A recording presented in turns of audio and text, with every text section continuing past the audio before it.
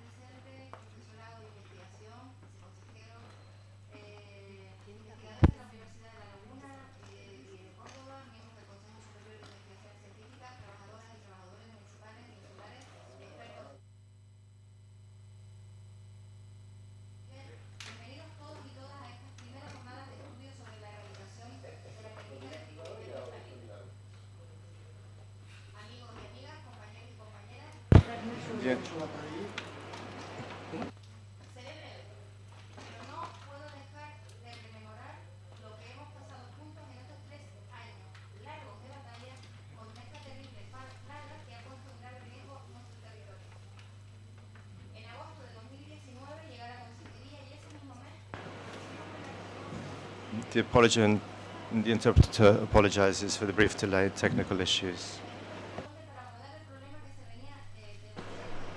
So we have done our best to tackle a problem of which we had received many reports. And in fact, I realized at this time that this was not a minor problem. This was a threat to our agriculture, our heritage. It was an uncontrolled threat to our island that needed to be tackled as swiftly as possible.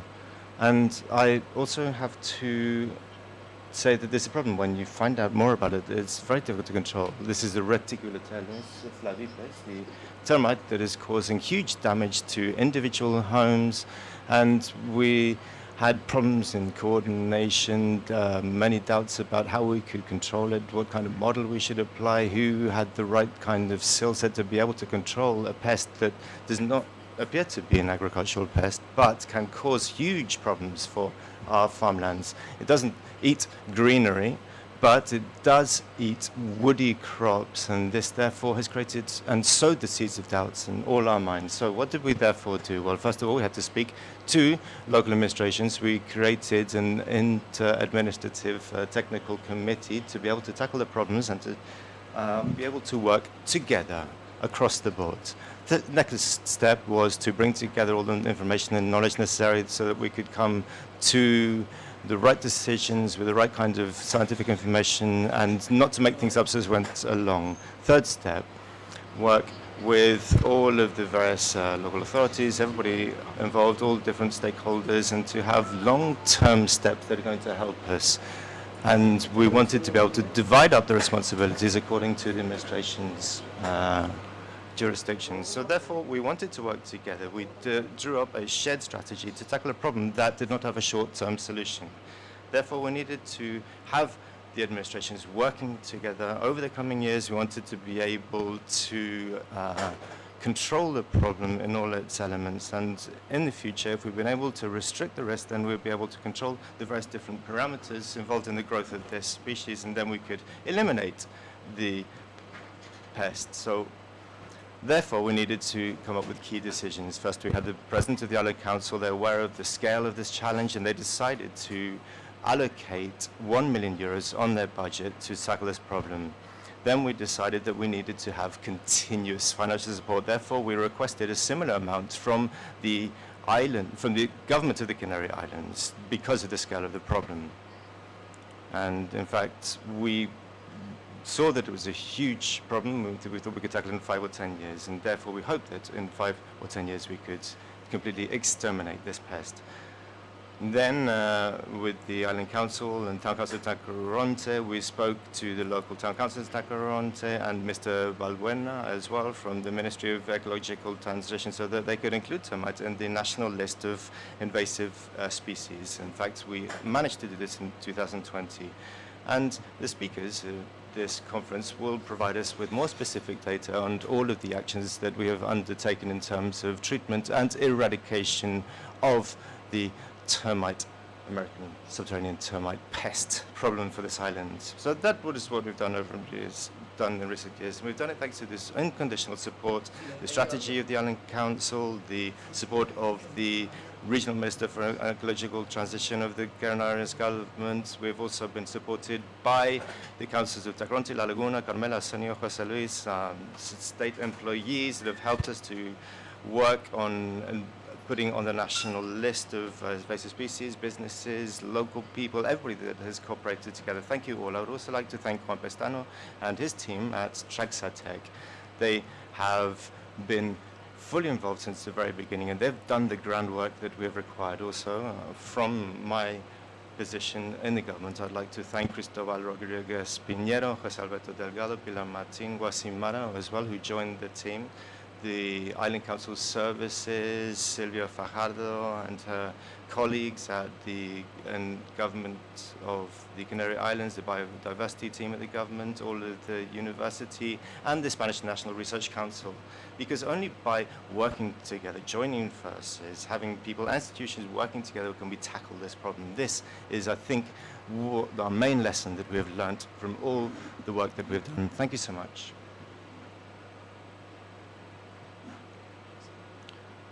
Now we're going to hear from José Antonio Balbuena Alonso.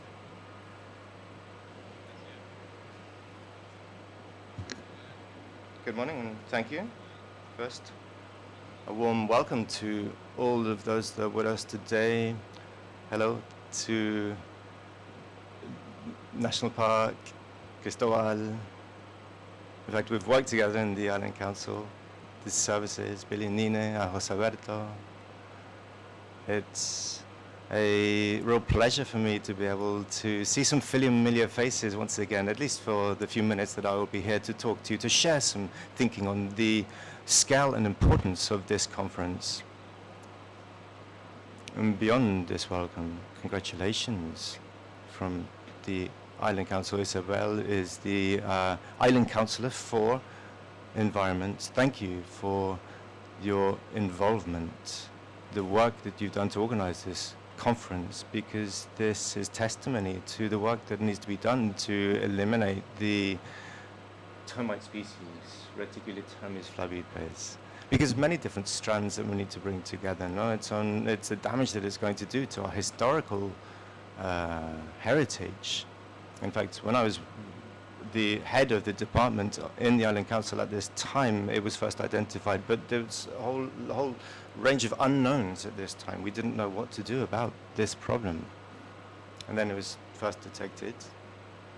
And then a decade after it was first detected, it seems that it was brought to the island by some wooden beams that had been imported into the island to build for a construction site. I can't remember exactly what they were building at this time, so they imported these wooden beams to the island, and from that moment it spread. And then at the end of 2018, beginning of 2019, it was fully identified, but a period of time that transpired 10 years between the very first importation of these species and the spread of the species. Therefore, it was a true threat for all of us. We therefore needed to identify the problem with Jose Alberto and Cristobal. We needed to sit down together to properly understand the threat that the species represented for us. And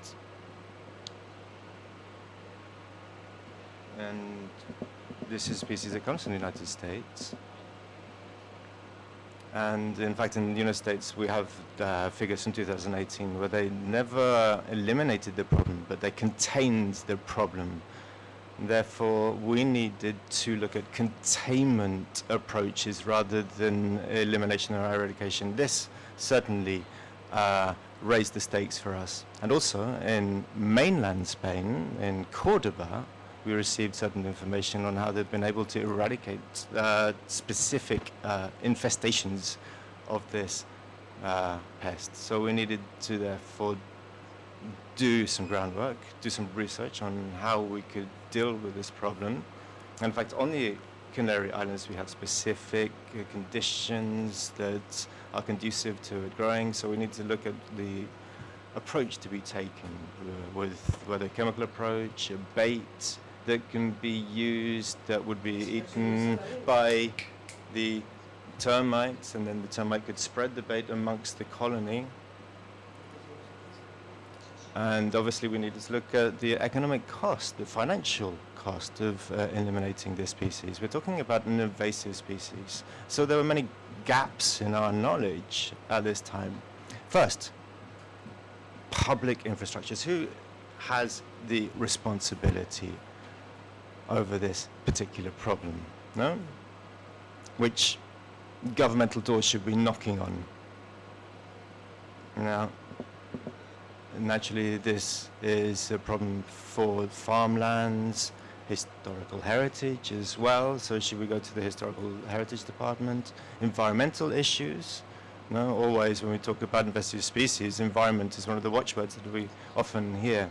But we're talking about an invasive species that was also a threat to native species of the Canary Islands, no? Like the perisetum, the fountain grass that we find growing on the mountainsides, which is actually having an adverse effect on the local ecosystems of the Canary Islands. So we need to understand the invasive species, we need to look at where there are infestations of the species.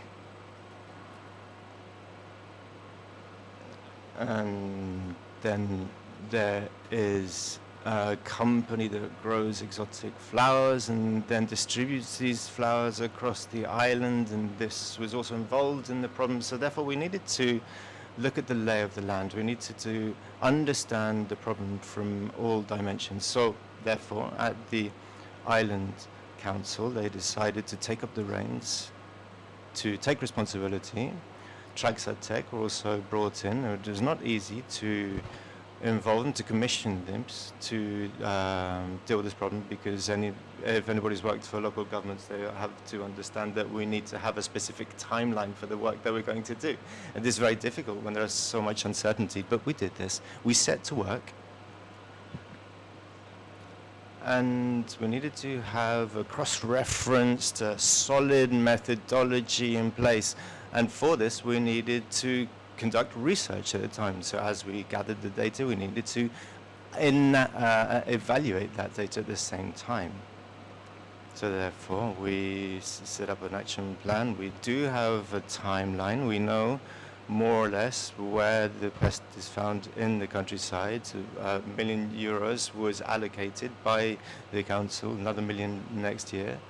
So in 2020, in fact, on the island of Lanzarote, another infestation was identified. And we've also identified 2 infestations using sniffer dogs. We have this canine biodetection plan where we use these detection dogs to identify infestations. Therefore, these dogs have helped us to identify infestations that were unknown to us. And thanks to their help, we've been able to eradicate these infestations because they were identified immediately. In fact, in Tacoronte, if they'd been able to identify them back in 2007, we might have been able to deal with it better. Because back in 2007, we didn't even know what termite species we were dealing with. We didn't know it was Reticulotermis flavipes. And then there are other issues that play into the work that we're doing. Social issues, the social problems caused to the homeowners that are affected by termites. So we've heard stories of people whose doors have been converted to sawdust by the action of these termites. It's a continual nuisance. They've tried to use bleach to eliminate the problem. And therefore, from a social vantage point, it has been a very tough issue. And most homeowners have not been able to cope with the cost of dealing with this pest. And then the local authorities needed to look at how they're going to invest money in what had to be a private venture to be able to eliminate the problem. Now we're talking about public subsidies, we're talking about procurement issues. Now all of the bureaucracy, the red tape that we had to overcome in order to be able to deal with the problem together. At the end of the day, we've found a problem through the town council, and we've been collaborating across the various different bodies of the different administrations. So we're talking about a long task, and we were a couple of weeks ago at COP27 in Egypt, in Sharm el-Sheikh, and the Sinai Peninsula. And certainly there are many different sides to climate change. It affects us directly because the temperatures are going up, but also it has an effect on biodiversity. Indeed, biodiversity is going to be one of the main victims and is one of the greatest threats of climate change. Now, what we call invasive species, and in fact we are talking about invasive species brought to the islands by humans, because we imported wooden beams to the island, and this is the way that we introduced termites to the island. But there are many other invasive species that are non-native in the Canary Islands that come here to seek refuge. And these are jeopardizing our endemic native ecosystems. They are a danger, a threat to our ecosystems. But if they are not a threat to us, then therefore the responsibility falls upon us to welcome these different species. We're talking about different variabilities. We're also talking about our oceans, our seas. Our oceans are providing refuge to species that are not finding their habitat conducive to being able to reproduce in other latitudes. This means that they are having to descend to the latitude of the Canary Islands. We've seen this with bird life. We've also seen with the dispersion of species, different species, animal species that are being displaced. All species have the same capacity to migrate, to move from one place to another across the surface, or in terms of altitude. In the Canary Islands, we've seen a displacement of native species in the Canary Islands to higher altitudes.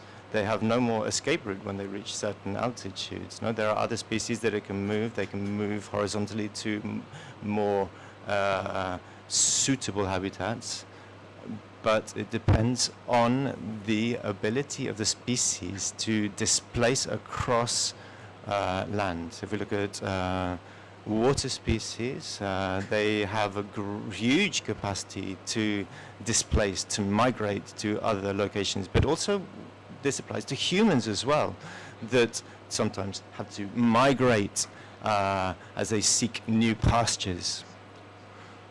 So therefore, we need to consolidate, strengthen biodiversity, faced with these new threats that are listed as invasive species that are competing for habitats and are winning the battle against our native species because they do not have any defense capacity to deal with this species. But also, we need to battle climate change.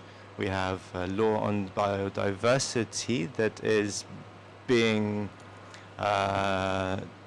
is on the table through the government of the Canary Islands, and in fact in the long term we hope that we will be able to have this law on biodiversity by the Parliament of the Canary Islands, if not in this term of government, perhaps in the next term of government.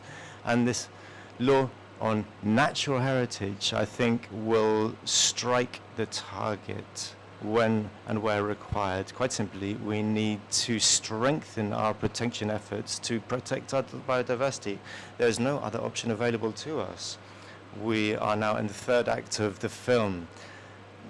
moving towards a climax. We have to forget about good intentions. We have to forget about incentives, about promotion programs, about plans and programs that are not being complied with. This is quite simply the lessons of the past. There's no other option for us but to strengthen our legislation on natural and cultural heritage. This is going to hurt.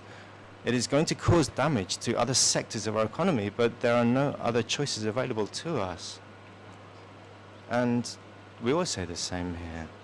If our heads of environmental bodies in the Canary Islands are not going to take action, then who is going to take action to deal with this problem? Society is concerned. Society demands accountability from our public institutions. But we cannot always burden society with these responsibilities. We cannot ask environmental activists to act. We have to change matters now when we can. We have environmental activists, but we need them to be on our side. We need them as partners in the process. We need to work together and join forces. And therefore, I think that local government has to seek allies across the economy. We do this, and always have done. But why don't we also seek out partnerships with other people working on the ground who are not going to be able to respond to our calls immediately? No, we have to be able to reach out to all stakeholders. There's no danger in doing this because there is a threat that we have to meet. If not, we're heading to the precipice. We're heading to huge problems. We know that there are huge problems for our natural heritage, and the law on our natural heritage has caused all kinds of conflicts and disputes. And we need to pass this legislation because, as I say, there are no other routes available to us. We have to go from options to obligations. We need the blessing of all as well, because Canary Island society is demanding this type of change, and therefore we need coordination between the various different bodies of administration, and we who work for local governments have to be exemplary. We have to set an example to all, and we also have to demand this exemplary behavior from all that we're working with. We need to organize conferences like today's conference, because we learn from these events. The scientific community are the leaders in knowledge. They are the deep well of knowledge that we can all have access to. And therefore, we need to work together. We need to work in step with scientific consensus. And this is what we've done over the last couple of years with the island councillor in the struggle against termite. We've had to improvise at times. We've had to be as rigorous as possible. And the outcomes, the findings are there for us to work with. There was an infestation identified in Adeje, and because of the groundwork done, we've been able to eliminate this. The infestation in Lanzarote has been acted on immediately because of the work we've done. So we have the heads from the Environment Department, we're working together, and we're designing policies not for the short-termist approach of the upcoming elections and winning elections. No, we need to think in the mid to long term. We need to think about trials that take us into the future, because at the Island Council of Tenerife we have an environmental department, and we need to be able to design 10-year plans, which is difficult to achieve. So therefore, I think we should congratulate the councillor from the Island Council. We need to congratulate the team of technical experts. Really, you are today is the icing on the cake, really, for all of the groundwork that you've done. You've been dedicating hours, days, weeks, years to this. So therefore, from the government of the Canary Islands, I would like to congratulate all of those who are with us today. Thank you for the speakers as well. Those are going to be giving us some of their valuable time to share knowledge with us, because in the long run, what we want to do is we want to improve matters on the ground. We want to be able to eradicate reticular termes flavipes as soon as we possibly can. And this certainly will also be extrapolated to other efforts that we make in the future. Thank you so much to all of you.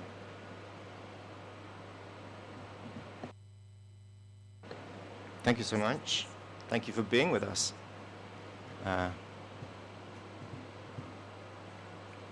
Isabel.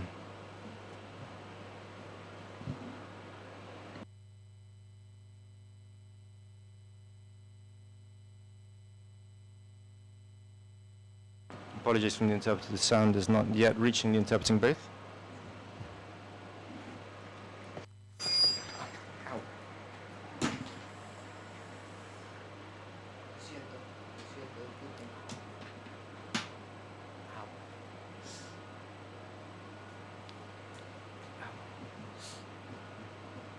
El shock acústico es el mayor miedo de un intérprete. No, estás intentando Es que se arreglarlo. se me alejó mucho del micro, ¿vale?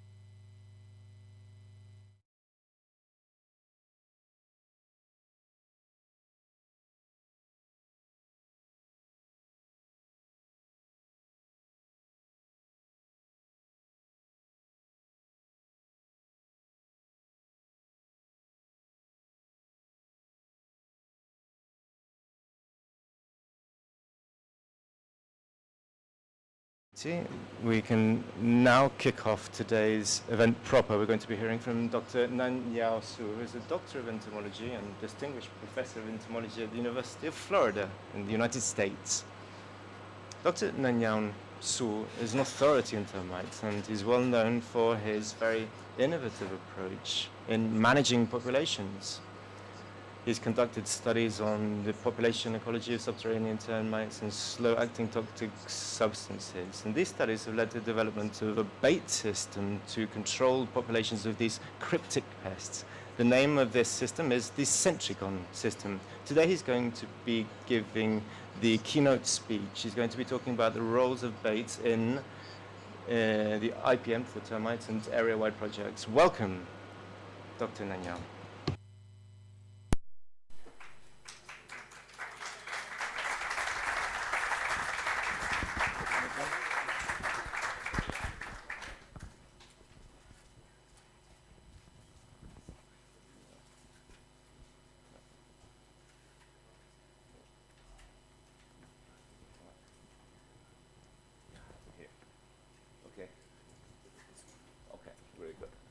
Well, good morning, and thank you for having me here. Canary Island is actually one of my long list of places I want to go, not because of termite, because of your whistle language. I was fascinated by your whistle language culture in this island, so I really want to use this opportunity to see how it looks like. Years ago, I saw a document of the whistle language, and I did not know what a complex message you actually can communicate through the whistle. Seems like a bird chirping to me. From there, I thought maybe the animal, bird barking or chirping, we think they're just chirping. There's many more communication they're doing. than we can imagine. That's kind of give me an idea. Anyway, so okay, that's with the language. Let's go back to termite. Okay, so for those of you who, yeah, this is changing but not changing. All right, here you go. Okay, turn the light off. Right, okay. So, for those of you who are involved in subterranean termite, this is probably nothing new. They have a lot of damage, and this is the damage caused by Coptotermis formosanus, the Formosan termite. But I know your reticular termites can cause damage like this too. Many people over the years has wondered what is the source of this infestation, right? So if you look around the infested house like this, all you can see is some tube coming out from the ground into the soil, because there's underneath there's a large colony of subterranean termites. So that is the first focus I did back when I was a graduate student in 1980s back at the University of Hawaii. So typically what we did is if you have an infested house like this, we put a wooden stake. I'm not sure you can see it, but it's a wooden stake here. We put around the soil, and then we check to see if a termite will eat those wooden stake or not. If they do, you can see this one here, a chewed up stake. We dig the hole around the stake and put a wood block inside there and cover it with a PVC pipe and cover with the soil. Now termites start eating the wooden block, and we can collect a large number of subterranean termites into our lab. Then first thing we did, we changed them into different color, make a red termite. So not necessarily communist termite, but anyway, they are red. And this red color stay in their body for up to about 2 months.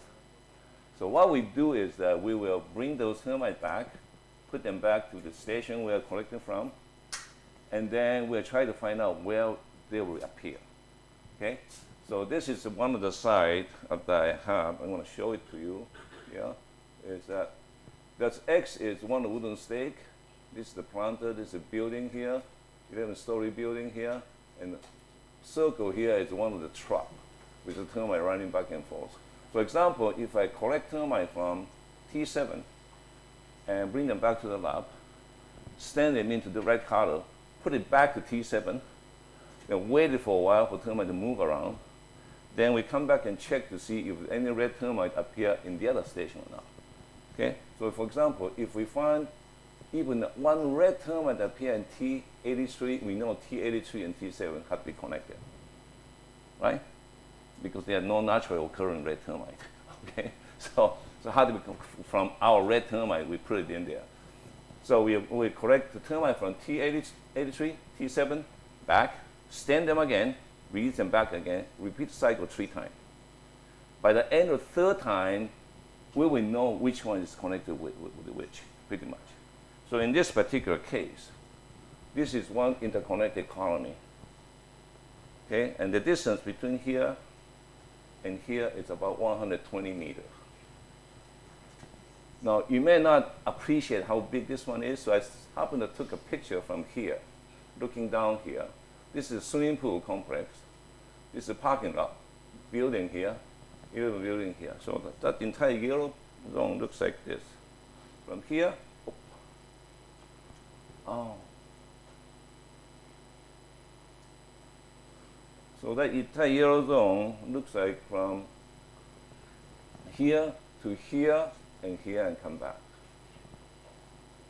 Underneath the parking lot, there's a large colony there of Formosan subterranean termites.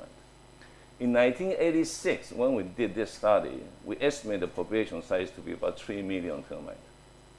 You may wonder how we know that. That's called a very simple marker capture technique. For example, if we collect 1,000 red termites, put it back.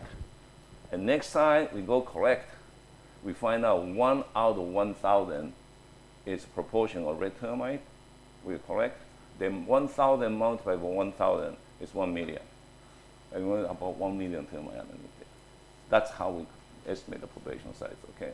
So that year, in 1986, this building was infested by termite. So pest control operator coming in to drill the hole and inject a large quantity of pesticide underneath it. I'm sure in the process they kill probably tens of thousands, maybe 100,000 termites. Termite colony here, absolutely no effect. The following year, 1987, we come back, we did another molecule capture study. Now the population increased to 4 million termites. So you can see treating the soil with pesticide does not impact the population. Okay, and we've seen this type of story again and again. We know over the years that just treat the soil, the population is going to be there. That's pretty much our conclusion. So, just to summarize this one here. So, if you have an infestation in your house, try to imagine there are many, many feeding sites or nesting sites underneath the soil. The distance between here and here could be 100 meters for our species. For most of the termites we're dealing with, could be several million termites underneath there. Okay? And this entire population here is called a colony. That definition of a colony is a group of termites sharing interconnected foraging gallery. That is a definition. I don't care how many queens is in there. Doesn't matter. Some species have a multi-queen. Doesn't matter. If they are connected together, they are one colony because they collaborate together. Okay? And this is our target. We try to kill this colony. Anyway, so this is kind of summary of different species, how big they are. For most of the termite can go up to 100 meters. Typically have several million termites. Your reticular termite species, we have seen them up to 75 meters before, slightly smaller. Typically in our area, it's about several 100,000 termites. Still large. I'm not sure if anybody done this kind of study in your island or not. I'm really curious to see it. Because based on what I've seen so far, in a native habitat, reticular termites colonies tend to be small because they live there for a long time. They tend to compete with each other, and then they have many small colonies.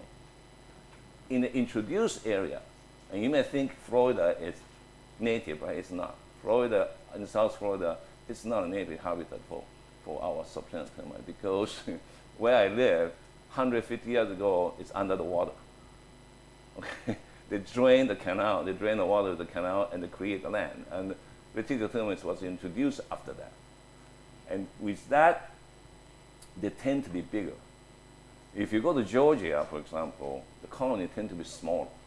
So I have a feeling, and that's my guess, in Canary Island, your colony could be big because this is invasive species in your island here. But I'd love to see if anybody can do a study like that. Anyway, so that's kind of the extent of what you're dealing with here. So let's go back.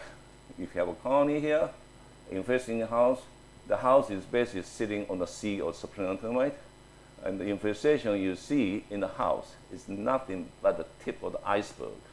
It's just a tiny thing you're seeing here. Underneath here is a huge colony. So let's think about how to control them, right? There's two options here for the control. Traditionally, we are using, there's two techniques here, basically. One is the barrier technique. Objective is to exclude soil-borne termite from a structure. Typically, you're using liquid insecticide. And this technique is being used since the 1920s and 1930s. And we are still using it, okay? The other technique, you use of population management. And the idea here is two objectives to control the population through colony elimination by using bait. So let's go to barrier technique first. The way you use in barrier technique or liquid insecticide is to inject a large quantity of liquid pesticide in the soil underneath your building. So here you have drill, inject, or trench around the border of your foundation and spray pesticide and cover it back. The idea here is to create a chemical barrier here, and then exclude, make sure the termites stay away from your house. Termite here, still alive. They don't get killed. The colony is still hanging around there. And here's the problem. You may think you have a complete barrier underneath your building, right? You don't. the building already sitting on a piece of soil. And no matter how much you drill, inject, trenching it, whatever you do, you have no complete barrier. Unless you lift the house up, spray the pesticide, and put it back. Unless you do that, you have no complete barrier. And therefore, what the technique you're using, the drill a hole, injecting type of thing like that, at the best, you have an incomplete barrier. So the situation here is this. The barrier is incomplete. You have a termite underneath here. Well, imagine what will happen in the future. I let you take a guess. That is called reinfestation. Okay? That is the way people have been treating subterranean termite since 1920s. And we are still using it. So when I was a graduate student back at the University of Hawaii, I saw this one and said, this is ridiculous. And you don't even do a control. I mean, how can you do things like quality control, right? There's got to be some way to kill the population there. And that is pretty much my study with subterranean termites since I was a graduate student back in the 1980s. It's been 40 years now. I'm still doing it, believe it or not. Anyway, so let's go back to what's the second option we have today. It's a population management using bait. And the idea here is this. It's kind of quite simple. If you have an infestation, termite colony here, you put a wooden stake on the soil, like I showed you before, when the morifying termite, they'll come to eat those wooden stakes. How about to put some chemical in here that will kill the colony? Okay, that's kind of simple thing, but it's easy to say than done because the chemical we're going to put there had to be satisfied these three criteria at least, more than three, but I'm going to let Dr. Siobhan get more detail into it. But over the year, we discovered more and more what we know. But anyway, had to be non-feeding deterrents because you want to make sure termites eat the bait. It tastes bad, they won't eat, doesn't work. Had to be slow-acting. If you're too quick, you're going to die around your bait station and the other termite doesn't come in. The other third criteria is the lethal time. Time required to kill had to be dose independent. What that means is this. You see, you can adjust concentration of this chemical in your bait to the point that they will satisfy non-feeding deterrency and slow-acting, but you have no control over how much termite will eat. Some termite vegetation will eat a lot, some eat a little bit. There's a variety of feeding behavior going on there. So for individuals that consume a lot, if they get killed too quickly, now you go against the second criteria of slow acting, become quick acting. And that is not good. Okay, I test many compounds like this one here, those dependent type of lethal time chemical, and none of them work. And we finally find out, time required to kill has to be dose independent. Regardless how much they eat, they have to die at a certain set time.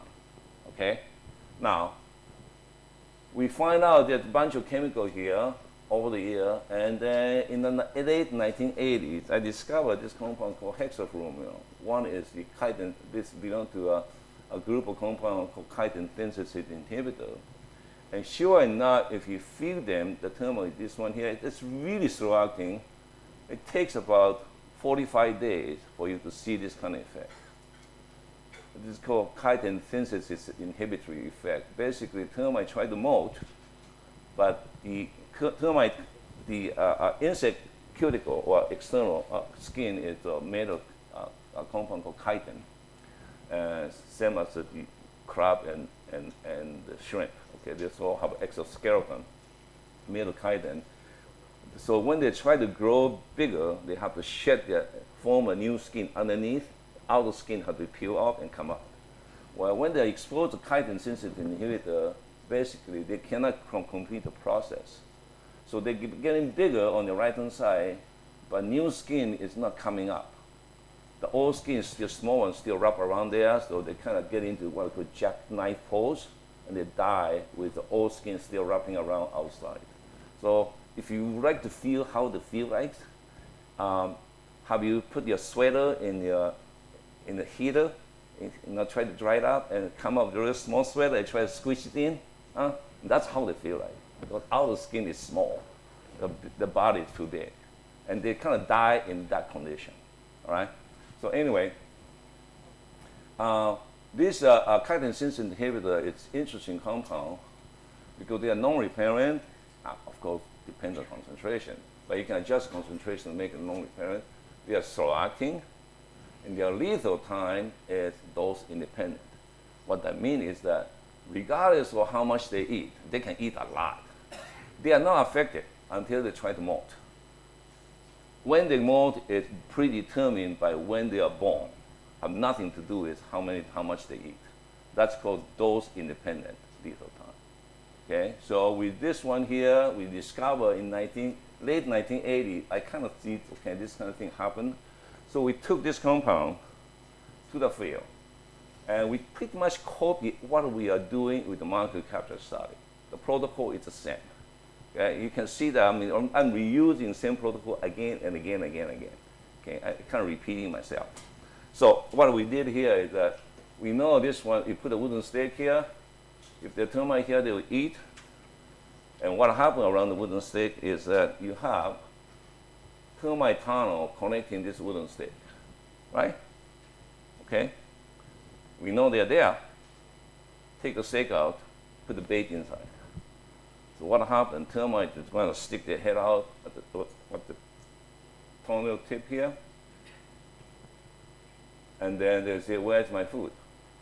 Well, put the food inside there for them. So this is the first handmade termite tube we produced. What happened? What happened?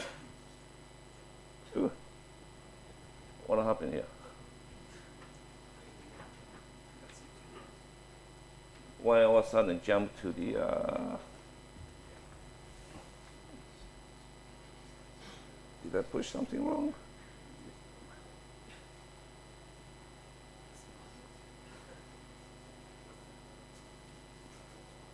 More. Up. More. Yeah, here you go. Yeah, thank you.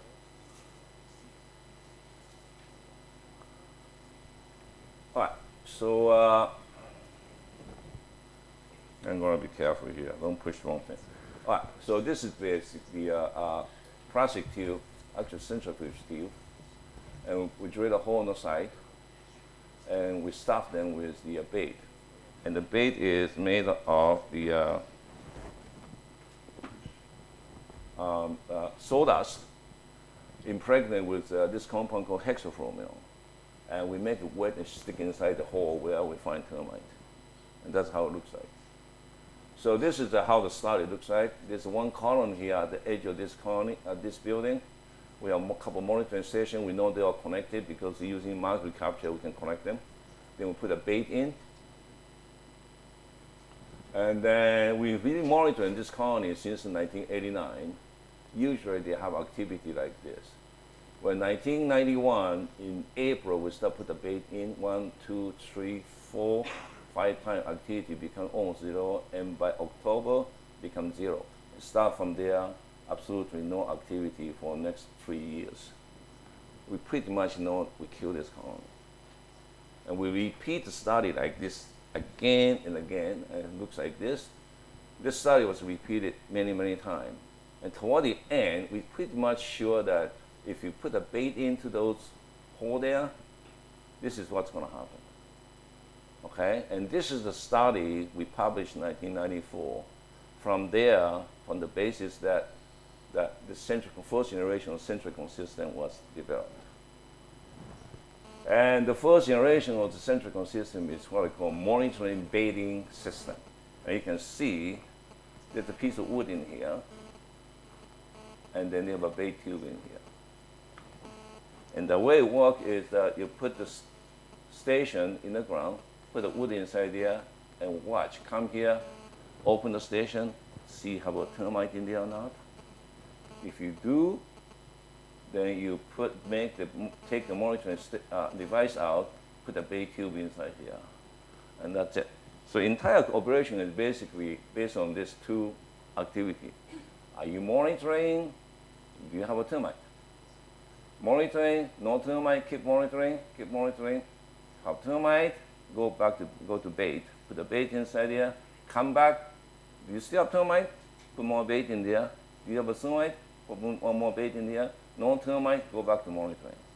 So that's called monitoring baiting system. There's a 2 action based on 1 question, termite or not, okay? Okay, so kind of nice, but anyway, there's pros and cons for this baiting and monitoring baiting system. The pros is that the bait are probably only needed. You don't need to put any pesticide in the ground unless you have termite. As a result of that, you use a very minimum amount of active ingredient, pesticide, very tiny bit. And no concern over bait degradation. Actually, I think this is really, real good reason, the real reason why we did this, because at that time, we have no way to protect our bait. If you put a bait in from the beginning, over the time they degrade, decompose. But before termite coming in, they become ineffective. And therefore, we could not put a bait in from the beginning. And that's the reason why I come up with this, okay, this monitoring baiting type of scheme. The problem for that is that it's very labor intensive. You have to send your technician to the site, open the station, check all the 30-something stations around the house to see the termite or not. If not, you go back home and you do that. In some places, you may have to do once every month or once every 3 months. And during the winter time, you don't have to do that often, but once every 6 months is pretty much that, you know, you don't want to go any longer than that, okay? Even with very slow termite. That is really time consuming, so many pest control companies did not want to use it because it's just cost them too much money to do monitoring. It cannot be used for very sensitive termite species, such as the reticular termite asparagus in Japan and Korea. And this is what I experienced in Japan, is that with the asparagus, if you open the station and termites just run away, they never come back. You put a bait inside there, forget it, they never eat your bait. Just open it, that's it. They never come back.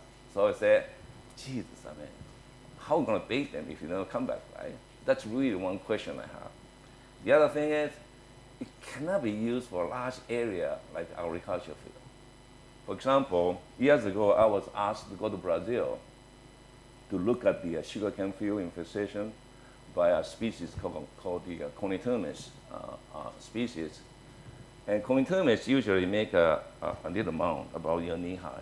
And if you go to drive the highway in Brazil, on the highway, on the side, you can see those mounds all over. And these termites tend to build their mound in the sugarcane field. And they don't really kill the plant, but their foraging activity in the soil will disrupt the root to the point that the kind of plant production of the sugar is declining.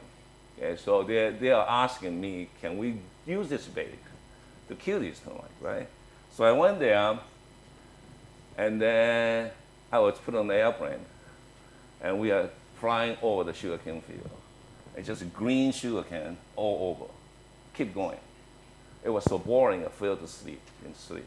About 15 minutes, I wake up, still green field.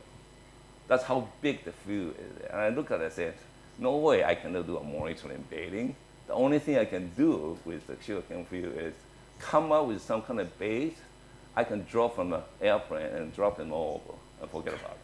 That's the only way I can think of. So with that in mind, I decided that we got to do something to improve this baiting system. Get rid of the monitoring phase. Just forget about monitoring. No monitoring. Okay? To do that, I come up with the idea of to use durable live bait with the less frequent site visiting and monitoring type of thing. And this is a first generation of the durable bait I designed. It's very simply, we wrap the bait with a film called using this closed-cell polyethylene sheet. And closed-cell polyethylene sheet, it looks like a styrofoam. You know styrofoam, right? The solid one. But this one is soft. And it's closed-cell, so the water does not penetrate through it. So you can wrap around it, totally seal it off if you want to, And in this case, for my experiment, I also incorporate the electric sensing, so I don't have to open it up to see what's going on inside there. So, and this is how it looks like.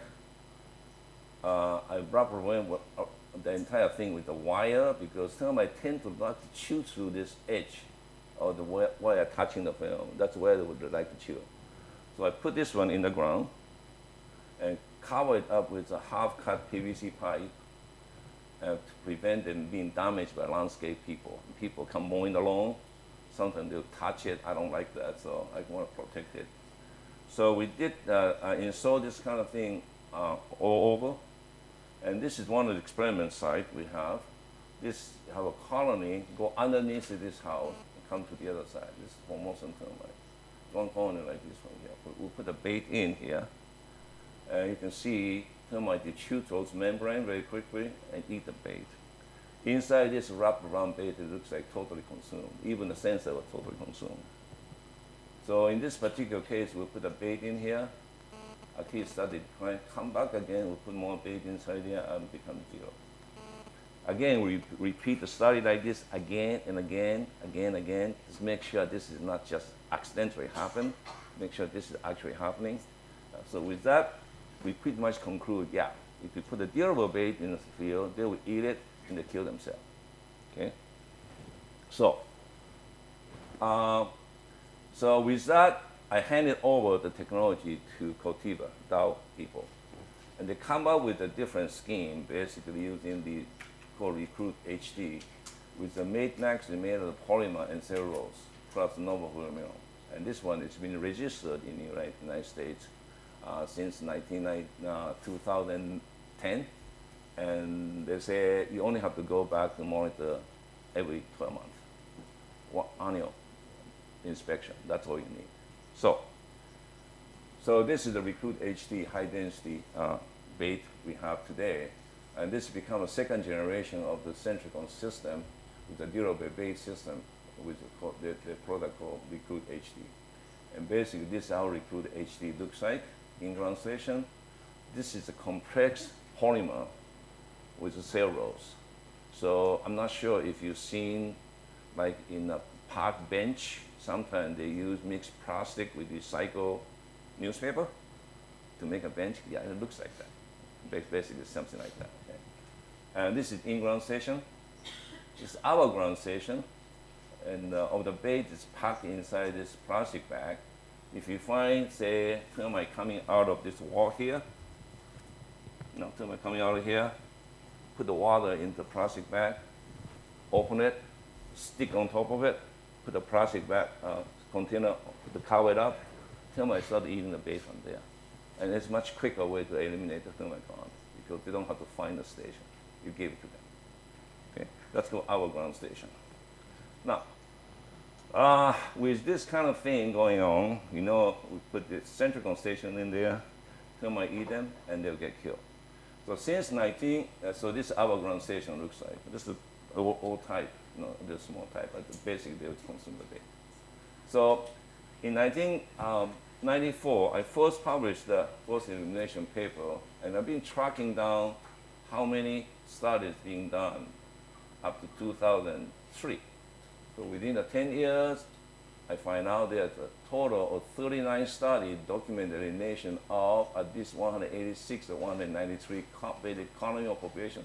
That's a 96% success rate, including 15 species in 15 states in the United States, Australia, Japan, France, UK, Italy, Cayman Islands, Malaysia, Taiwan, and now Spain and France. Okay, so there's more study coming out up to 2003, but I kind of stopped, looking at it because it become obvious that it works, no matter what you do with it. So today there are many bait products out there. It's probably more than this one. I just kind of summarize what I know. Novofluorine, hexafluorine, novaluron, chlorfluorine, diflubenzuron, and bistrifluorine type of product. These are available in the U.S. These are not, and these are available in the U.S. And this is available in Southeast Asia, and Australia. Now, most of them are monitoring baiting system. With the exception of Centrical, it's a durable bait concept, so you don't have to go monitoring baiting anymore. Most of them are professional product, meaning that you have the professional authorized trained pest control operator to use it, with the exception of Terminate. This is a do-it-yourself product. DIY means do-it-yourself. You can buy it from a hardware store, and do it yourself. No guaranteed work, but you can do it yourself. Okay. So this is what all the most of the bait system available today, and they all use chitin synthesis inhibitor (CSI). Not like this, a long time ago. Long time ago, there's some other bait use some other pesticide, but today all major bait using chitin synthesis inhibitor, and there is a good reason why. And I'm going to let Dr. Siobhan, my next speaker, explain biology of it. Okay. All right. So now, let's summarize these two techniques we just talked about. If you use liquid insecticide to treat the soil underneath there, okay, you are excluding soil-borne termite from the structure, and most of the termites still alive, and you use typically 32.4 kilograms of pesticide per hectare. That's the rate you use if you translate to it. And the pesticide used is something like a fipronil. Toxicity of LD50, oral LD50 is about 97 milligrams per kilogram. That's how toxic it is. Let's compare that one with bait, okay? If you use a bait, you eliminate termite colony underneath your building. And you use 0.065 kilograms per hectare. That is the rate you use. The pesticide you use here is normophlomium oral LD50, more than 3,000 milligrams per kilogram.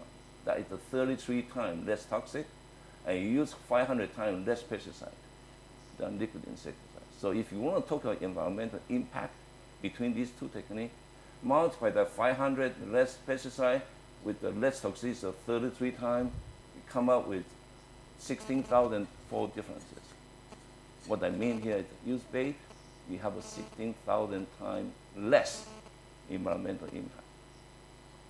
And the reason why I show you this one here is because now switch to the next subject, talking about IPM. This has something to do with the implication of why IPM in termite we have to use bait.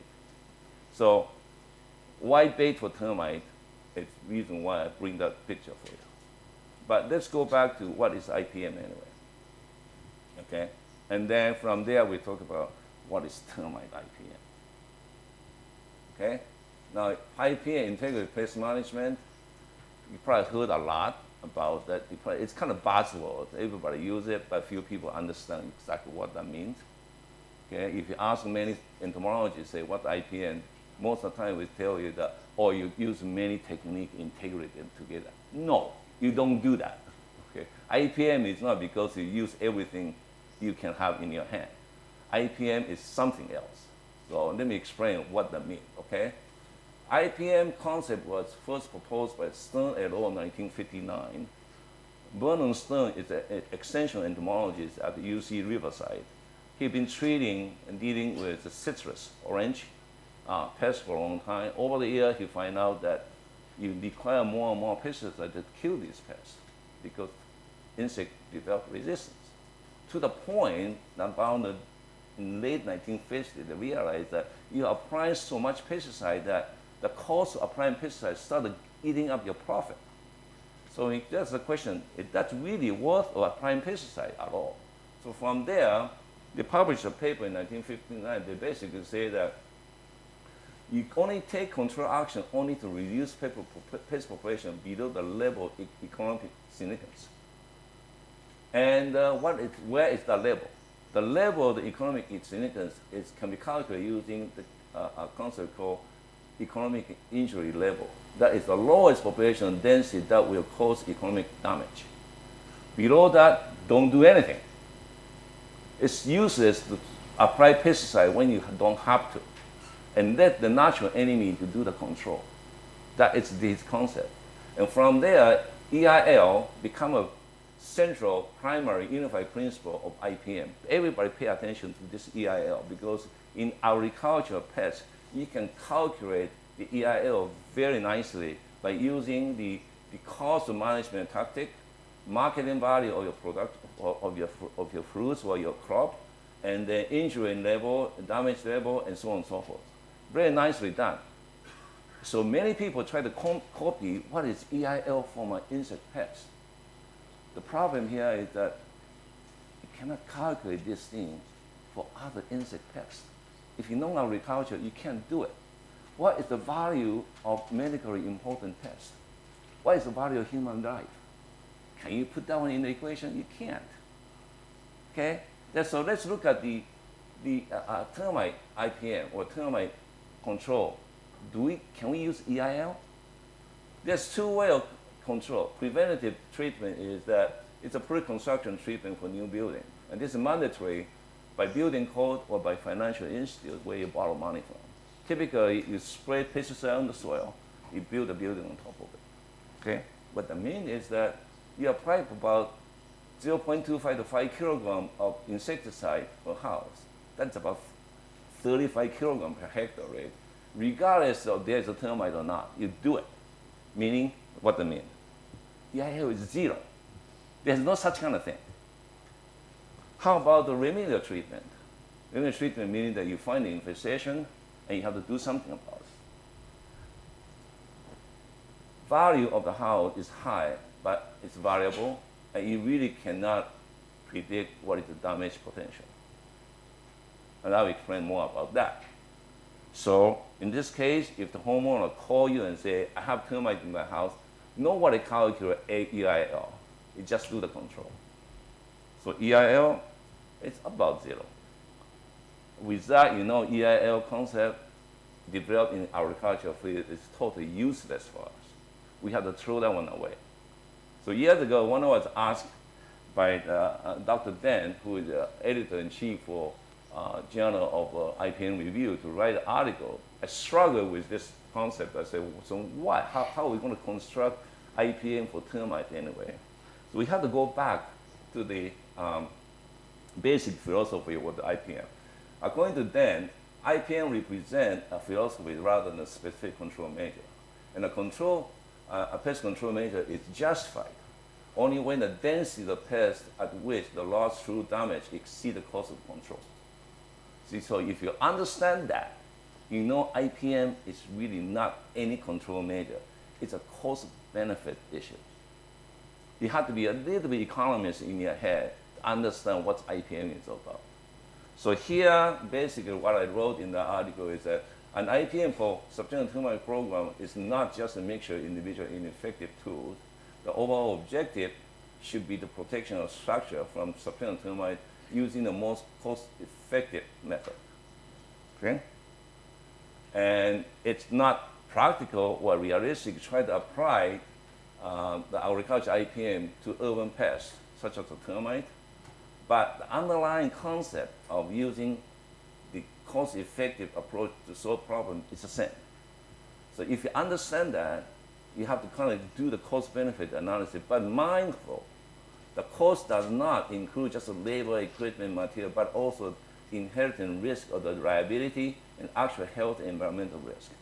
That is not to be put into calculation. So with that in mind, let's do a little cost-benefit analysis for subterranean termite control. All right? So let's say a homeowner call you and you run a pest control company, and they say, I have termite. You go out there, look at the situation, and you say, ma'am, it will cost you $2,000 for me to do the control. And she agreed to pay $2,000. What she thinking? Why $2,000 to do the control? The damage already done. The $2,000 is not going to repair that. That's already gone. What she is thinking is, if I don't pay $2,000 in the future, the damage in the future will exceed $2,000. That equation has to exist in her mind before she will cut the check $2,000 to you, right? That is actually she's thinking about future. So What that means is the damage potential by these termites have to exceed 2,000 feet. That equation have to first appear. All right? Then to think about what the fee. The fee is the total operation cost plus net profit. What is the operation cost? It's labor, material, equipment, risk, and overhead. All right? So that's simple equation. Now you put together, the damage potential have to exceed all these things. You know, economy 101. Anybody can come up with an equation like this, right? Except there's a trick with this equation. There's two variables you cannot predict. What is damage potential? What is the risk potential? We have no idea. We have no idea. So let's see you find this termite tube here and say, whoa, termite is coming in. Within 2 years, am I going to have this damage? How do you know that? Nobody knows. I won't know. It may not happen at all. It may happen 1 year. That's totally unpredictable. That's why we don't use EIL. We have to use something else, right? How about this? The other thing, so when in the mathematics, okay, if you cannot estimate or calculate certain variable, what do? You use one called surrogate variable. You find some variable that proportionally to that variable you try to target, and then try to use a surrogate variable to predict the variable.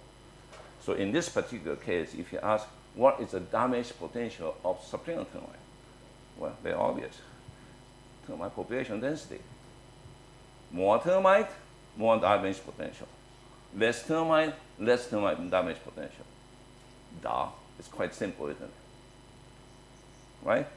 So, for example, this is a research site I have in New Orleans. And this yellow patch there are colony of Formosan subterranean termite. The red dot here is a reticular termites. It's a 32-acre land.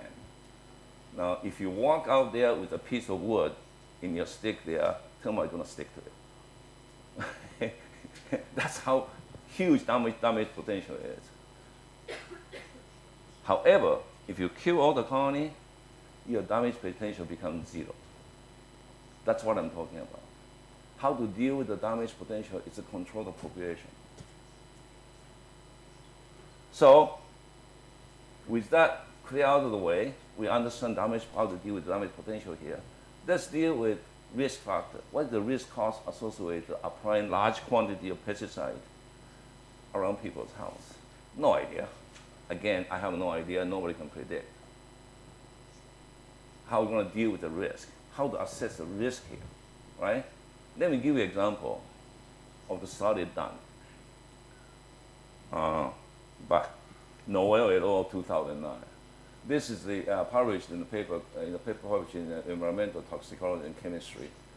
This is one of the U.S. Geological Survey National Water Quality Assessment Program done between 1992 to 2001.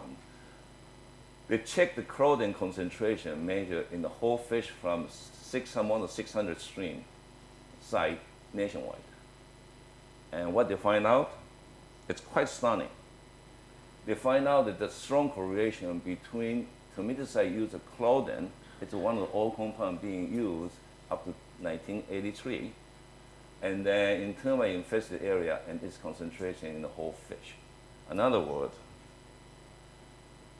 the pesticide they spray for termite control up to between 1950 to 1980s still persisted 10 to 20 years after being taken out of the market.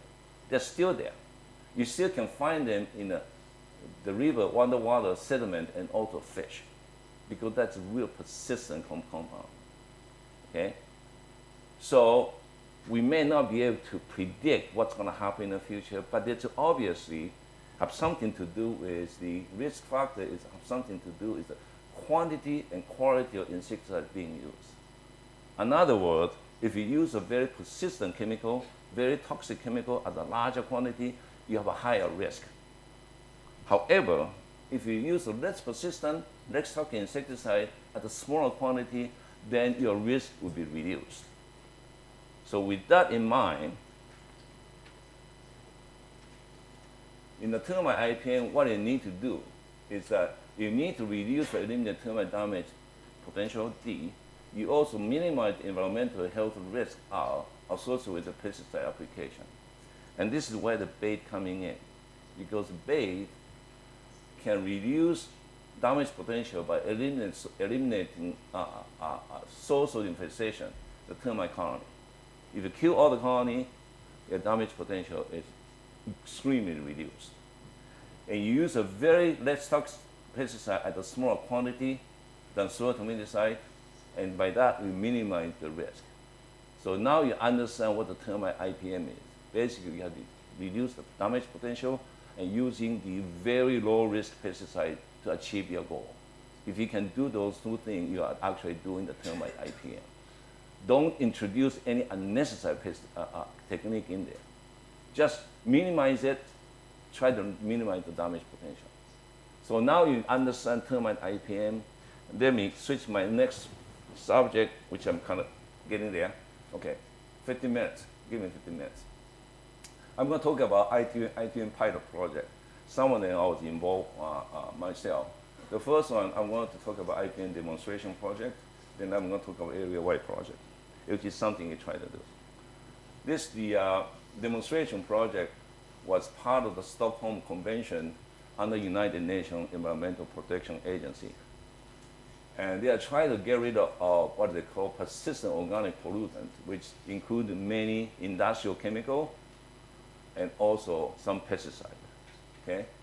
And this was a project starting from the 2001 when China signed the Stockholm Convention with POP. And then in the background is that China around the time was still producing chlordane, which is one of the POP, and Mirex, which is another POP they try to get rid of. And the reason why they tried this type of thing is that you apply pesticide in one country, right? You don't stay in that country. It will spread to the rest of the world. And eventually you can see DDT are found in North Pole because of they tend to kind of spread around. So if you use a very persistent chemical like chlordane, eventually it will get out of China and go to the ocean and go somewhere else. And that is the reason why United Nations Environmental Protection Agency was really focused on getting rid of this type of chemical. Now, between 1998 to 2002, they still have a 10 production plant that produced 690 tons of chlordane and Mirex per year. And we try to get rid of this one here. And so, anyway, they ratified the convention, and in 2004, Chinese termite experts get together in Beijing, and they simply say, oh, we can't use chlordane, let's use the other pesticide. And the United Nations EPA said, no, we're not going to give you money for that. Think about IPM. So they have to stick their head and say, termite IPM? I have no idea what termite IPM is. So they read the paper, the publication, and they found my name, and they asked, can you come and give us a lecture to see what termite IPM is about? So I went there in August, and they have the IPM strategy workshop in Hangzhou, and Dr. Michael Lenz from Australia and I were two participants in the talk. And I pretty much present the termite IPM concept written on my paper, Sue and Scheffer in 1998. I just briefly explained to you that what the hell is that all about. And from there, they kind of twisted, and in October, they have an IPM workshop, expert workshop in Beijing, and they formulate the conceptual framework of termite IPM project in China. That's happening in 2004. By 2005, the Global Environmental Fund, which is where the money is for the United Nations, they approved the project, and then the entire project will be managed by World Bank. And the counterpart is the Environmental Protection Agency in China.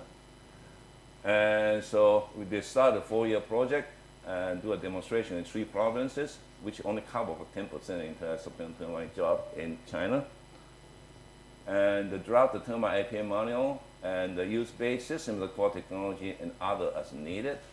And they appointed Li Xiaoying as the national technical advisor, and I was asked to serve as the chief technical advisor for this project. So I was involved in this project starting from 2000 all the way to 2011. For about 10 years, I was in China 2 to 3 times a year for this project. Anyway, just give me some summary of what's going on here.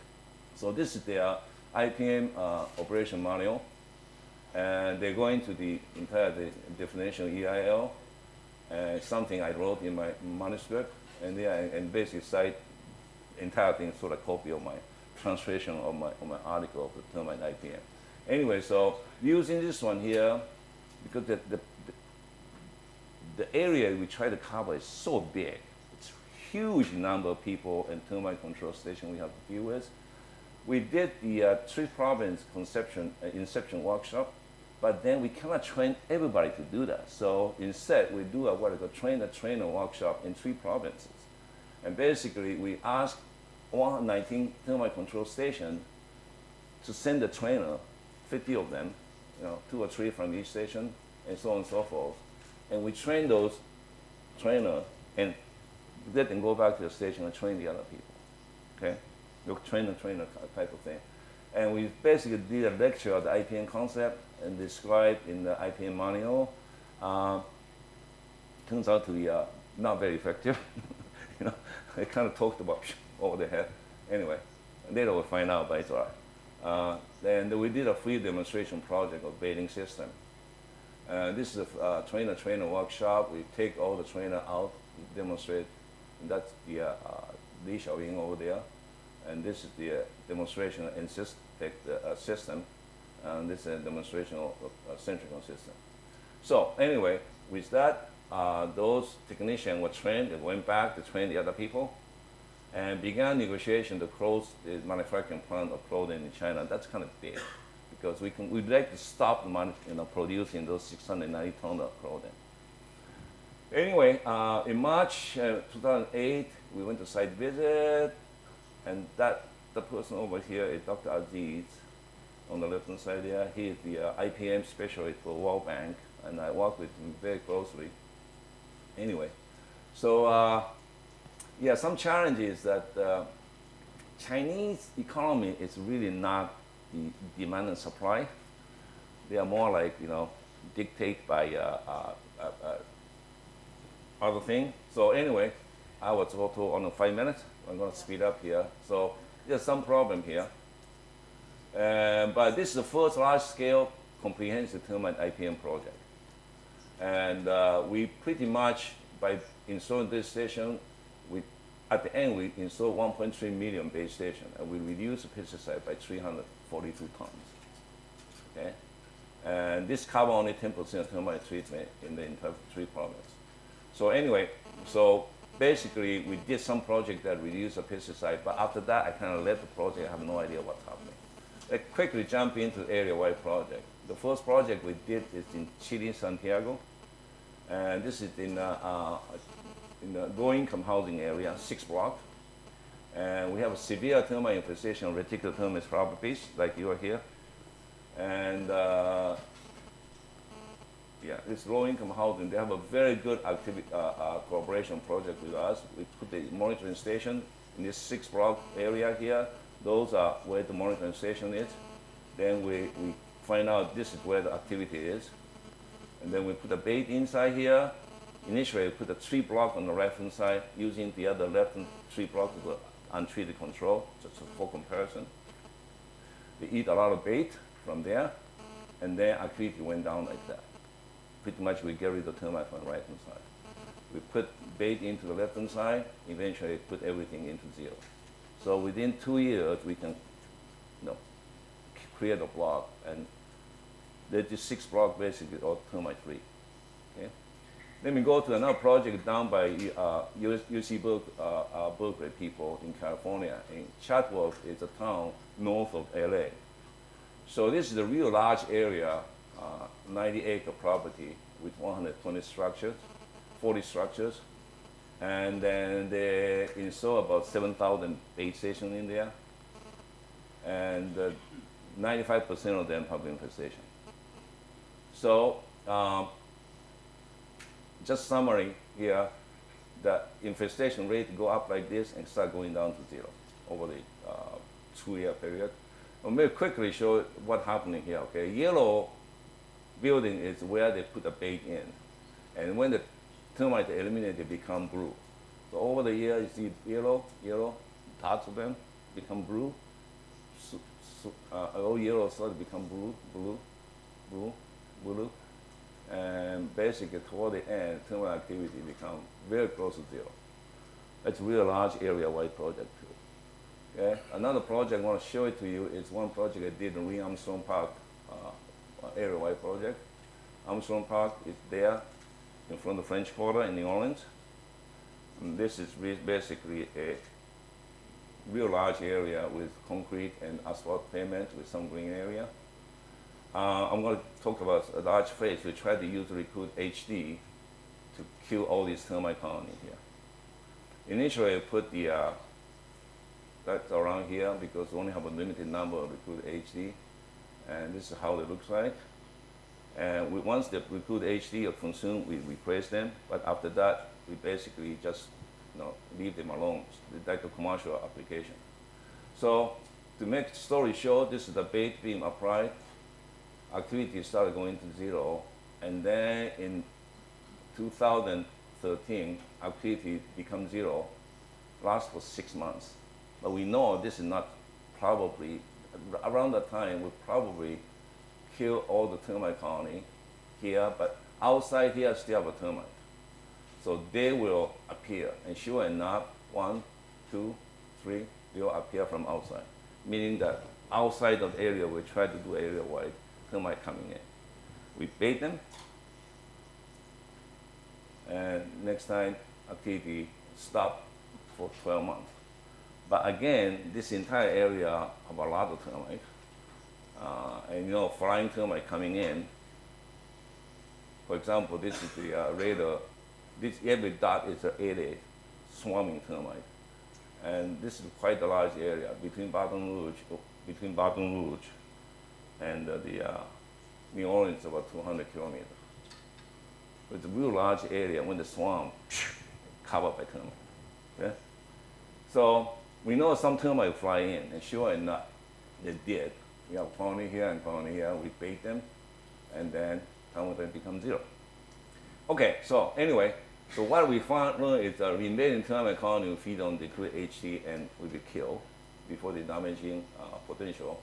So placement recruit HD can maintain the termite-free zone as long as its baiting is in place. It will serve as a core technology for sustainable termite IPM program.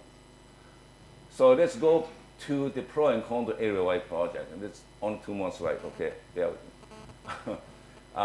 Pro area-wide project is it's more sustainable approach of IPM program than field by field or house by house type of effort. Everybody knows that, not just the structure control, but agricultural people know this all this along. Okay, it provides community-based solutions that is more environmentally, social, and economically sustainable. The problem here is due to the many people get involved here. Okay, the outcome are not always satisfactory. And that's 2 example failure I'm going to show it to you. Golden Beach project. This town approved to say full cooperation with my project, but at the end only 35% of people participate. So at the end we just say I can't do this. Yeah, that's not enough participation. The other project is this real large project called Operation Food Stop. It's a multi-million-dollar U.S. government pour in. At the end, it's total failure because there's so many people involved that they cannot coordinate together. All right? So the point here is the area-wide program often plagued by social and managerial challenges. Management problem is more problem than technology problem. Technology is here. How do you manage it? It's a really issue. So factor for a successful area-wide project from what I learned is that you have the full agreement with cooperation from everybody. Number 2, you need a simple management structure with a well-defined objective. Don't running around with many people shooting at all different directions. When you do that, you're going to fail.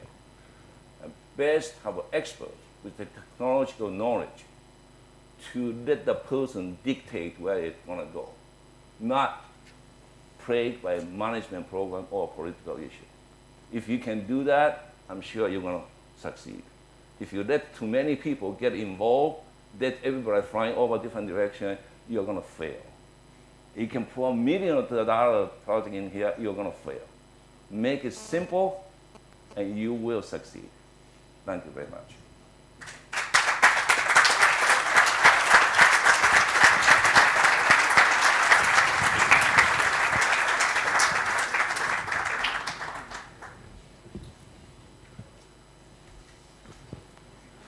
Muchas gracias, doctor Nanjao. Procedemos al turno de preguntas. Si alguien quiere aprovechar. Thank you a lot. If somebody wants now to ask Nanjao Su a question, now is the time. We have 5 minutes for questions, so please raise your hand if you want to ask something. Good morning. Thank you very much for your presentation. Now you were talking about the times of monitoring of those colonies from 2 to 4 years.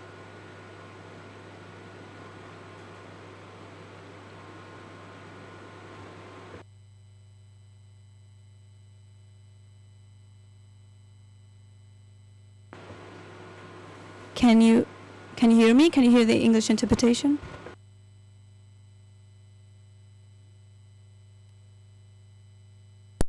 Between 2 and 4 what? Years to control a colony with the bait. The time. A time? No, not. About, depends on how we do it. If you use the in-ground station, if you're talking about from the time you put the station in to the elimination, it takes part could be 4, 5, 6 months because it takes a long time for them to find the station. If you put our ground station on the active infestation, they'll eat right away. You kill the colony within 2 months. It's slow, but it's very effective. Okay? 2 months. Yeah. If a small colony, it could be 1 month. But you have to understand it depends on the life cycle of the termite because you kill them when they molt. When they're going to molt, it's really up to them. Yeah. Yeah. In your one of your illustrations, Anyo, in one of your illustrations, you showed these circular nests under the ground, and I know that that may happen with coptotermes. My experience with reticular termes is that basically they nest in wood, and they don't have a separate nest under the ground like that. Would you concur with that? Yeah, but the still, the entire illustration, that's for coptotermes more sense. But even with reticular termites, you still have a multiple foraging site connected together with a different wood. They don't just stick in one piece of wood. You may have a wood here, wood there, and they are basically still connected underground with underground tunnel. So it's a multiple site type of situation.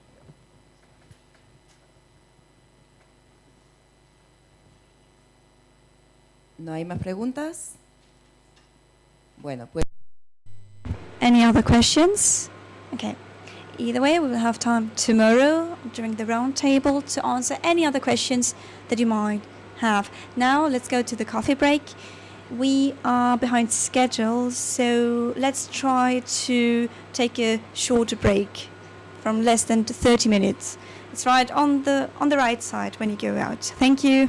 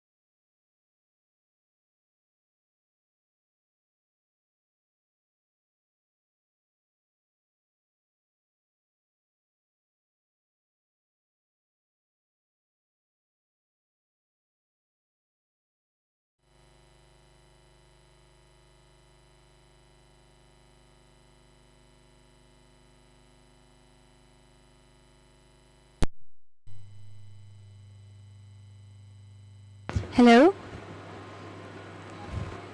Hello everyone, welcome back. Please take your seat. We'll be now starting again with the next session. I hope you have now re-energized and looking forward to what's coming next. Our next speaker is Dr. Thomas Juvang, doctor and assistant professor in the urban entomology at the University of Florida, United States. Dr. Juvang's research focuses on the biology of subterranean termites with special interest in the field of termite microorganism associations, termite ecology and the evolution of insect societies. Currently his focus is on the research on invasive species, the genus Coptotermes. Today he will talk about the importance of termite biology on the impact of pest management practices. Welcome.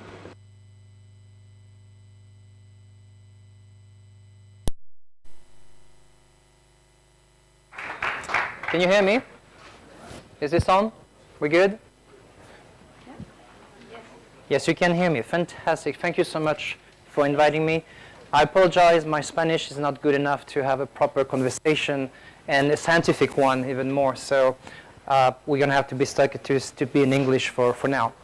So Dr. Su introduced you the concept of management of subterranean termites, where the potential for damage is a key concept to basically understand on how we can minimize it to the point where if you do a cost-effective analysis, you can basically succeed despite the fact that the termite may still be around, but at a level that you don't have to worry much about it, at least from a homeowner perspective. So I'm going to go deep in the biology of termites today. Not deep enough, in my opinion. I don't have the time for that. But on how we approach termite control, and when we will look at the biology, what's happening at the individual level and what's happening at the colony level, and potentially what's happening at the population level where we have multiple colonies within an area. So the focus of us being present here today is this individual, this species, Reticulotermes flavipes, which is invasive. It is native in the United States. It is a big problem in its native area, and we failed miserably to take care of it because it's still everywhere. So just that you know, once it's there, getting rid of it is going to be extremely challenging. Doesn't mean we have to give up. No, you can minimize the potential for damage to make it acceptable.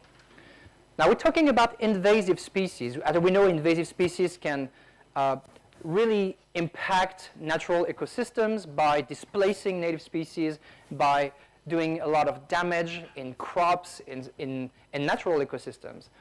Termites technically are important in ecosystems, especially around the tropics and in some temperate area, where they're part of a carbon cycle. You need them to basically facilitate the process of carbon degradation to release it back into the ecosystem. They're part of a trophic system of ecosystems.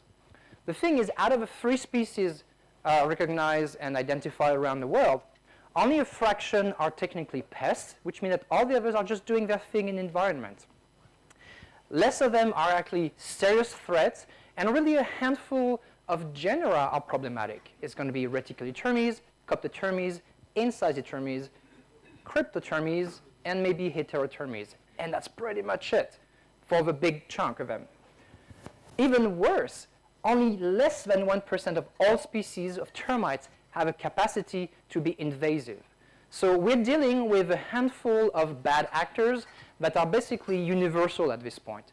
Reticulotermes flavipes, Coptotermes formosanus, maybe a couple of Nasutitermes, and that's pretty much it. And of course, Cryptotermes brevis. So everything else is going to be either native or non-invasive. These are the handful of genera I mentioned. Now, the estimation in 2012 by Dr. Su and colleagues estimated that the annual cost of termites around the world is about $40 billion a year. This figure is probably extremely conservative. It's probably far more than that now. But about 80% of that, give or take, is caused by subterranean termites. Reticulotermes, Coptotermes, heterothermies. These are the major ones. And as termite invaders, they have this amazing ability to associate themselves with human activity. And because of the high trading activity at the world level, where we're all somewhat interconnected, there's a big propagal pressure that allows for the success of these invasive species. In our case, in Florida, most of the termite species that continually comes and get established again and again is these guys, boats, yachts. A Formosanus colony or a Cryptotermes colony can survive in this boat for years, and once this boat goes inside the land in a marina in Fort Lauderdale, it swarms out and it's there and we lost. The moment you have this swarming event and you have establishment in the land, it's game over. Now we have to deal with this forever. And in Florida, because we have such a high trading and high yachting activity, we have this pressure that is constant, and now we have these two major invasive, which is Formosanus, Cryptotermes formosanus, and Cryptotermes gestroi, which is the tropical equivalent of this guy, which means if it's hot and humid, it's even worse than the Formosan subterranean termite, and we happen to have both of them, where we have about 6 million people in that urban stretch between the Atlantic and the Everglades. So you have high density of people, high termite density of the two most destructive termites in the world. What can go wrong? So programs have been put in place. They hired Dr. Su in 1986, and he developed baits, and we're going to solve the termite problem. Did we solve it? No, the problem is not scientific. The problem is not technologic. The problem is the people. As he mentioned in his last few slides, implementation and education is a big problem because everybody has their own perspective, and ultimately, if you put all of these people in a room and cannot agree on how to do it, it will fail. This is a cautionary tale of what may happen in Tenerife. So we can try to say we're going to eliminate, we're going to eradicate, but the reality is once established, eradication of invasive termite species is highly unlikely. There's only one, maybe two success story of eradication because the conditions allowed for it. But in the vast majority of situations, when it's there, it will stay there forever. Therefore, we need, and I'm sorry to be the bearer of bad news, and I'm going to upset a few people in the room here. Proper management can lead to the minimization of the damage potential, and it's what Dr. Su mentioned. Bring the population as low as possible, and maybe you're at a point where people can forget about it. It's still there in the background, you kill a few colonies here and then, but the potential for damage becomes so low that you're at a point where you succeeded. Eradication is not the goal here because, let's be honest, it may be unlikely. But minimization, if you set this as your actual goal, you will succeed. Setting the expectation, setting the bar is, I think, where you should be able to focus your energy and therefore do it right. Now, most of my work has been done on Cryptotermes because guess what? It's what I have in my backyard, literally. And I use it as a termite model to basically study evolutionary biology, immunity, symbiosis, eusociality as a whole, chemical ecology. And as we know more and more about the species, we can eventually kill it if we can. That's the idea. So my background is mostly as a biologist, as an evolutionary biologist. But I needed to know how to kill termites to get a job, so here I am, talking about how to kill termites. But let's bring the background. What are termites? Termites, often called the white ants, because of the analogy they have in their social definition. Basically, they can create these large colonies, millions of individuals. We have a reproductive division of labor where only one queen or a few more are the one reproducing, and everybody else is sterile and can do all the work. So they have so much in common. However, ants are allometabolites, which means that all the ants you see on the picture there are adults. They had to go through metamorphosis to be functional. Therefore, in an ant colony, all individuals are technically adults. In the termite colonies, there are derived roaches, And as they are hemimetabolists, these individuals that are in a worker pathway are going to keep molting for the rest of their life and are stuck forever as a juvenile. They are technically not matured individuals. They're stuck as juveniles. And this is going to have really deep implication on why control methods work the way they do, because we're dealing with a population of juveniles individual. Also, the colony of termites function as a family unit, because it is. You have mom, you have dad, and all the babies. Simple, except all the babies are functional in terms of finding the food, digesting the food, and taking care of the next generation of babies. That's pretty much how it works. And when the colony is big enough, we can go through the life cycle. Now we have all of these terms. We have the eggs, the larvae. I know it's technically a term for holometabolists, but we stole it and use it because it's functional for us.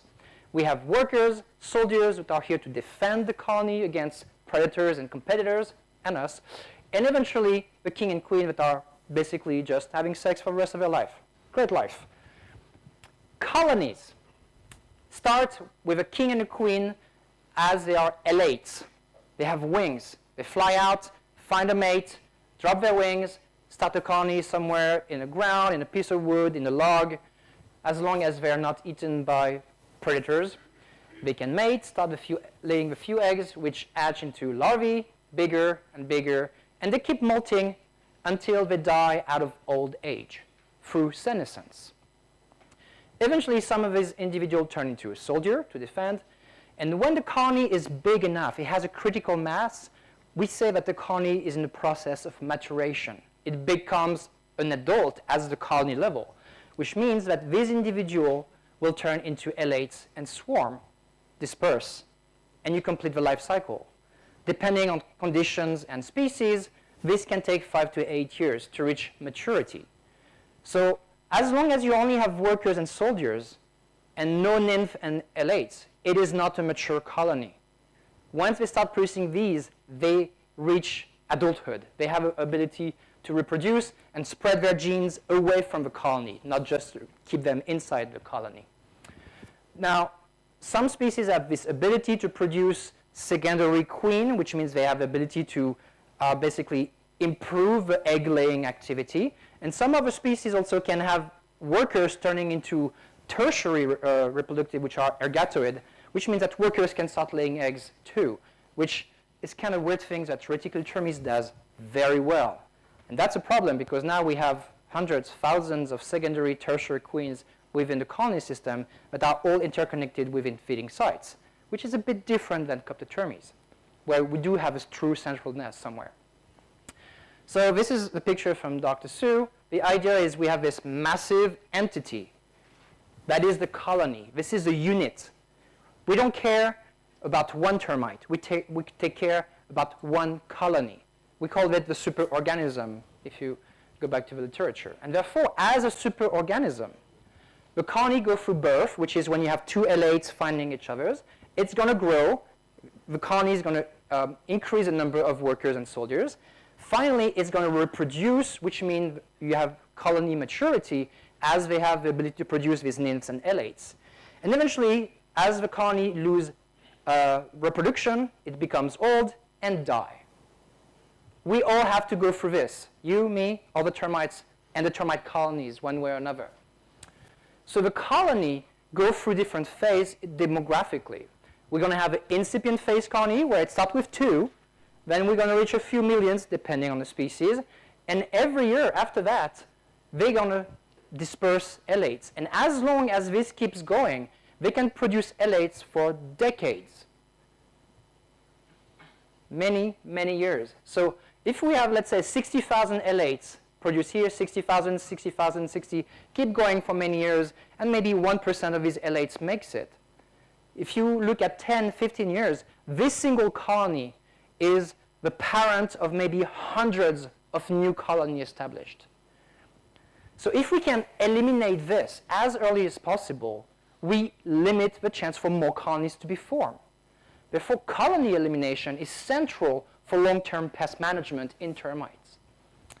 This is a pathway for coptotermies. We have the egg all the way straight to the worker, maybe 7th install worker, and every time you see a dot, it's a molt. It needs to shed its skin to get to the next one.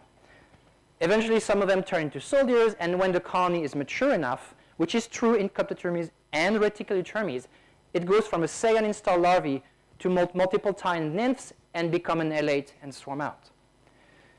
Reticulotermies has the ability for some of the workers to turn into secondary reproductive, tertiary technically. But if you look at the colony, you're looking at the population that is composed of different age individuals.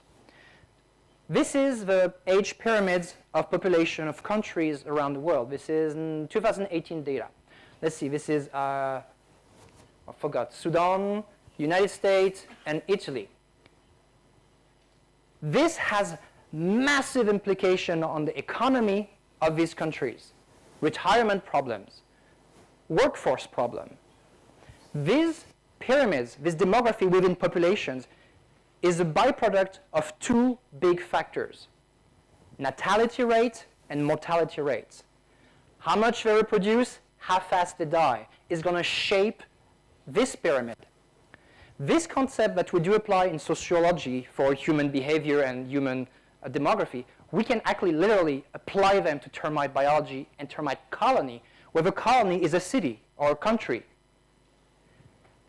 So when you have a termite colony that grows and reaches maturity and produces these elates years after years, you're going to have a colony demographic that's going to look somewhere in between of these. If you have a healthy colony, that means the queens or queen or queens produce a lot of eggs, which means high natality. But being a worker and going out and forage is dangerous.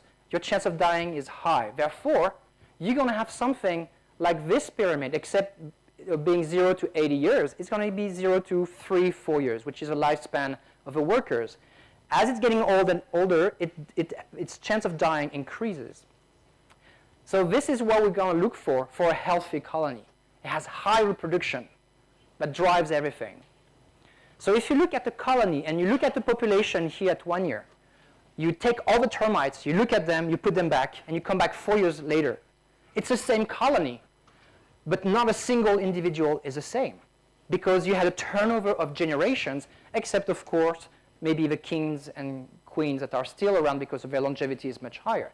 It's just like you go to a city like in New York, you go in 1920, you look at the population, you come back 100 years later, it's still New York, it's the same city, but it's not a single same individual because you have a generational turnover.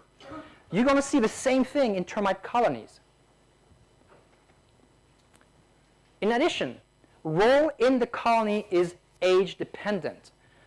The brood is completely incompetent. They can't do much. They just receive food and being taken care, mostly by the young workers. First install worker and second install worker tend to stick around where reproduction happens, where the kings and queens are, and are going to take care of a brood. But as they get older and older, they're going to go out and forage their field. The older ones tend to take the most risk. We see this in ants, in bees, in wasps, and in termites. All social insect societies use this. Older individuals are the ones taking the risk because you're about to die anyway. As a consequence, the age pyramid is going to look like this for a healthy colony. And the workers, they're going to keep molting until they die out of senescence. So the 45 days period is true, except depending on which install, it's going to be more or less of that. So the idea is maybe it's going to be 35 days for this one, maybe 40 days for this one, 45 days, 60, 90, 180 days. So the older you get, the longer it's going to take for you to get to the next install. And that's going to have a consequence down the road. And more importantly, one of our students, Gary McAcar, in 2017, she found something remarkable, which is true in coptotermes, and I suspect is also true in reticulotermes. That the worker, when it's ready to molt, when the internal clock inside the body says, it's time to molt, it's not going to molt where it is. It's going to go back home where it's safe, and when you're going to have all the young workers that are nurses at this point take care of that to help it shed its skin, clean it up and send it back to work, it's getting bigger and it's going to move back to the foraging sites.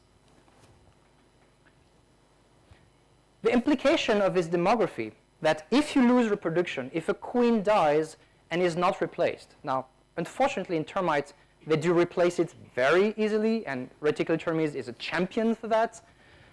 But imagine you kill all the queen or you do something to prevent the formation of new queens. You're going to have an edge pyramid that's going to look like this, which means that this guy is going to molt, and more and more termites are going to die in the process, because as you get older, your chance of dying increase. And eventually, you reach to just a group of very, very old termites, no young termites, and you just have a bunch of old termites waiting to die. The colony has lost its functionality at this point, that ultimately leads to death of the colony. And this natural senescence, we observed it in the field. Dr. Su and his colleague in the early 1986 to the 97 here in this colony, they monitored the activity of termite, and this is the weight of workers. So remember, the smaller the workers are, the younger they are. The bigger the worker is, the older they are. So when you see this change, it follows a seasonality, which we expect. But something happened in 94, when suddenly we start having old workers accumulating, and then the colony collapsed. Well, we found that during that time of colony collapse and accumulation of old workers, we noticed that a year after the loss of the queens, or queens and whatever was reproducing at the time, within a year they had that final swarm, and after that, no more nymphs. Because we know if you don't have larvae, you cannot produce nymphs. So the termite demography reflects the reproductive health of a colony. When we look at that pyramid, the shape of it, it tells us so much of what's happening inside. Now, why is this important? Why am I bothering you with this knowledge? Well, because this colony demographic is going to be essential on how we understand termite control as a whole. How do we kill termites? Well, we can spread pesticide everywhere, or we can use baits. Let's see how it works when you open the hood of a car and look inside of the engine. The goal of liquid termiticide, as Dr. Su mentioned, is to create a chemical barrier around the structure so termites cannot get in and die in the process. Now, most, if not all, of the current formulations and different products out there tend to be non-repellent. If you're using a repellent termiticide, you're doing it wrong at this point. But we're doing non-repellent. They have broad-spectrum insecticide, which means if it has 6 legs or 8 legs, chance it's going to die if it's exposed to it. So it's not very specific. They hopefully are non-water soluble, although this is questionable. They are non-persistent. We don't want this to be chlordane that accumulates in the environment for a century, where we can still find it in fishes. And very important, the lethal time dose is dependent. So as Dr. Su said, the more you put, the faster they die. It's what it means. The idea is, if you have a house and a termite, doesn't matter if its house was first or the termites came first, the idea is you create that chemical barrier to exclude it, and maybe all termite dies if you're living in a magical world. Alternatively, you can use bait. We use chitin synthesis inhibitors, which are the CSI baits. These are the current products registered in the US that use different ingredients and different formulation. These, of course, are non-repellent. They have to be palatable. Termites must feed on it. You have feeding, you win. You have no feeding, you lose. It's as simple as this. It only targets the termites that feed on it. Nothing else is impacted, especially now with the no formulation, with the HD formulation. That thing cannot leach in the environment. So only the termites can feed on it and will be impacted. It is by far the greenest technology on Earth, all pests included. Anybody says otherwise doesn't know. It activates upon molting, which means the lethal time is dose independent. It doesn't matter how much they feed. They will die only when they're ready to molt. Therefore, we have time. And this time is so essential for why baits actually work, because it provides time for this active ingredient to be spread through trophallaxis within the colony for every single individual before anybody even starts dying. That's why it's working. And how does it work? This is another job from one of our students in 2014 here. This is a histology cut of the cuticle. You can see how beautiful, smooth, thick it is. This is a healthy internal termite. This means it's a termite that's just doing its thing like every day's job. When it's molting, you have the old cuticle being shed out, and the new cuticle is soft at the beginning and wrinkled because it needs to expand to get bigger. So the cuticle under the old cuticle is technically bigger, but to fit inside the old body needs to be all wrinkled in. And then it's going to expand, it's going to shed the old cuticle, it probably blows itself to the proper size, and go back to its regular work when it's done molting. In CSI-baited individual, this is what the cuticle looks like after the effect of chitin synthesis inhibitor feeding. You can see the cuticle is completely porous. There's no integrity, which means that when the termite sheds its skin, it bleeds to death.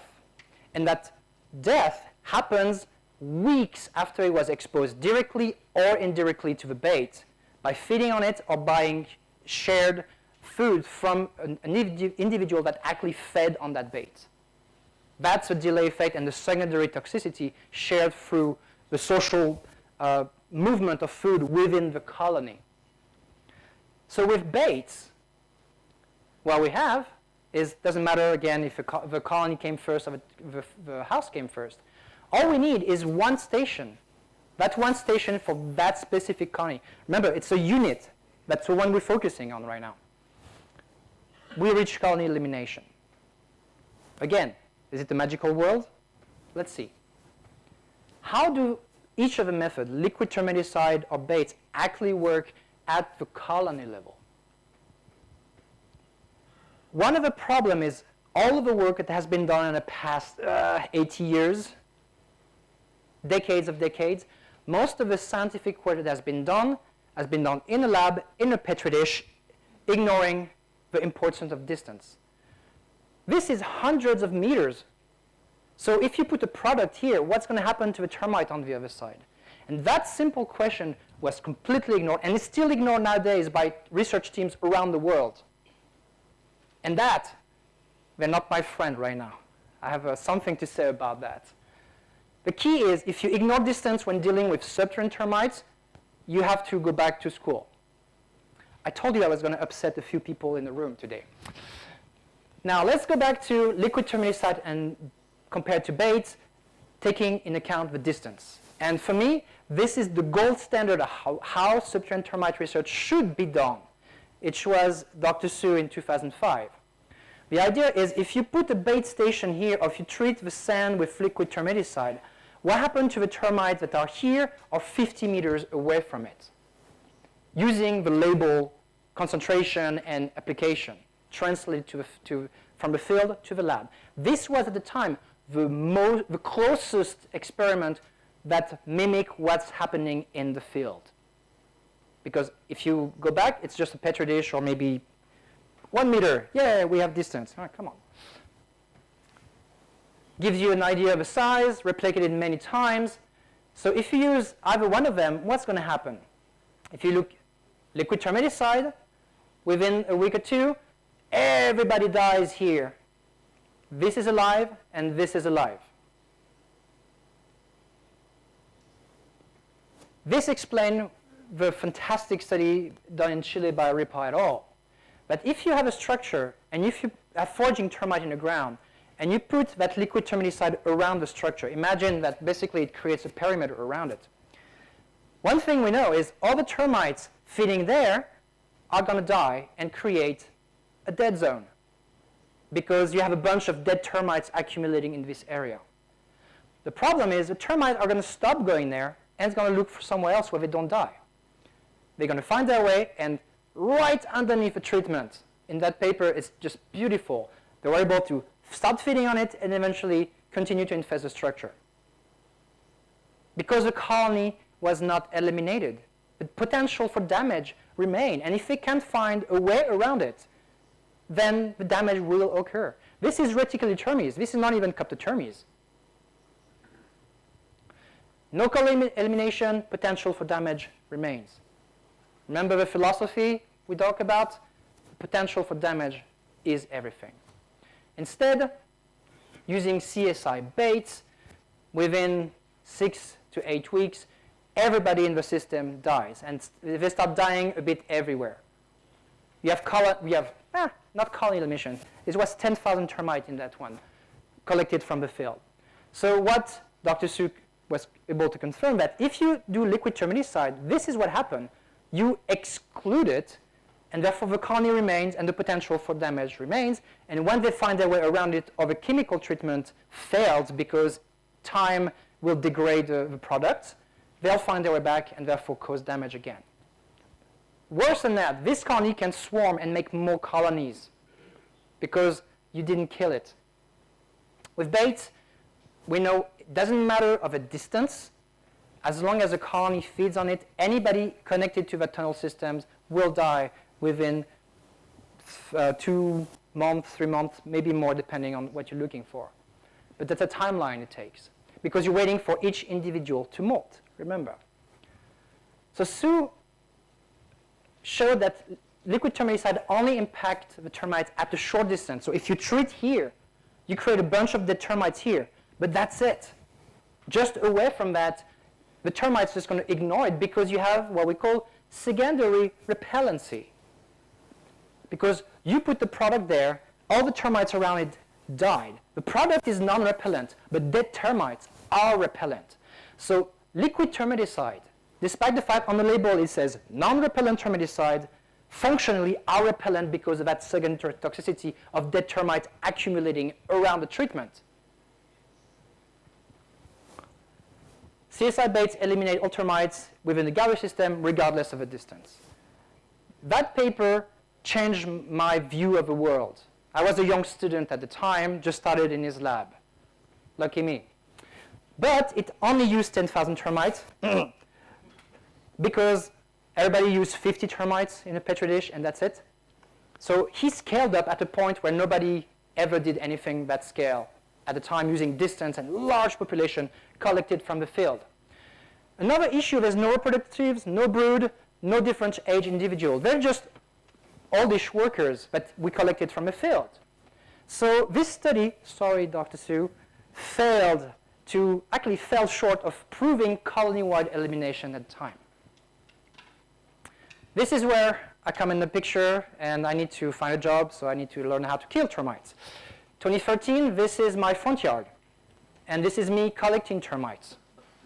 This is my definition of field work. I changed, this was kind of stupid because you only collect a few termites at a time. I designed that light trap, and I collect thousands at the time. This is Coptotermes gastroi, and I also do this with formosans in my front yard. So again, I go, set up the light trap, sit down, open a beer, and wait.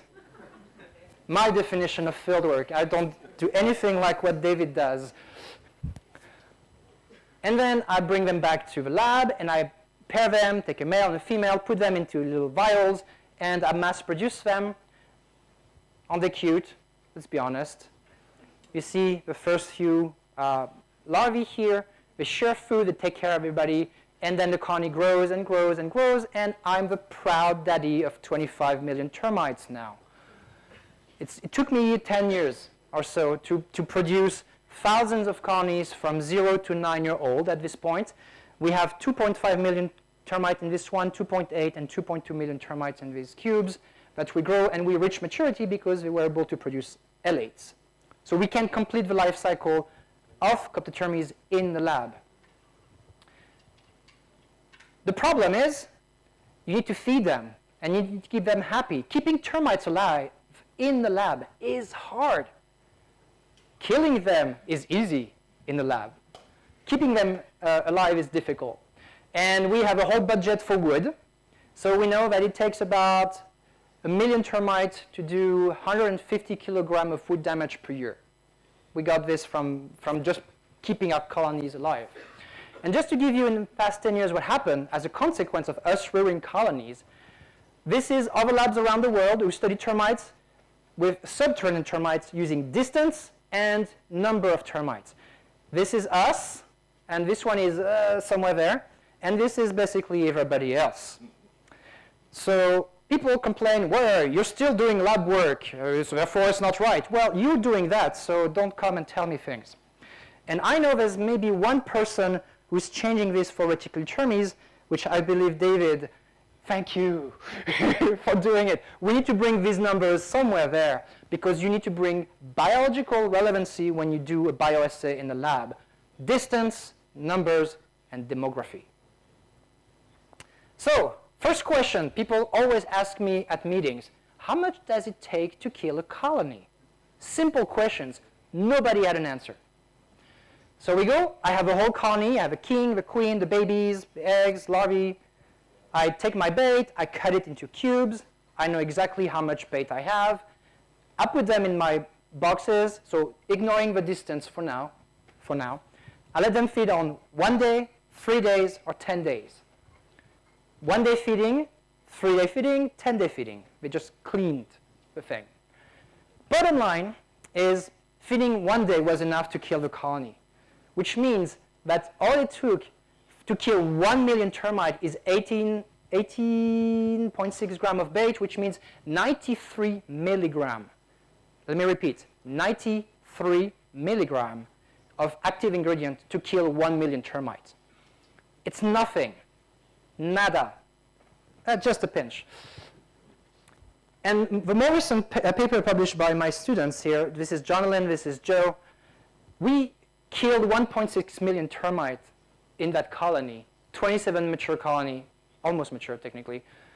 And what we show is it only takes less than 5% of the workers to feed on the bait, to have enough active ingredient to bring it back and share it to the whole colony. So just a few days of feeding with just less than 5% of the workers is enough to reach colony elimination. Yeah, but we don't have distance, so it cannot be true, right? Let's revisit Dr. Su's study in 2005 by reevaluating at the colony level. I have colonies now. I can test that. So we revisited it. This is what it looks like, except, and this is give you an idea of a footprint. What we changed is instead of having a linear system, we split in two where we have a colony that is foraging through different tunnels, and it has the ability to reach a house about 12 meters away through tubing by two different tunnels. And let's say that this one, it's a bait station, or it's an area that has been treated with liquid termiticide, and this one is they missed the bait station, or they just bypass the liquid termiticide and still have access to the house.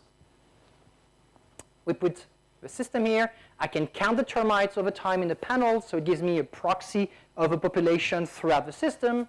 I can measure the consumption of wood at the house, and I can look at it over 12 weeks, which is about the time it takes to eliminate colonies.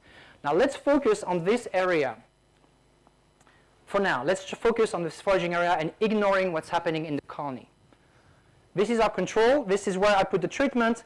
You can see over 12 weeks, it's just a piece of wood. Termites are happy. They're going back and forth, and they're feeding actively at the house because we didn't put treatment. Let's do liquid termiticide.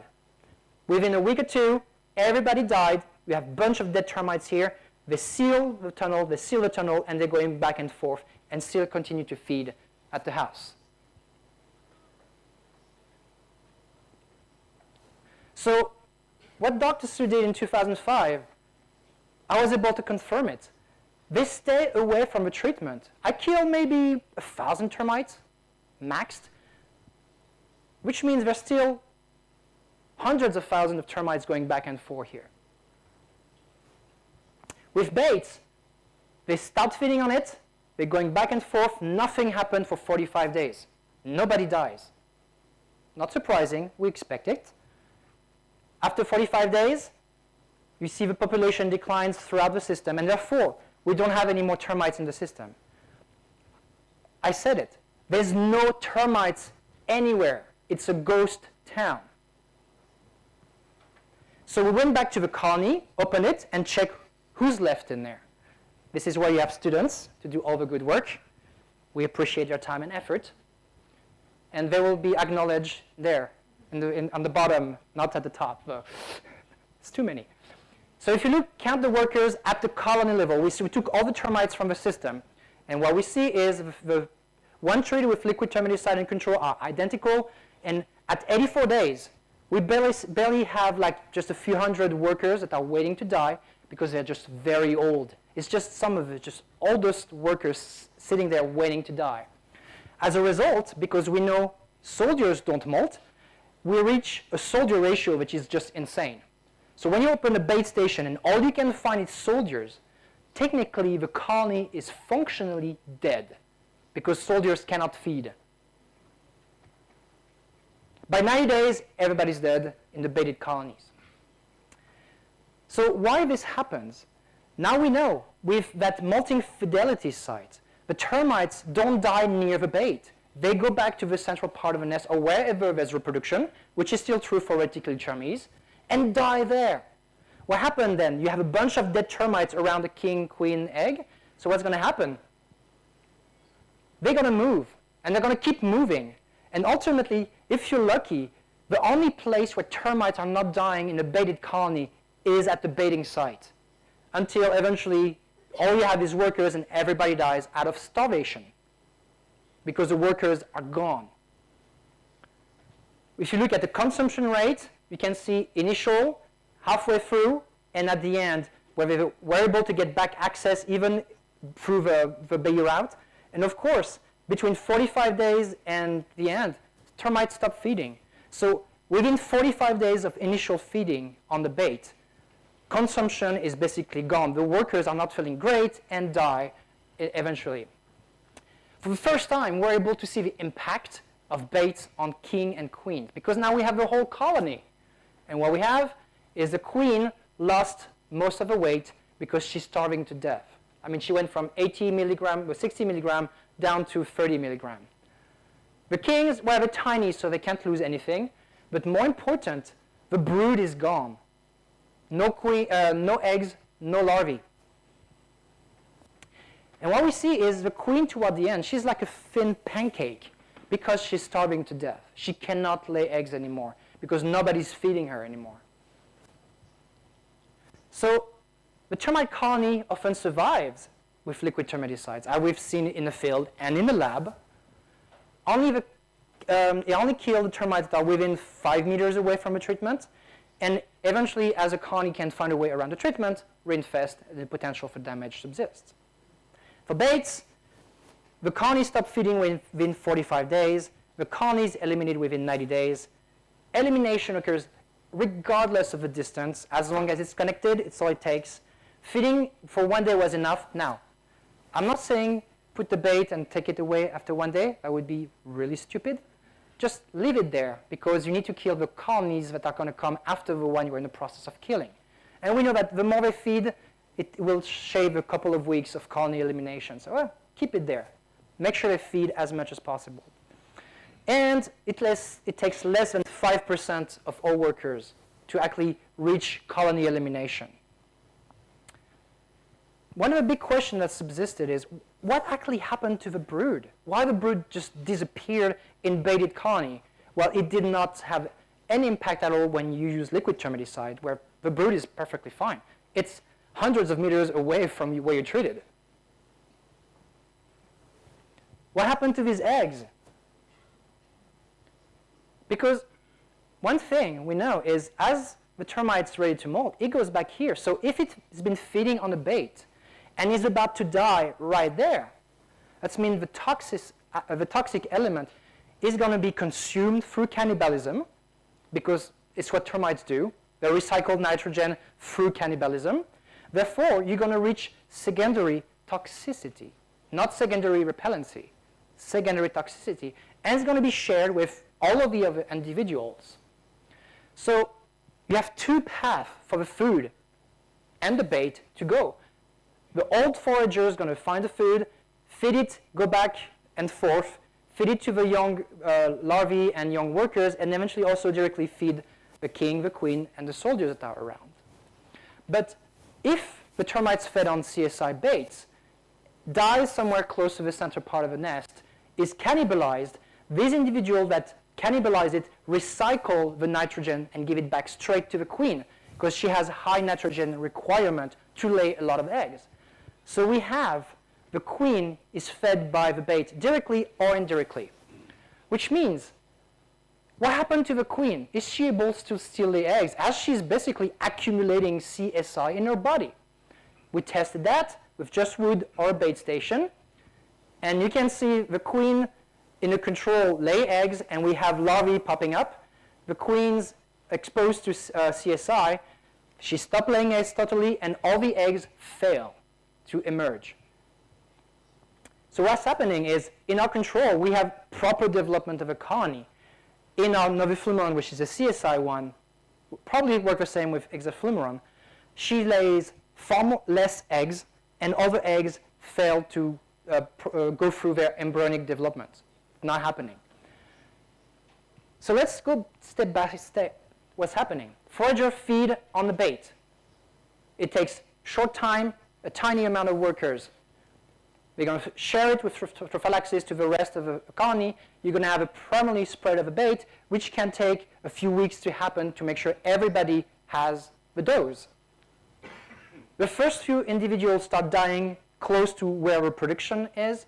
You have cannibalism, and you have a secondary spread through secondary toxicity, which means that the queen is further exposed to the bait at this point. Then the eggs stop hatching, and the larvae die rapidly. It takes 15 days for a larvae to molt. So because they molt faster than the workers, they're the first one to die. The workers then stop eating and die progressively from the youngest workers to the oldest worker, who dies towards the end. Then you have the soldiers, the queen and the king, who are not affected by CSI. They don't need to molt, but they eventually die out of starvation. And within 90 days, at least in the lab, it's what it takes to eliminate a colony.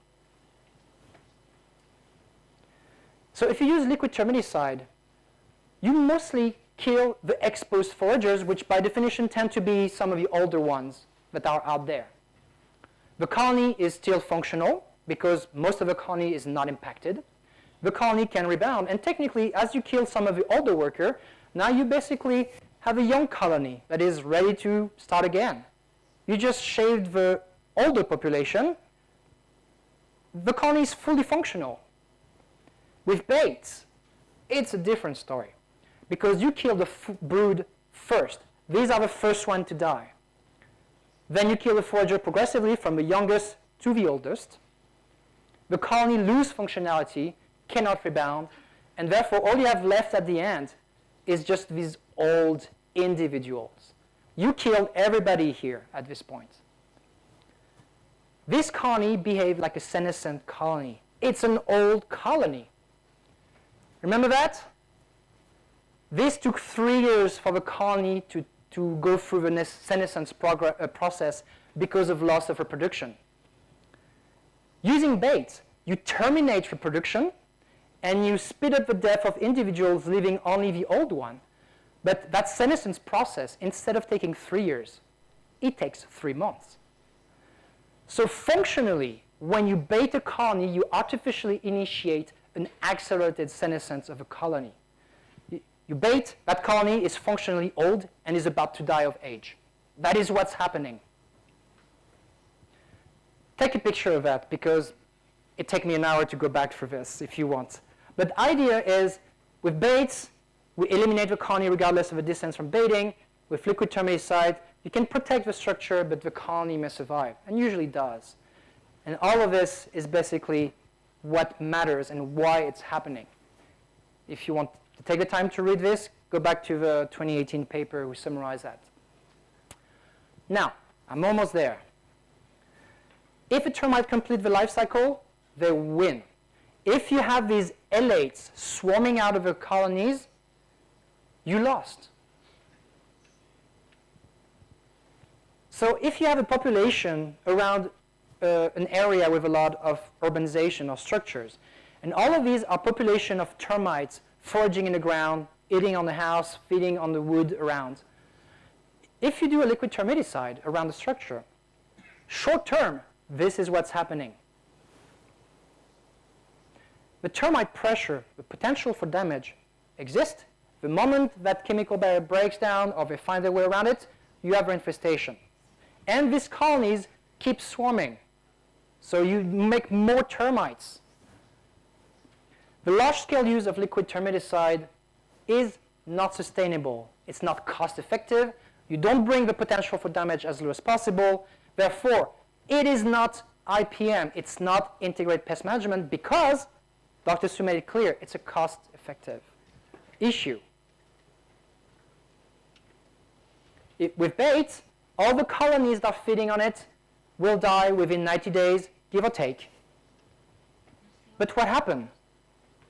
You created a vacuum. Nature hates vacuum. And if you have a high termite pressure, a lot of colonies around it, because it's been there for a while now, they're going to take over. And that bait station is still active. But the colony is being eliminated. And guess what? The other colony is going to come, feed on it. It may take a year. But after this, you kill all the colonies that are in reach of the bait stations in the ground. So this is why sometimes when you see a station active for years at a time, it's because it's a treadmill of termites coming to die one after another, where you're killing colonies or interconnected colonies, especially with invasive population of vertical termites, who can create these massive colonies of interconnected nests. That's why it takes so long. But if you do something like what David, where is he? Oh, come on, I mentioned him. What David did in Spain, where he was able to use area-wide pest management, put bait stations throughout the city, kill all the colonies, no termite damage for 12 years in that place. It can be done. Because everybody agreed on how to do it and implement what Dr. Su says in 1998, verbatim. So it can be done. These stations are still in the ground. Why? Because you have termites around the city that can come in eventually. Long-term IPM project must keep the bait in the ground because the moment you remove them, well, you open the door for colonies that are around to come back. Now, good news, there's more product coming, hopefully, I hope, or are getting better in their formulation. This is, what we have in the US. I'm upset at every single one of them because they have problems still, but it's political more than anything else. I'm not going to go into the detail. The point is, if you use bait properly, if it's managed properly, you can achieve colony suppression to a point where the potential for damage is low enough that you're actually satisfied with. Eradication, very unlikely. Minimization, most likely. Now, one other thing is this above-ground formulation, which is, for me, gold, that if you have access to a mud tube, if you see the termite visually, why would you just put the bait in the ground? You can also use this above-ground bait because you serve that good stuff on a silver platter. You're just offering it to them. This must be full of water mixed with a bait because termites come for the water and stay for the food. Just like you, when you go into a bar, you come for the drink, you stay for the food. Termites do the same thing. To conclude, eradication of established invasive termites is highly unlikely. I'm sorry to say it. It's a reality. It's probably going to stay. But here's the good news. You can minimize damage to a point where the taxpayer is happy. I know politically it's hard to say. Politically, it's not good to say that. But see what happened in Florida and everywhere else in the world where we say, we're going to eradicate, and we failed miserably. Large scale of use liquid termiticide is not IPM, so it's time to phase this out, although in Florida, 80% of people still use liquid termiticide, which is insanity. Area-wide IPM using CSI base can reduce the termite population to a point where we're satisfied. Reduction of population reduce the potential for damage. And ultimately, you have to go back to the equation Dr. Su said earlier. If the potential for damage is low, then the equation falls apart and it's cost effective. Long-term management can result in minimal damage. Again, this is where the expectation should be, because you don't have a magic wand to kill all the termites on the island. We wish we could do this, but we still have fantastic tools. And it goes back again to the conclusion that Nanyao said. We all have to be on the same page. We all have to agree on how to do this. This is why it fell in Florida. This is why it fell in many places around the world, because you have politicians, you have stakeholders that all have their personal financial interest, and they don't agree on how to do it because they're not going to make money the way they think. Everybody can make money out of this. Everybody can win, but the problem is the science behind it is clear. If we all agree on how to do it, we can do it. In-ground baits can be used, must be used, and when you find a mud tube, please use the above-ground bait. If you see it, why don't you just put the bait where they are? Okay, I hope I turn your heads upside down a bit. I hope I upsetted a few of you. That was the point. He's good cop, bad cop, remember. And I thank all of these people, and I thank you much for inviting me for here. And if we have time, I'll take questions.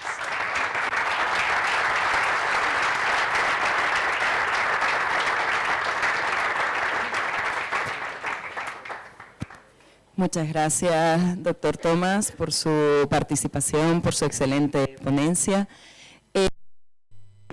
Thank you for your participation, for your really excellent presentation. Now, if anyone has a question, please raise your hand and ask your question. It seems we have one.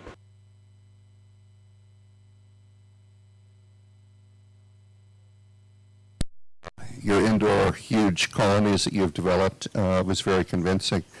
And yet I've had the experience of feeding Dimilin, an old first generation CSI, to lab colonies for over 100 days and saw no suppression. How do you explain because that? Dimilin was an inferior AI. Now, Okay. now with But there- Novellon, I've also used advanced and Which had, use- yeah, diflubenzuron. okay. So at this point, there's fantastic CSI on the market around the world that have proved to be very efficient on reticulotermes, heterothermes, and coptothermes, which are chlorfluozuron, novaluron, and noveflumaron. And then after that, it goes downhill. Okay. So some AI are better than others. So for whoever is trying to make money in a room by having a good AI, the science is out there. The science is there. We know which AI works.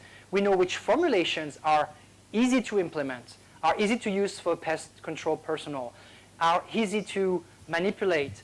I mean, again, what David has done in Spain, he implemented the science to where it should have been done everywhere else, using the right formulation, using the right AI, and using it properly in the field, implemented. If it's done right, it works.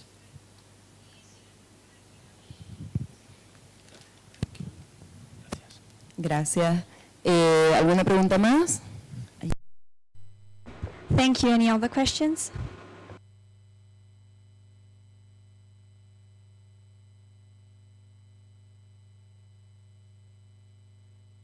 So much. From the sort of evolutionary biology angle, looking at reticulotermes outside of its normal range, particularly in more northern latitudes, and I'm talking about our experience in the UK, we saw the development of a lot of alates.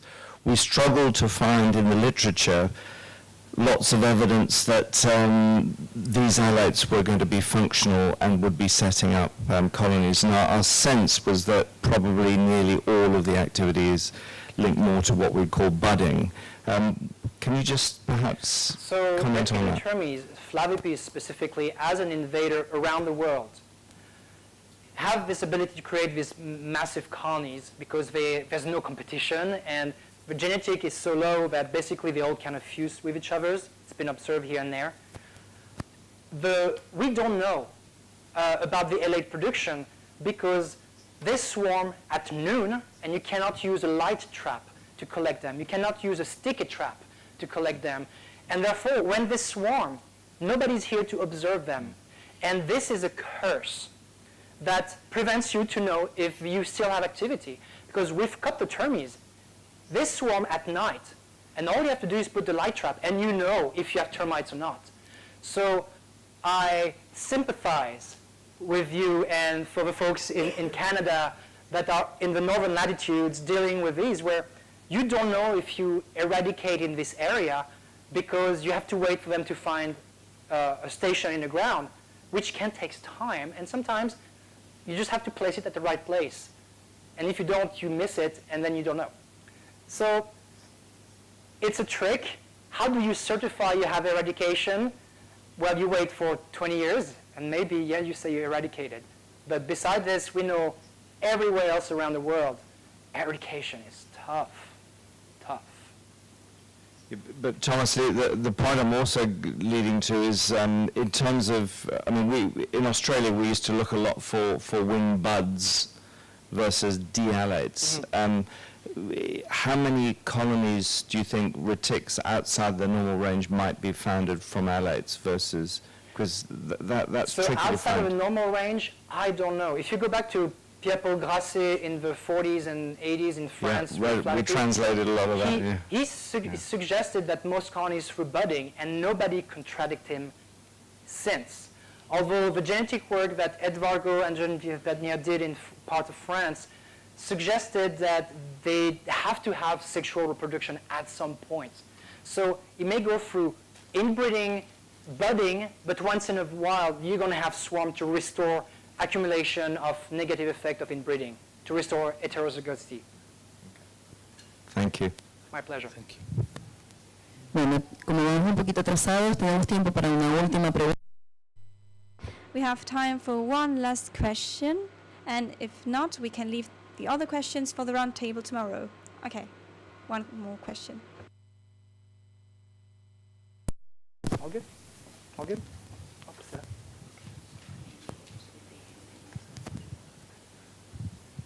Thank you for your exposition. Thank you. Maybe I'm not an expert on this subject, but what's the specificity of the bait for termite? How do you avoid that other soil fauna can... It's all about the formulation. So why CSI works the way they are with limited impact on the environment? Because if you formulate it in a way that nothing else but subterranean termite can feed on it, you have no impact on the environment because nobody else can actually feed on it. And this is why, for me, I wish all the companies around the world, I'm talking about the BSF, Insistex, and all the ones, Japan, Australia, anywhere else, would switch to a type of durable bait, because these durable baits, like the one we have in the Centritech version, they can't leach. They do not leach CSI in the environment. So you can place it in area where there's water. It's not going to leach much. Therefore, it's not going to impact aquatic invertebrates like it says on the label, which is very frustrating, especially in places like the European Union, that you need to re-register these active ingredients every 5-10 years, and you need to re-evaluate. And the evaluation is done on the active ingredients, not on the formulation. And that, for me, is a fundamental flaw on the evaluation of a product.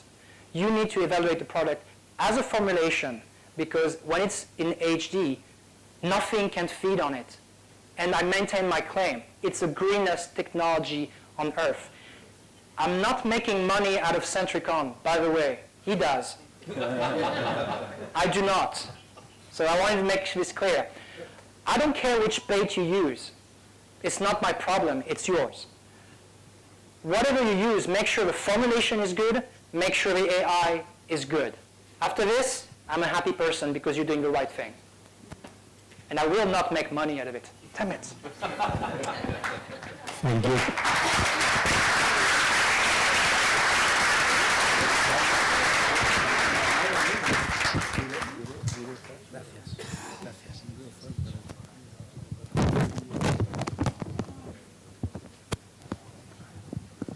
Bueno, continuamos entonces.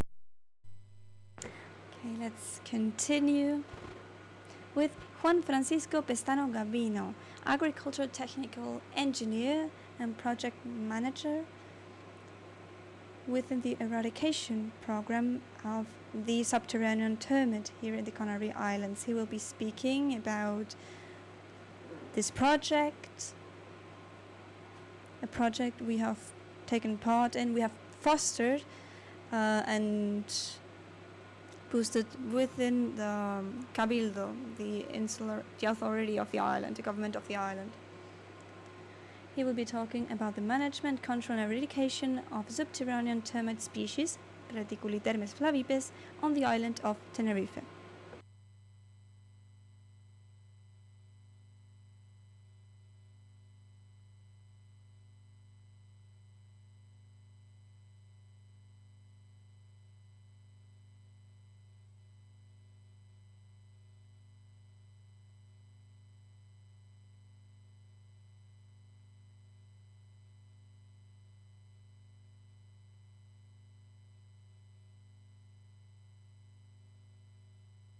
Good morning, everyone. I will be making a very brief presentation because I've been told we're running out of time. I won't be talking about technical aspects, but more about how we did our work and how, from the public Canarian sector, we are facing this pest.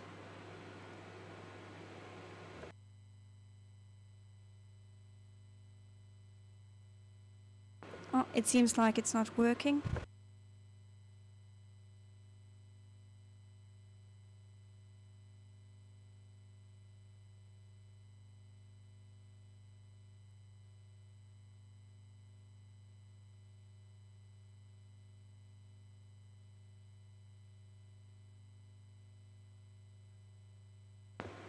Okay, we're going to speak about the historical evolution of this pest, and we are going to focus on Tenerife, where we can find the key colony. At the beginning, we detected the colony, although we had already received information since before. In 2015, in the Parque Atlántico urbanization in Tacoronte, it's not really clear, but supposedly through the some construction work for the urbanization, they found these termites. With time, it expanded. Between 2015 and 2017, it reached this Puerto de la Madera. You can see it here in red. It probably happened not only because of the alates, but also due to human activity. People who were maybe moving wooden pieces or furniture. Later on, we also found some samples in La Laguna, in Valle Guerra.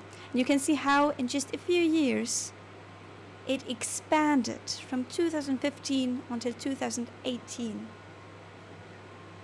Here you have a summary of what I was just telling you about.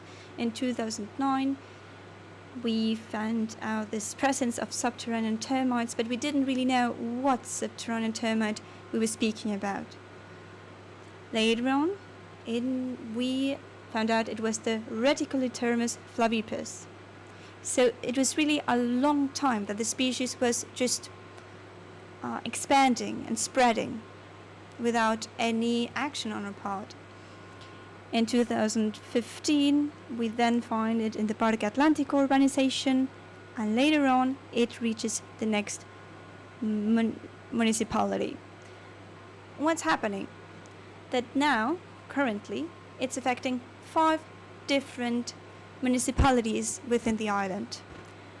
In Tacoronte, in La Laguna, which is actually really close to each other, but it has also reached the southern part of the island, the southeast island. And we've already found out in the last month that it's also in Adeje. Here you can see that expansion. There you can see the original site. There are some other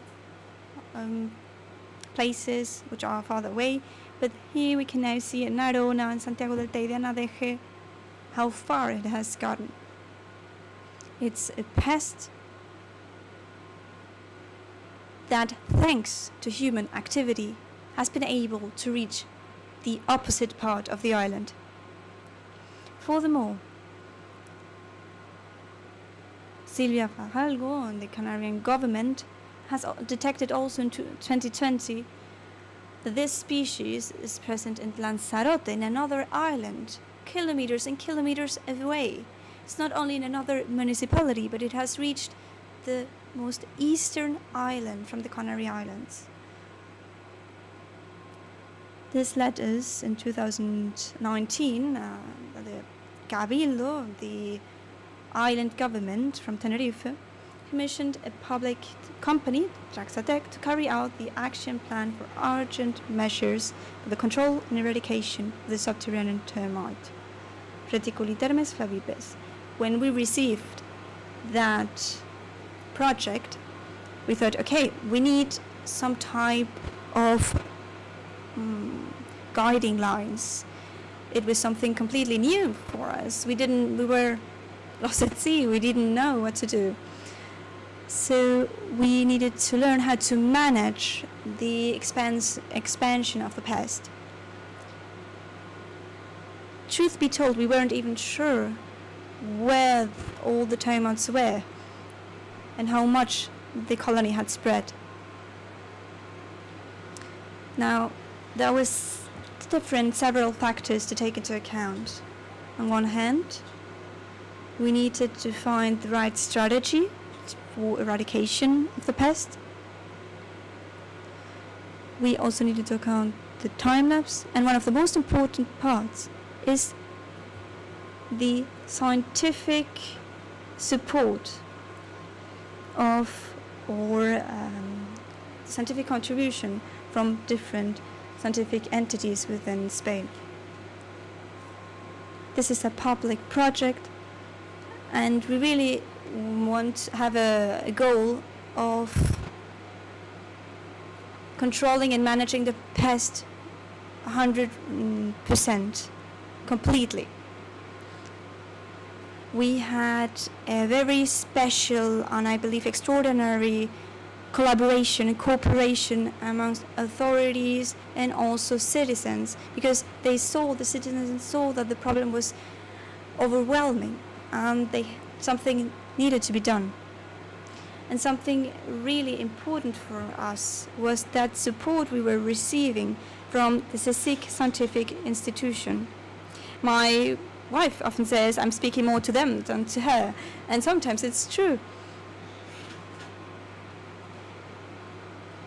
Often what they tell me from the lab, I need to check on the field. And then once I've checked it, I need to get my feedback to them, and that's a continuous exchange we have. Usually, the people on the field do their part and the people on the lab their part, but this is not how we are doing it. We're really trying to communicate all throughout the project. Now we have different methods, not only to control the entrance of the termites, but also their expansion to other places. We learned how to control them, how to organize the space to localize them, how to value the damage done to different infrastructure. As I want to add, we are only 5 kilometers away from a protected area, the natural protected area of Anaga. How much value do you put on this space, unique in the world from the tertiary era? How much value do you put on the lives of the people of Tracoronte? We can't put a value on this. We have put a cost to this project of several million euros, but the real cost is much, much higher. Okay, let's continue. As I was saying, this eradication plan also encompassed a part of awareness creation, of sensibilization, and also of research. We took part in all the parts of the project. We were controlling the pests. Another part of the team did the research. We applied the research. We also spread awareness about this. And we tried to control the spread of the pest outside of the island.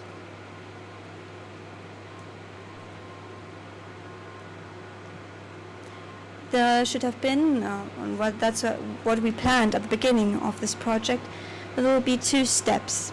We didn't really know where the pest was. We needed to know what we were going to face. So the teams on the fields during the first 6-7 months were going from one door to the next, asking the neighbors, and in that space where we knew that some termites had been seen. We needed to create our own map of termite presence. We also needed to undertake a control in those spaces that were farther away, where termites had also been seen. We also needed to somehow keep the pests and the termites within that space so that it wouldn't get elsewhere.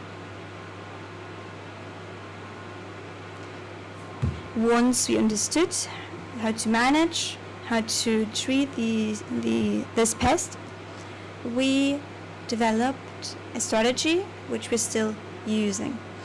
Now we have 4 steps for this project. The first one is the containment step, where there are 100% prospection of the area and the treatment of remote and dispersal points. Once that has been completed, we go to the control phase. I was speaking about Aleje, a new dispersed point where the termites are. We have a space we know well, and once that we have created a control for that space, we can go to another one and we can start over with these steps. Once we have completed our control phase, which is the second one, or control step, we will then go on to the eradication step. As was already said, it is very difficult to eradicate this pest. It's not something I think, it's something I know. If what the Dr. Sue said is like those criteria are met, then maybe we can. And what we need, most of all, is having that one leader, that one entity leading the whole project, and that's what we're trying to do. We're trying to invest the correct amount of bait to cover 100% of the island, of the space. We're not just putting 15 bait stations and then go home. No, we are putting the correct amount and then we are staying there and watching and keeping an eye on it. Now, this can be successful, but what happens if there is a failure? Well, then we start over. We're not giving up. That's what I'm always saying. We're not giving up. At least we are keeping an eye on things. Once we have completed that eradication step, we'll be able to go on to the next one, the monitoring and control. We will keep those monitoring stations for a period of 5 years, where our staff will continue looking at those stations, checking them, and each of every one of those stations is going to be checked.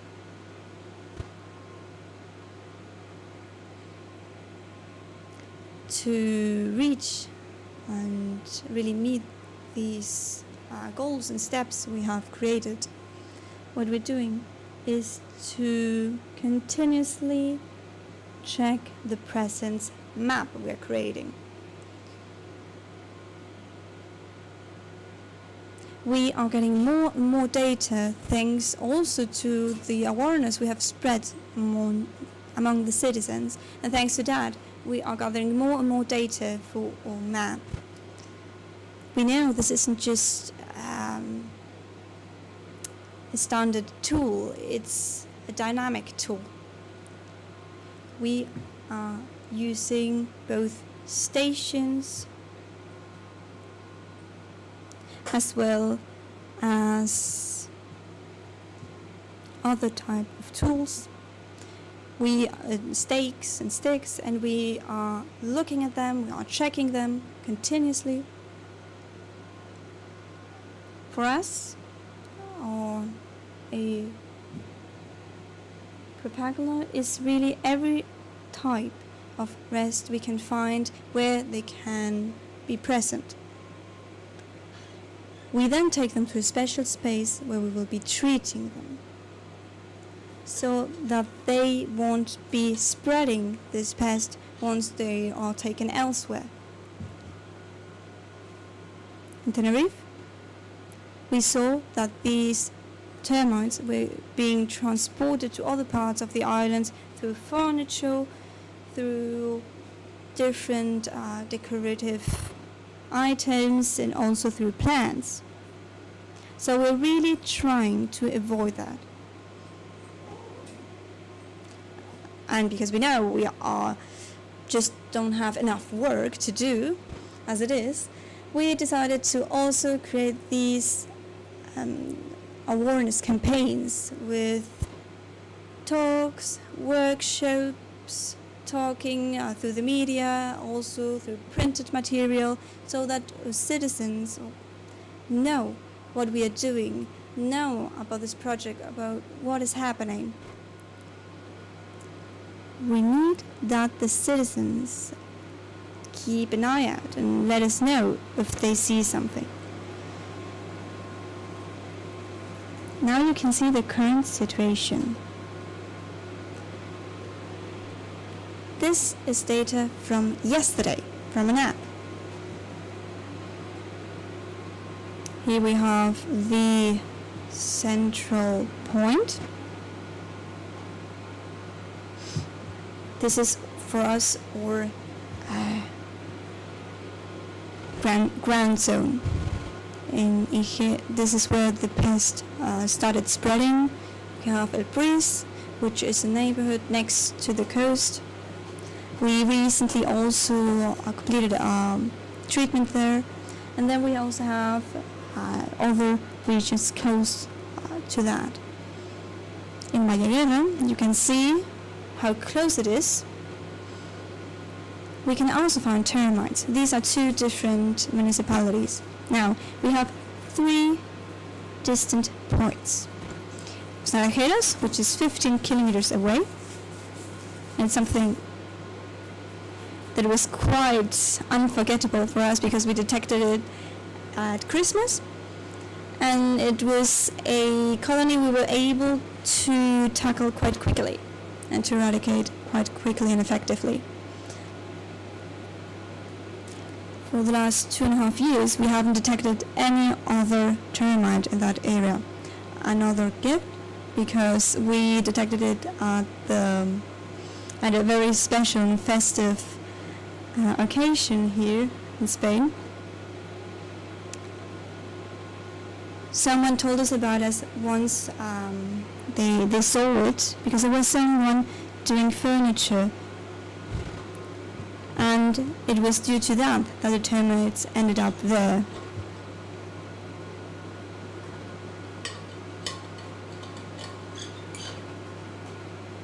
In that case, the affected area was of 3 hectares. Another example, in Santiago del Teide, there has been almost a complete eradication. There is only 1 station that is currently registering any type of activity. It's quite far away.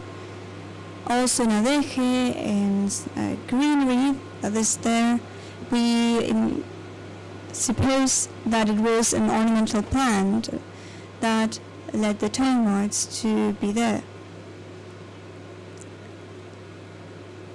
And now there is another successful case that you can see here.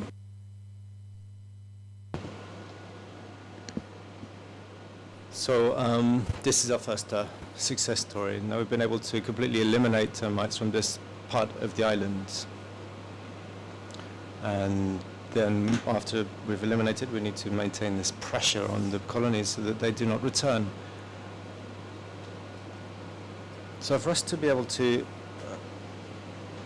achieve our goals, we have to be clear on certain key elements.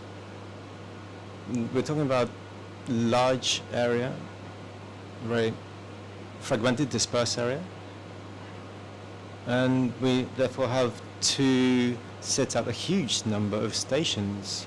100,000 is a rough ballpark figure, and we also need detectors, 200, 300,000 detectors across the island. So what does this mean? It means we're going to create a huge amount of data that we're going to have to manage. We have to review and monitor every single data point, every individual site. A huge amount of data. And then we're talking about a very complex, dispersed, scattered area. And we're talking about an area of 6 square centimeters. Now we have to find this particular point, then we have to relocate this this station. And then the very last pillar in this entire structure that we've been putting together is the fact that we need to also monitor rural land. In management terms, this is complicated, but also going to EU regulations, it's very difficult to directly apply this kind of treatment to soil found on rural land. So therefore, from a legal point of view, it's very difficult too. So we're talking about these control points.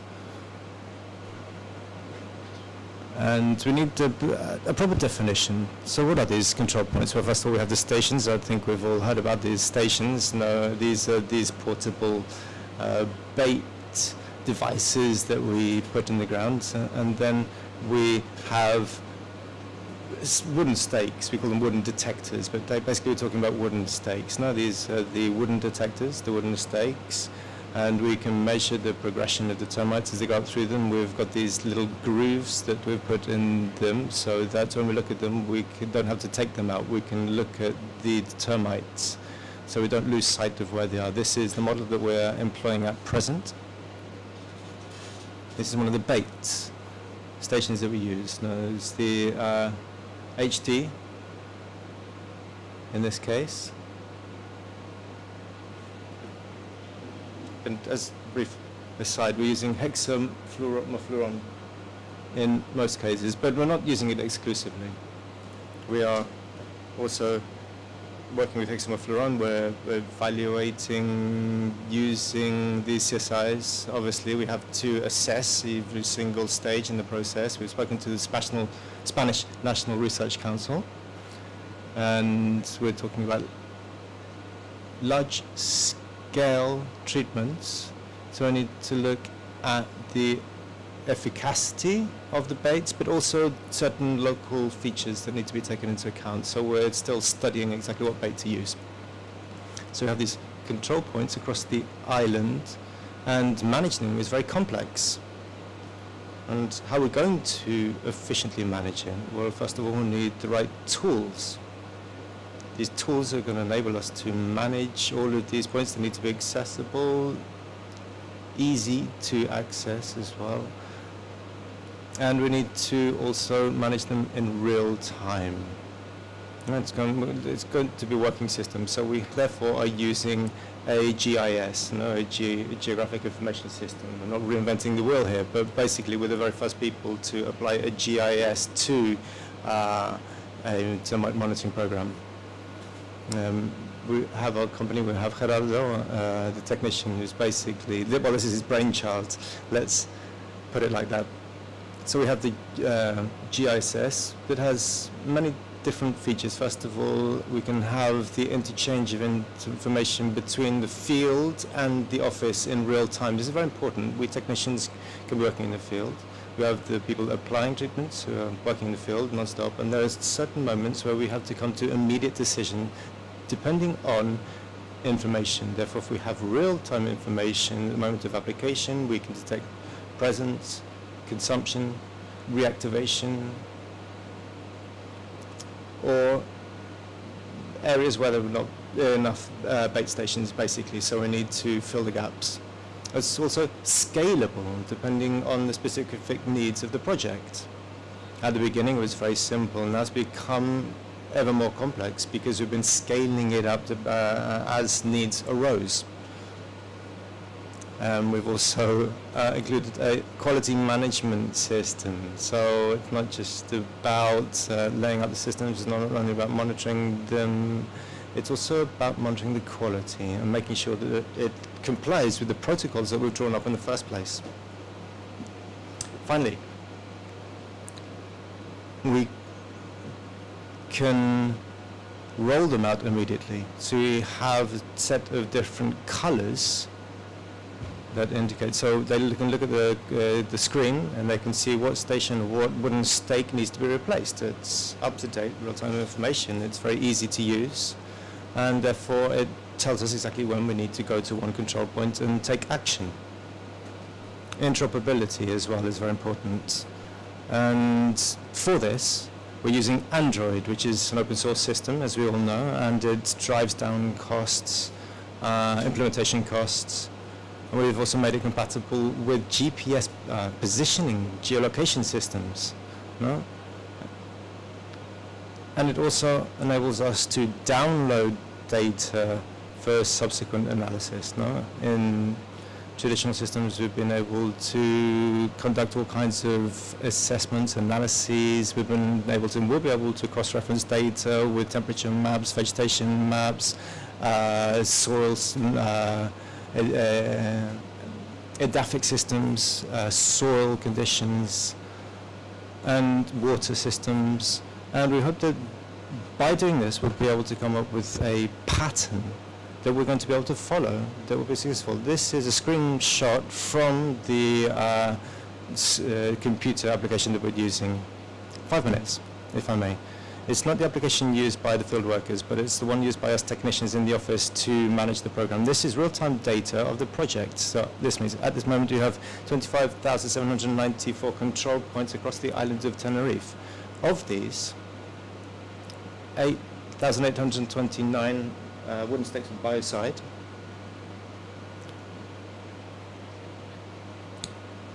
And so what's the situation? I'm getting a bit short-sighted, so I'm going to have to get a bit closer. 791 stations with eradication. Only 80 stations are active. So we have complete real-time control of the stations, the effects, where they're killing termites or not. And then, if you remember, I mentioned that we have a different color coding system. In green, we have the reviewed stations. Yellow, we have they're only 1 or 2 weeks for review. And then in orange, as soon as all our workers finish with this conference, they're going to head off quickly to review all of these particular stations. And it's very important because we're talking about data capture. We do it through an Android system. We use on smartphones. No more tools are required. And this, you might not be familiar with topography, but it enables us to have RTK correction. This is a GPS antenna linked system where we have dual frequency GPS signals, and this allows us to fine-tune it to a matter of only a few centimeters. Now, great precision is given by this. Now, depending on the coverage we have and in time, the precision is going to be between 1 and 4 centimeters. So of these 24,000 data points that I showed you earlier, placed all over the islands, we have a precision, a location precision of between 1 and 4 centimeters. And then beyond that, data are stored in real time, or they can be looked at a later date, now if we don't have mobile coverage, for example. And every data point has its own history of reviews and can also help us to cross-reference different images. So this is the work that's been done on the field with the geographic information system. You can see them, they have a pole equipped with the data collection system and the mobile phones, and then they have the geolocation system through GPS, and we can then re-upload all of the data onto the GIS. It is an expensive system, but it's at the same time very simple. It enables us to manage all factors, and it gives us complete control over the data that we're handling at any given time.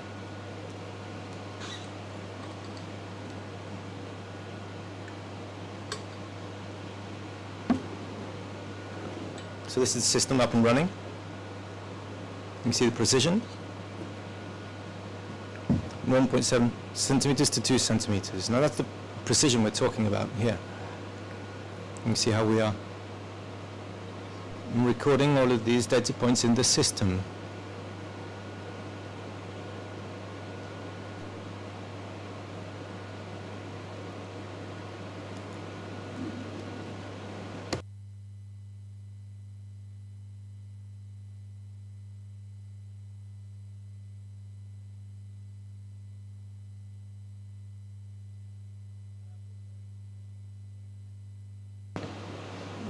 Every data point has a stored history. So we can go to each data control point and we can find all of these data, the initial installation data that will enable us to manage different areas, if we have acaridae, if we have mites or any other types of insects present. No? So just by clicking on this data point, we have all the historic information. We know when termites first entered, 30-day reviews, numbers. We know when they began to die and when they were eliminated. So this information is going to give us statistical data for the long run, but also for the daily operations. Technical staff never had to note down this information on a scrap of paper because they have all this stored data in the system. We're not going to lose these data. And there's great precision in data capture at the points, but also in the storage of all this information for later processing. I'm going to speed up because I'm getting the evil eye from the audience. So we have the total area between 29 and 40 hectares. In Tacoronte between 1925, in San Cristobal de La Laguna between 1912, and then in south we've also treated a similar area. And these are the control points that were set up in the northern area of the island, Tacoronte and Valle Guerra. 15,169 control points. Of these, about 6,000 have biocide.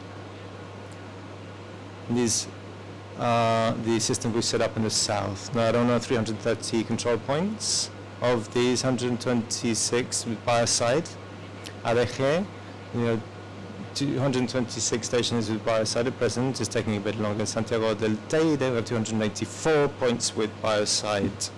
Some swift run through of data. Tacoronte, of the nearly 6,000 stations, we have 13% contact with termites. So a lot of bait for little contact. But that's good news, I think, because little contact means we are eliminating them. No?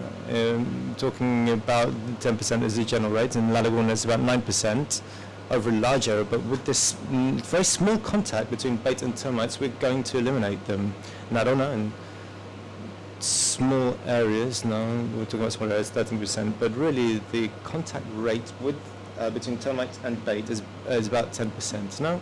That's a general figure that we're talking about. In Arona, a town in the south, we eliminated the colonies with only 3.77 grams of biocide of hexafluoron. So we've only required 4 grams of chemical products, no, in this bait to eliminate a colony in the town. So they are highly targeted products that are also at the same time very effective.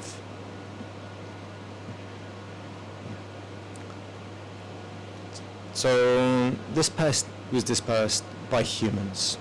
So how can we arrest the problem? Well, we have a collection center where we bring together all the matter, and then we have different treatments. First of all, we have physical treatment, and then we fumigate it, and then we have biocide, water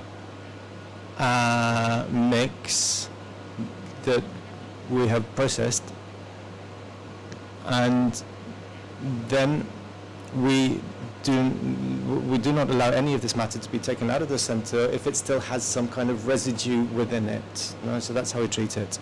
And we have ongoing training activities, talks, conferences, information that we post on social media, and alerts as well, so that we can keep local populations as aware as possible.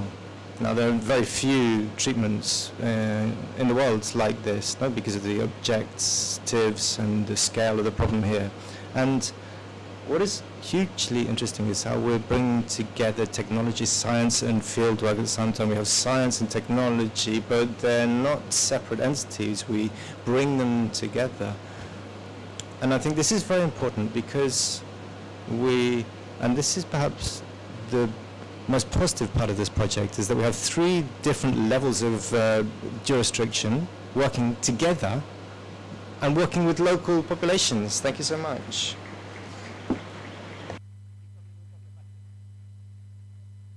Well, 5-minute overrun there, apologies. Thank you, Juan. Speed of light.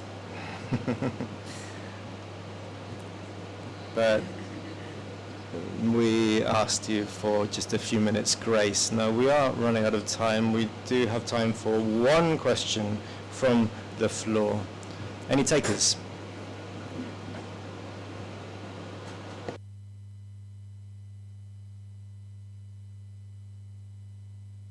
¿Lo traducen? Ay. Pero, ¿traducemos?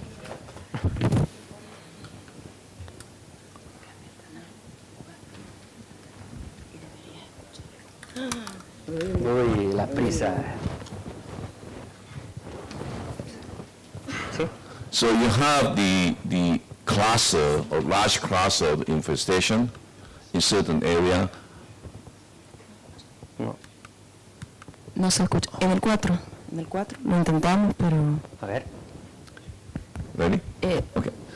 So you seem to have a cluster of the large infestation in a certain area, but you also have isolated infestation in different part of the island, also the other island. Do you have any idea how they're being transmitted?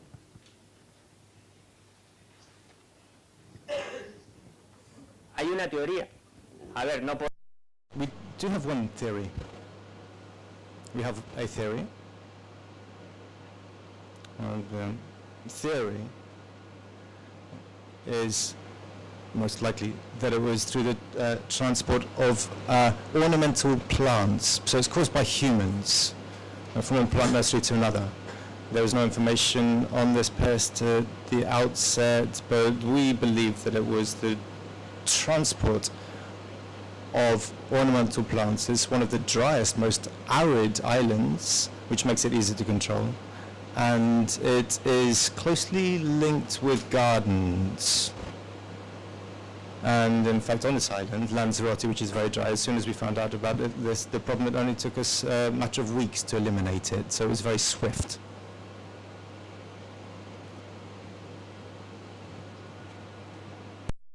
You're doing everything right, in my opinion. The scale of it is fantastic, and you're obviously in the right direction. the data map that you have is so important that I think a lot of other people try to eradicate termites have failed to, is because you need to know where they are and keep track of them. And we do something similar to keep track of the progression of a species as an invader. My question is this data public and advertised so that the consumer, the people, and whoever's around have access to that knowledge? So if they are in an area where there's termites, they know about it, they know what to look for, and if they are not in an area of termites, they know this is not supposed to be here and can report to you. Is there a process for the knowledge to be accessible so everybody can participate and help?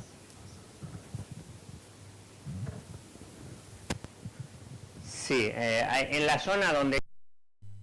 Yes.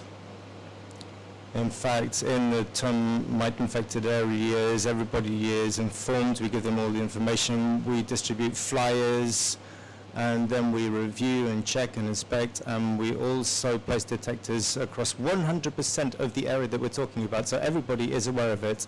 But we're not publishing the map for the following reason. A house loses value if it's next door to a house affected by termites. So we cannot publish this information. Obviously, we're going to inform everybody, but we're not going to publish information that's going to cause financial damage to property owners. Thank you, Juan. Let's continue with our last round of applause, please.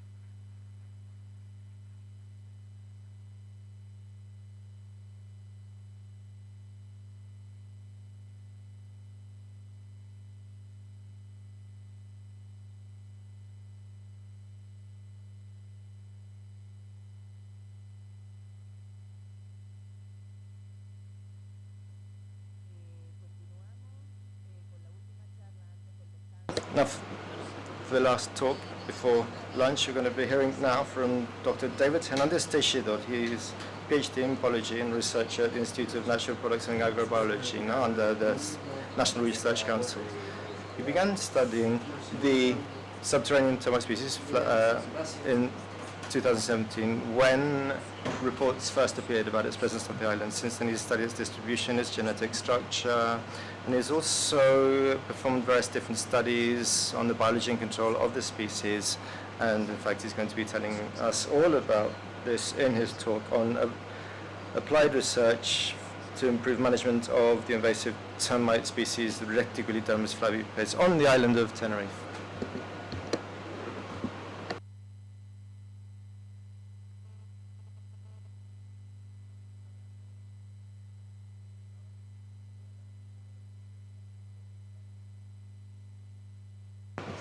Good afternoon. So I'm going to give you a quick presentation on the various different studies that we've performed in recent years. So first of all, we have the eastern subterranean termite affecting our island, Reticulidermis flavipes.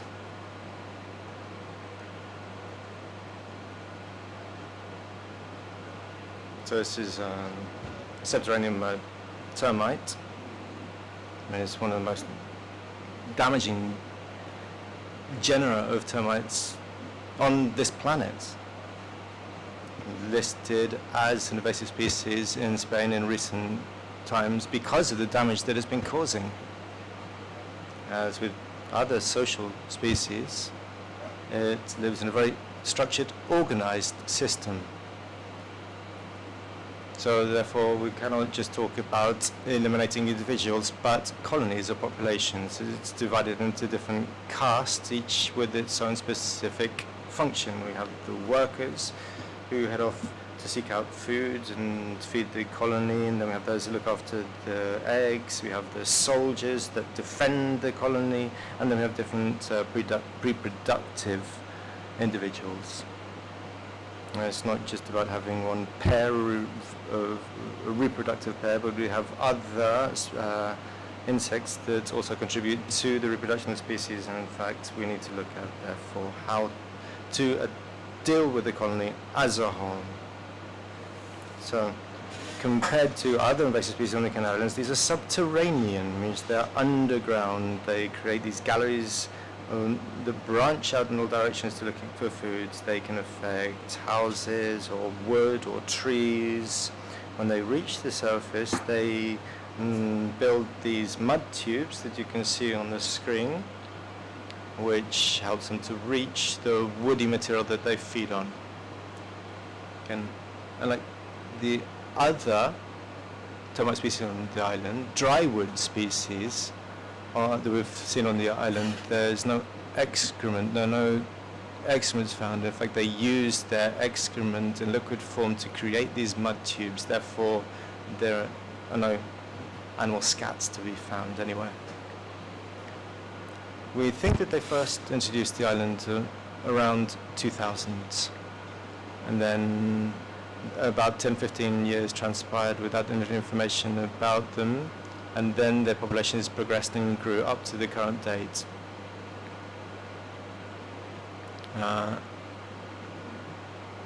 Therefore, we have a historic progression, but there are certain areas we've been able to eliminate it. So this is the information that we have yet. In biological terms, it is a very interesting species. Certain features make it an invasive species. On the one hand, it has a very swift rate of reproduction. It's because it creates all kinds of neotenics, these reproducers that end up being soldiers or other elements of the colony. And also, we're talking about the huge number of individuals per colony, and they can merge. They can merge super colonies or mega colonies. And we're talking about large colony numbers, thousands to millions of termites. No, we don't know how many there are here, but we're talking about major colonies. And then they are species that are found in warmer regions. Therefore, they can also survive a wide range of temperatures. So they can survive soil temperatures of between 3.4 and 34.6 degrees. These are the conditions found across the island, which means that they can easily be found in nearly any part of the island. They're very active. They consume more when the ground is damper and the temperature's warmer. And this is how the dampness helps them to create these tunnels.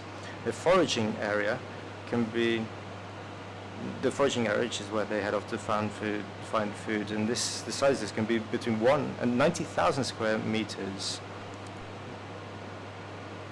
And this means that they are invading large areas of the Canary Islands, and their native range is generally not as big. So this means that these species have an extremely high capacity, invasive capacity. So what are their food preferences? They eat cellulose. They can eat dead wood, but they can also eat live wood. So they affect all kinds of structures, trees, and so on and so forth. Their natural preference is for wood with low lignin content. So we're talking about softer woods. No, they prefer to eat softer woods, although they will eat hardwood as well if they have to. They affect living trees, and in fact, infestation normally happens from the roots up, and therefore it's not easy to detect in trees until there's a gust of wind that blows over the tree, and that's the only time we actually realize that there's infestation in that particular area. So this is a quick summary of the damage that can be caused by these species in the Canary Islands. Structural damage to buildings, to town structures, ornamental trees, native trees as well, both in gardens and in the environment, and they also have a high risk to crops, to personal safety, and economic financial damage.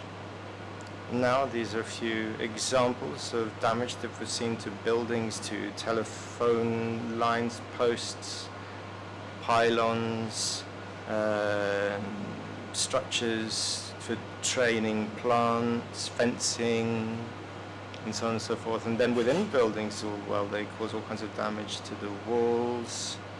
They build these mud tubes up the walls to be able to access wood, but they also cause damage to the ceilings. You can see the mud tubes that they've created as they seek out foods. You can see them across the floor as well.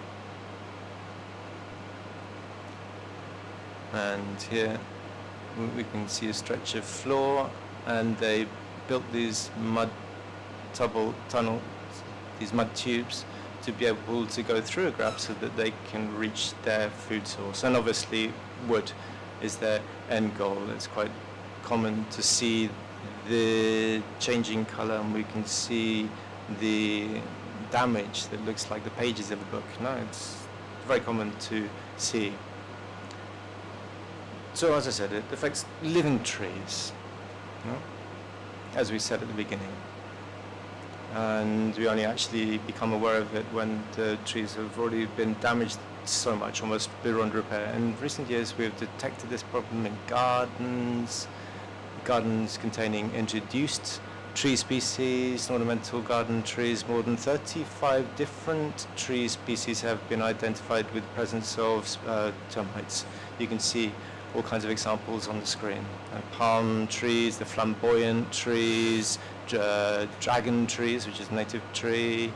You can see all kinds of plant species are being affected by termites. We often don't see it until the branch snaps off or the evidence becomes visually patent. Here you can see more pictures of more species. And you can see there can be at almost all affected trees. You can see this tube, this line. They can also affect some other ones which are used for farming, like you will see right now. Here we can see some pictures of native trees, most of all in coastal areas, as Juan was saying before. Within the Cardinal area, this is an area which is close to the coast, and we can see that native species like the tabaiba are being affected. Now regarding some fruit trees, we can see it really affects, for example, the carica papaya or the papaya fruit. Also for other types of fruit trees. And here you also have an example of a maracuya, a passion fruit tree. Now, almost all species which are within the affected area will be probably affected by these termites, but it doesn't only eat trees. It also can affect some types of crops. We can see it affects potatoes, sweet potatoes, and also eggplants. It affects the crops, and it really affects also the farming within that area. Here we can also find some examples within fallen fruits. Those fruits which weren't picked before falling, they ended up on the soil, and the termites are also present on them. We are seeing that they're eating those fruits. We have to take into account that this species doesn't only eat cellulose, but it also eats some other types of food. Now, regarding people, personal security, here in the Canary Islands we use most of all concrete while building all houses. Now, where everything started, the house was built also with wood, and there was a risk of the house collapsing. Now, about economical damage. We're talking about that. We have tried to estimate the total amount of trillions of euros, of, in this case also 30 trillions of dollars. Now in the Canary Islands, we don't really have a register of all the damage that has been done, but we know how much money has been invested from the private sector, but most of all from the public sector into solving this problem. Most of that was invested by the public institutions in the last few years. As Juan commented before me, there was an eradication plan, a strategy to solve this problem. And what's really important about this is we needed to know the total area invaded by the species, by the termites, to control and eradicate it as soon as possible, to prevent it from spreading outside that area, also to detect it as fast as possible and to treat it as fast as possible, to reduce or eliminate the impact produced by these species. Because right now we don't really know if we don't have data on any neighbor suffering from damage. And also we want to improve the knowledge of these termites in order to carry out efficient and effective control measures. Now here you can see another explanation about the system which was already talked about. This is of course an option which is as far not as toxic as the other options we have talked about today. We can also use it, although it might be more complex and more difficult on wider areas. These are the two we can use, hexafluororon and diflubenzuron, according to the European Union. There are all other types that have been spoken about,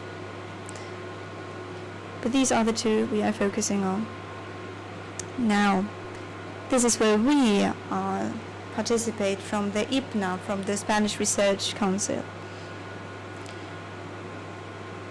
We, while facing any type of challenge, we try to find solutions to improve the management of the project. Within our team, we have quite a multidisciplinary team, and this really gives us the necessary knowledge and power to continue with the project. We have divided the work within 3 main lines.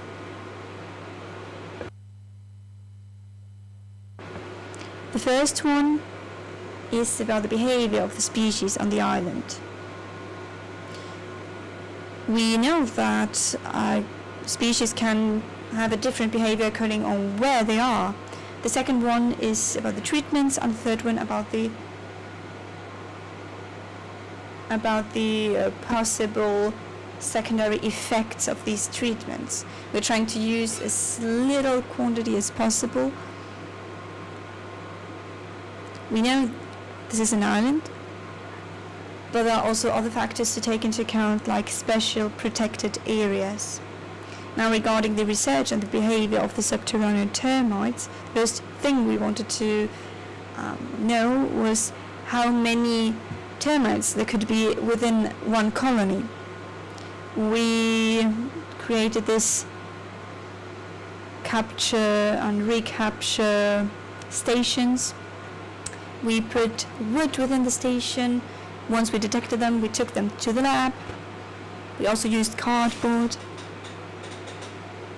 Once we had the termites we needed, and had also calculated the amount of termites there were, we used a red neutral stain and then put them again on the field. We knew, of course, how many we were putting back on the field. The more red termites we found later on, the more data we had on its spread. This afternoon we'll be visiting this site, and what or estimations are that there are within this colony 1.7 million termites. One of our goals was to see the surface that this colony occupies, and we used these markers with a special dye. Like that, we were able to see how far they had gotten and the distance that the colony occupied. Here you can see these, the network of galleries of underground tunnels. And we can see the red termites, and the farther away we got, the least amount of red termites we found. Now, we started this experiment here where you can see the star.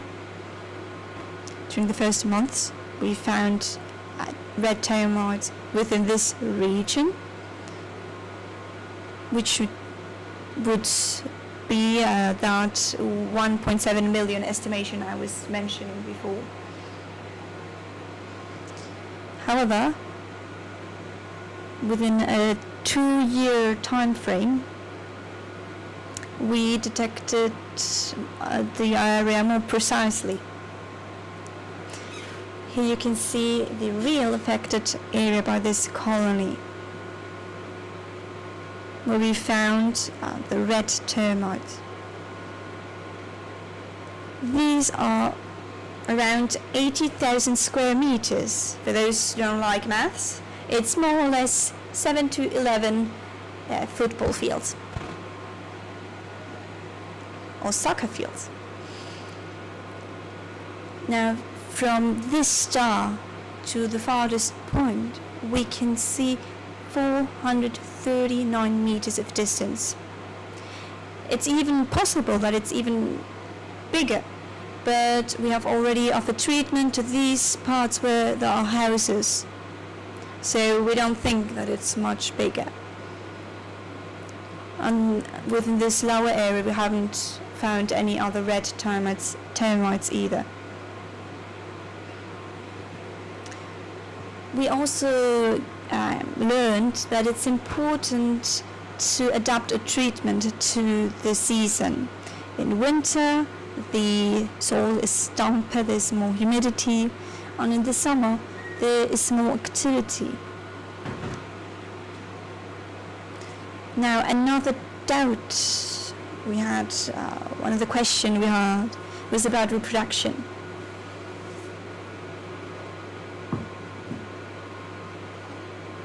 We know that there are secondary and tertiary breeders, and that those are more effective than the primary ones.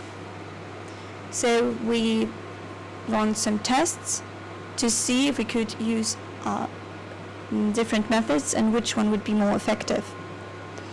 On one hand,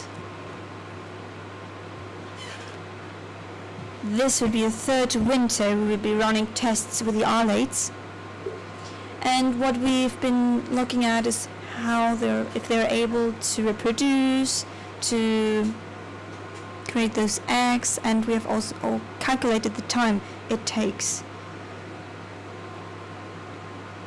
for those larvae to come out of their eggs.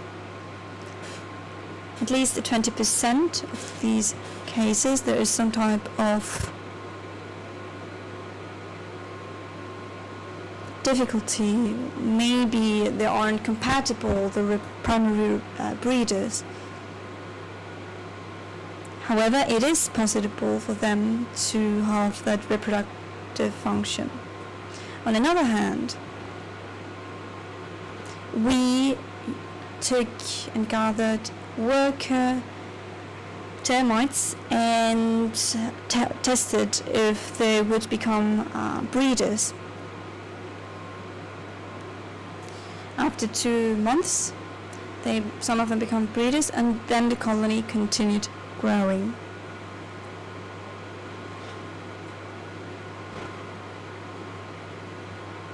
And within all these tests with workers, every colony then developed breeders.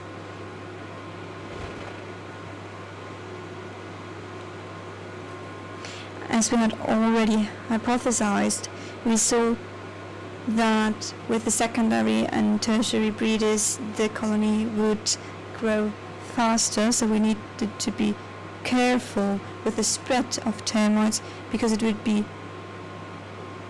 with 25 termites, then we would already have a new colony.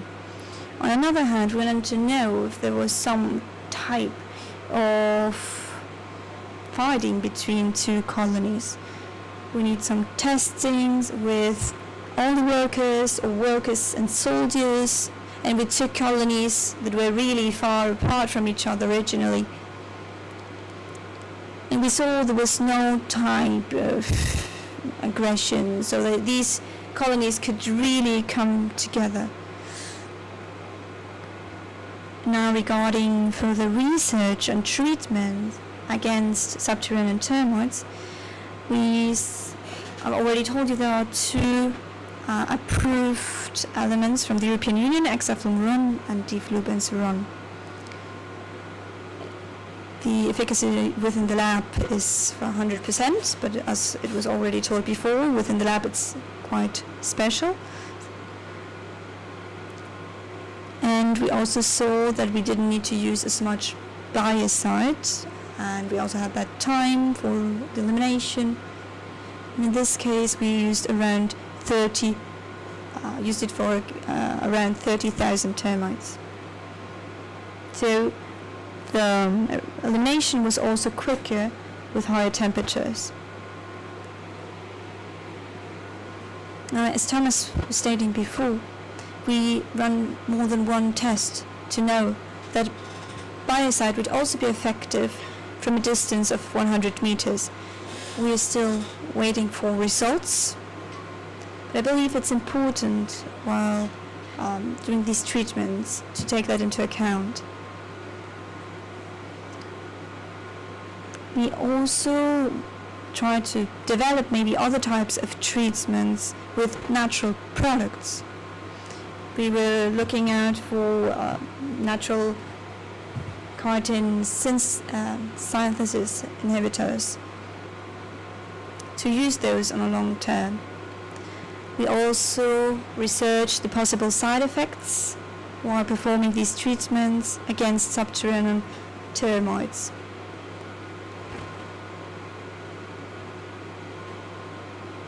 Now I'll circle back to what was said before with these baits. We are only using biocide which is effective on termites, which is only effective with termites.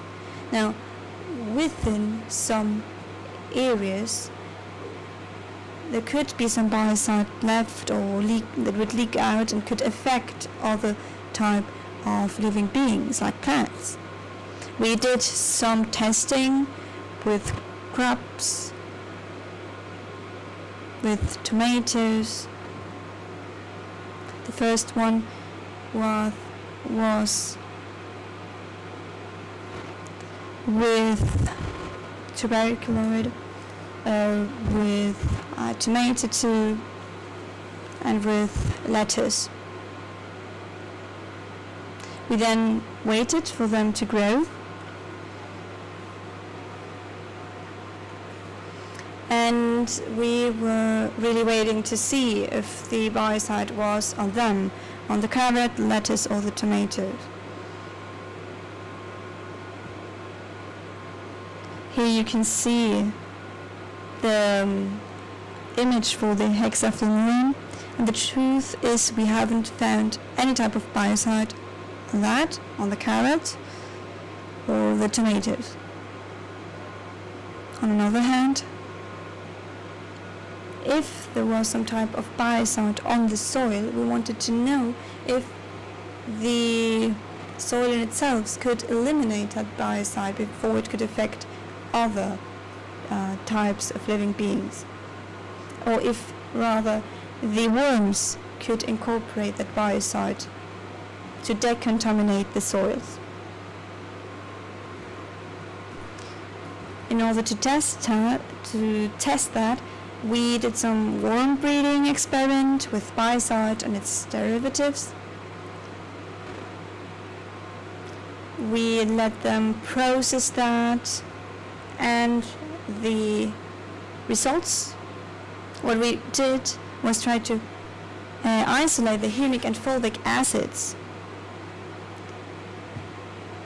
And with the electromagnetic resonance, we were able to analyze if there was hexafluorine on them.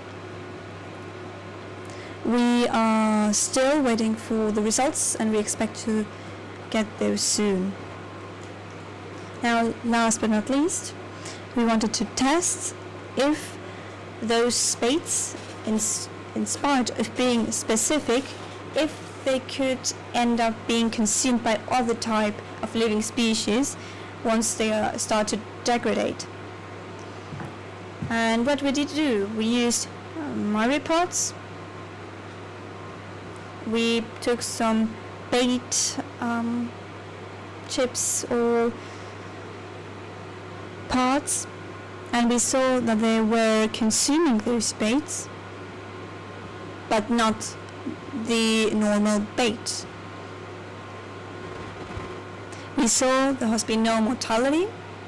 There's a visually higher consumption of degraded bait, and we need to perform further analysis to see if there is biocide present within these specimens. Another test we did was to verify possible isopod involvement exposed to hexafluorine in the lab. We are still waiting for the results, as I said before. Now, we're reaching the conclusions of my presentation.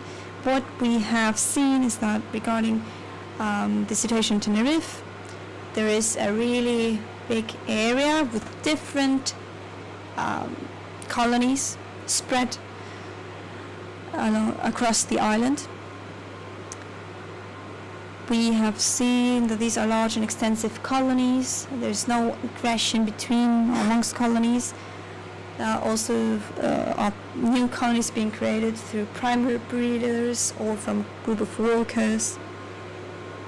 Now, regarding the treatments, we have found different treatments which are effective in eliminating colonies. And we've also found out possible side effects. We have developed a protocol for that, for the detection of these biocides in plants, soil and water.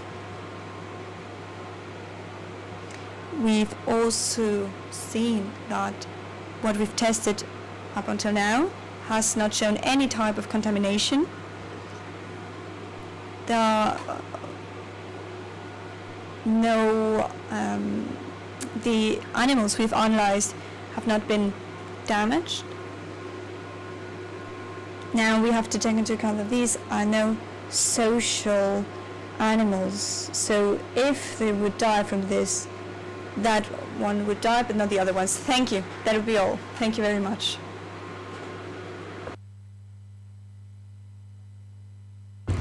Thank you so much, David. This was a very good, excellent presentation.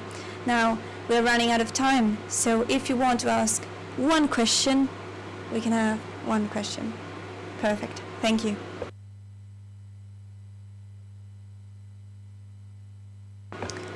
Thank you, David. This was a really great presentation. Now, the fact that there was no aggression or aggressive behavior between the different colonies is maybe a proof that they come from the same mother colony.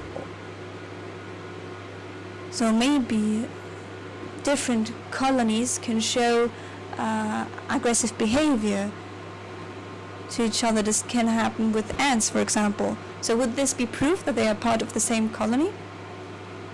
Yes, in fact, the colonies usually keep some distance from each other. They don't work together.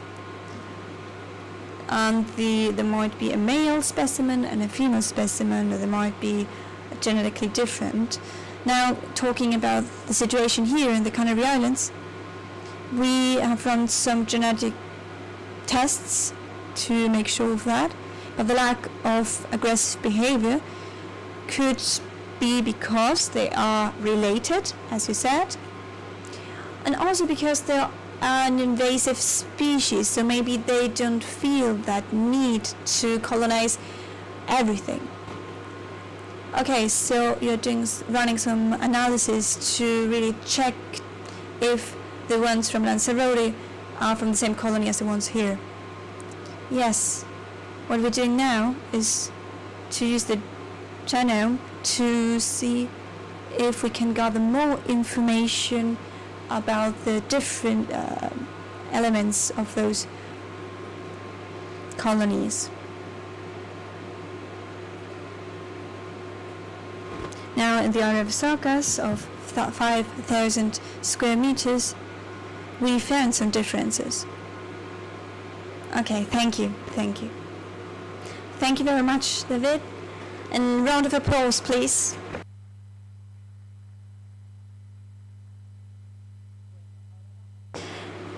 Well, now we will have a break for lunch, and we will start again 3:45.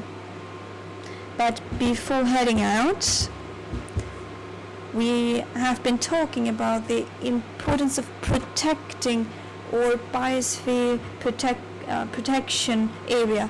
We have created a video about that from the area of security and the environment to really show that protection we need for our biological heritage and everything else we have. So for those who don't know about this, we want to bring this to you so that you know how fortunate we are here in Tenerife, and we hope that you will learn something about the same. Thank you.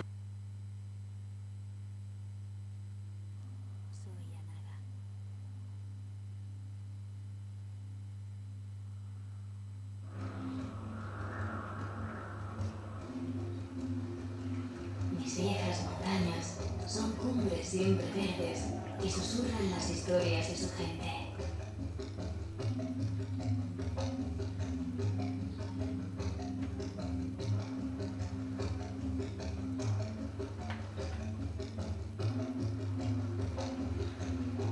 Soy el alisio que da de beber a mis bosques y barrancos.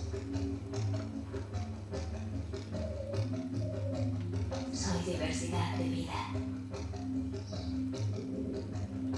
Desde lo más profundo del mar hasta la cumbre más alta.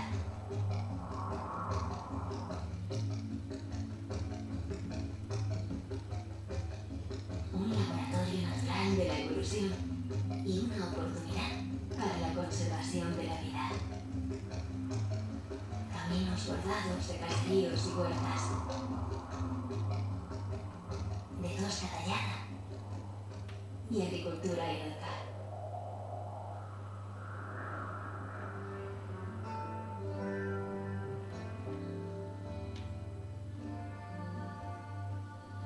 Soy cultura de antes y de ahora.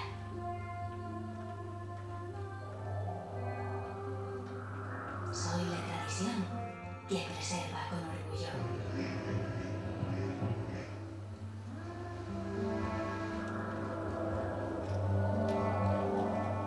Soy una reserva para el estudio del pasado y una oportunidad de un futuro en armonía.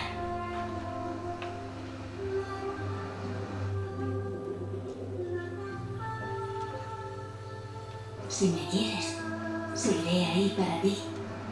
Tengo mucho que ofrecerte.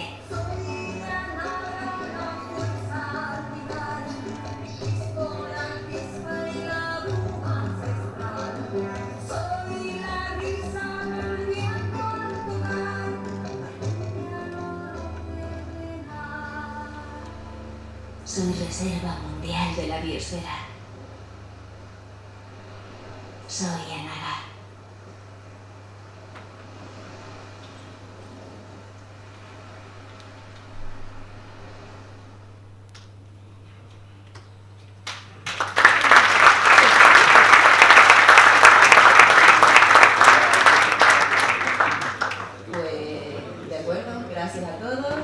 Okay, perfect. Thank you everyone, and see you after lunch.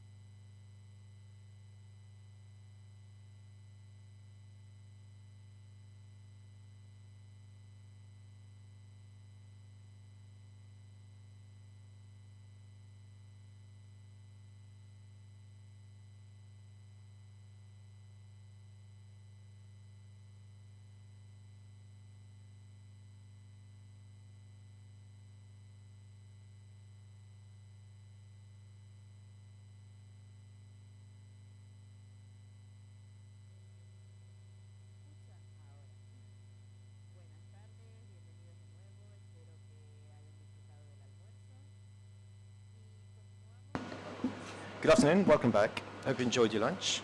We're going to have a final session before we head off on our field visit. Next speaker is David Mora, who is the National Technical Manager of the Termite Department at Anti-Semitic Spain. David Mora has been working on the study and control of termites for 30 years now. They've applied treatments to eradicate termites of the genus Reticulitermes in various different towns across Spain. He's published many books, and in fact they're full of all kinds of graphic materials and images. For 7 years he's been involved in a program to monitor and control species in the Caribbean. He's going to talk to us now about the management of Coptotermes, Heterotermes and Nocititermes in a large area of Jamaica.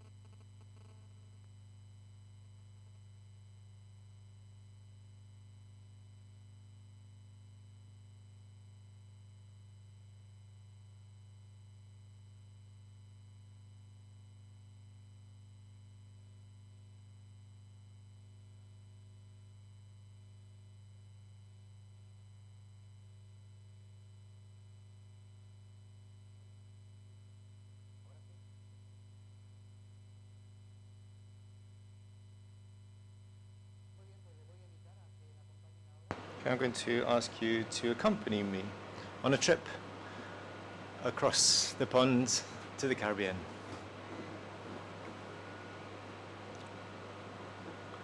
I'm not just here to share knowledge, to transfer knowledge, but I'm going to talk to you about an experience. In fact, many technical experts accompanied me on this trip, and therefore we're going to talk about our experience of Jamaica. And we went to Montego Bay to eliminate a huge colony of termites. So going back in 2016, a major tourism complex in Montego Bay got in touch with us. In fact, they've been trying to do something about a problem with termites. They'd used chemical barriers, but the problem is that there was ever more damage being caused to this resort. So the chemical barriers were quite simply not being effective. So they came to us, and we joined the project in 2020. And we said, of course, happy to help. We have wide-ranging experience of the elimination of termite colonies in towns in Spain.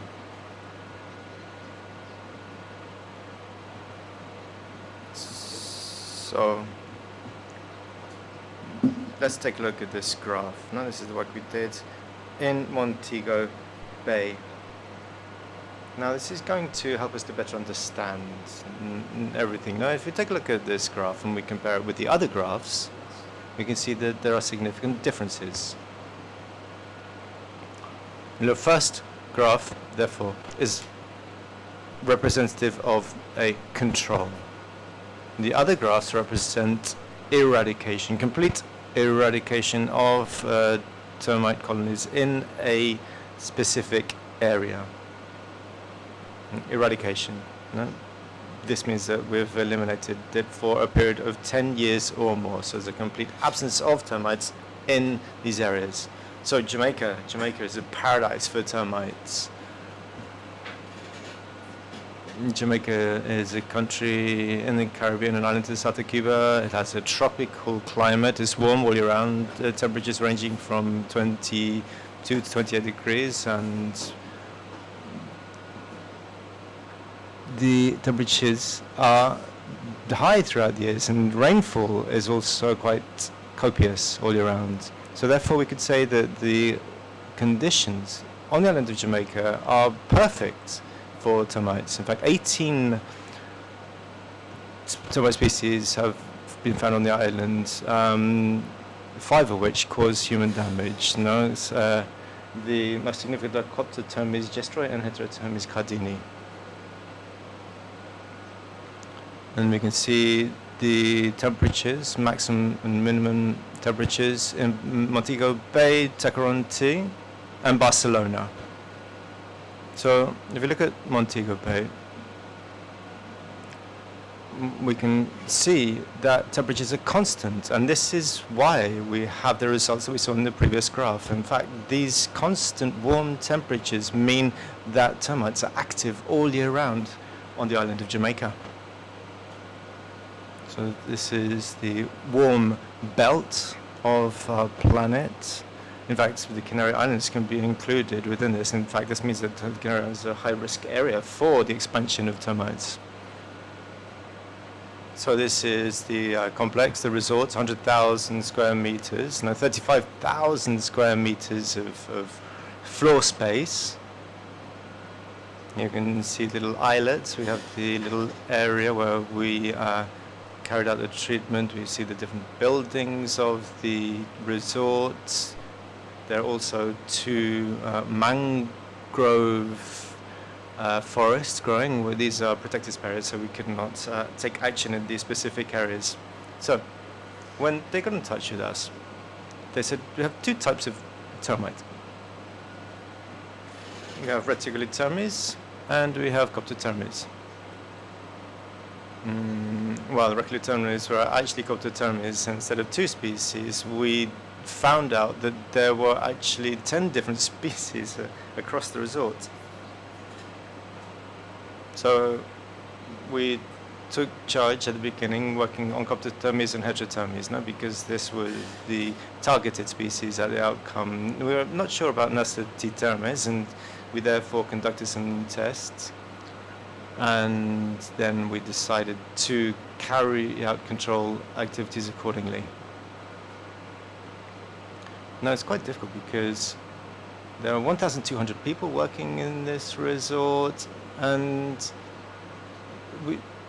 to explain to our customers that not all termites are going to be causing problems is quite difficult. No, we have to say that there are Heterotermes or Coptotermes or specific species. Now we need to be able to explain the specific differences to customers. It's quite difficult. Next, the baiting system. This is Requiem with chlorofluorozone as its active constituent. No? You can see it here, and you can see on the right-hand side the 23 countries that are currently using Requiem termite bait with more or less success. And this is to eliminate Coptotermes, which is the most widespread species on this planet. So we had to register it because it's not yet a registered product for use in that country. We registered, and then we could begin to use it. These are the wall stations. We use this, we attach it to the walls, or we use a grating system as well. And we have the different bait stations here, and we were using wood, and then we replaced the wood with sackcloth, about 120 grams of bait. And we introduced the bait system into the grounds, and here we can see the inside of this sackcloth. This is a video that we made in August this year, and they survive pretty well. We're talking about the period of about 12 months here, and you can see that they have been able to survive this intervening period.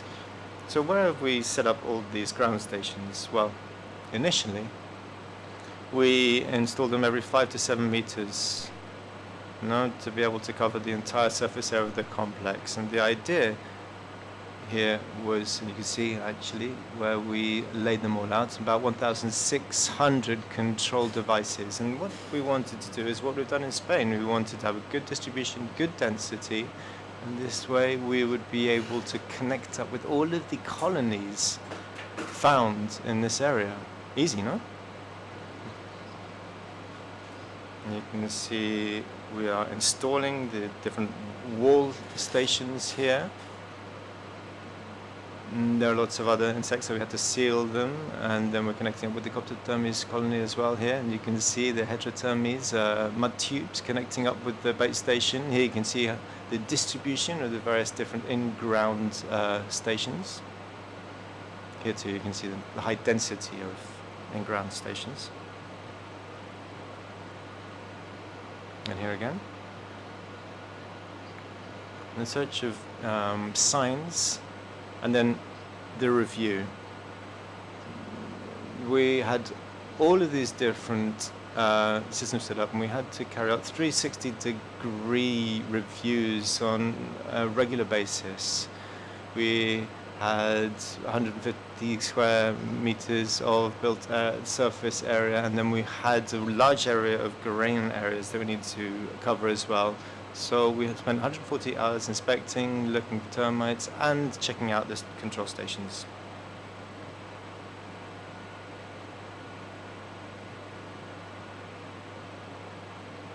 And it's 65,000 square meters of green areas and 175,000 square meters of built area. And we used a sonar system here, no? Basically, when they use their mandibles to break through the fiber of the wood, we can hear them with this sophisticated sonar system. In fact, we can hear it now if we listen.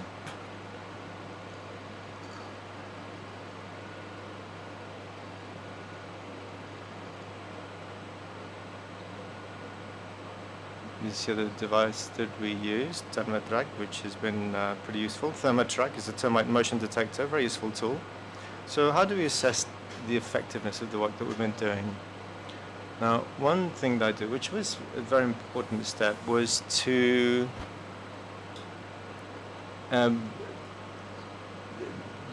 break down these mud tubes. There are hundreds of them, every few centimeters we had to break into them. We had high humidity levels, and therefore we had to track the termite activity through a monitoring system. We broke into these little mud tubes, and then we saw later if they rebuilt those mud tubes. A simple way of tracking termite activity.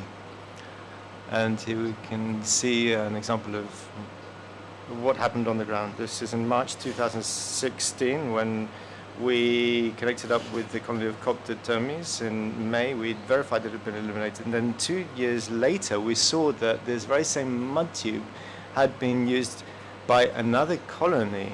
No, but this was not Coptotermes. We're talking about Heterotermes in this case, so by different species of termite.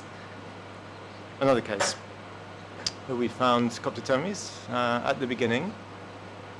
And in May 2018, we found Heterotermes. And then once again we found Coptotermes. No, this is to give an idea of the huge number of colonies found in the area. We were eliminating colonies, but there are so many of them that they reused the mud tubes. In fact, it's very handy for us because the bait stations have already been fixed to the wall, so we could therefore recycle them and reuse them. This is also quite interesting, you know? After 2 years of non-activity, after eliminating a colony, we found that a new colony was using the heads of the soldiers of the eliminated colony to rebuild the mud tubes.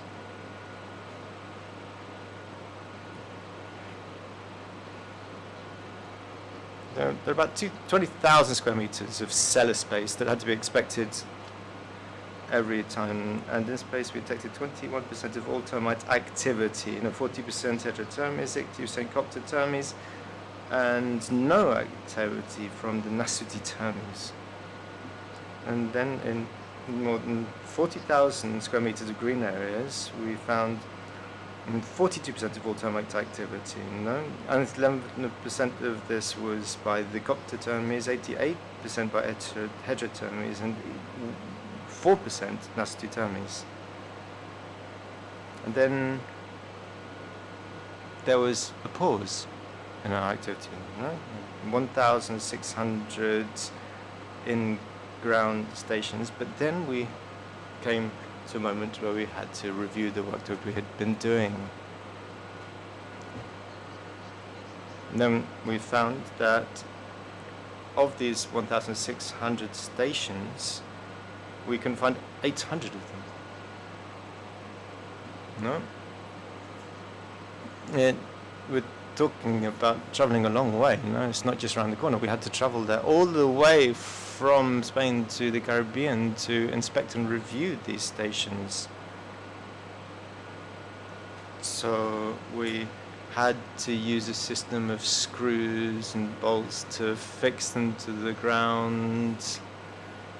But I think the installation of the equipment was not done as thoroughly as it could have been. And also they have a machine that they use to perforate the ground for irrigation purposes, and then when we even found these bait stations, we found that they've been completely broken because of the work that had been done by the local employees. So this was a problem for us.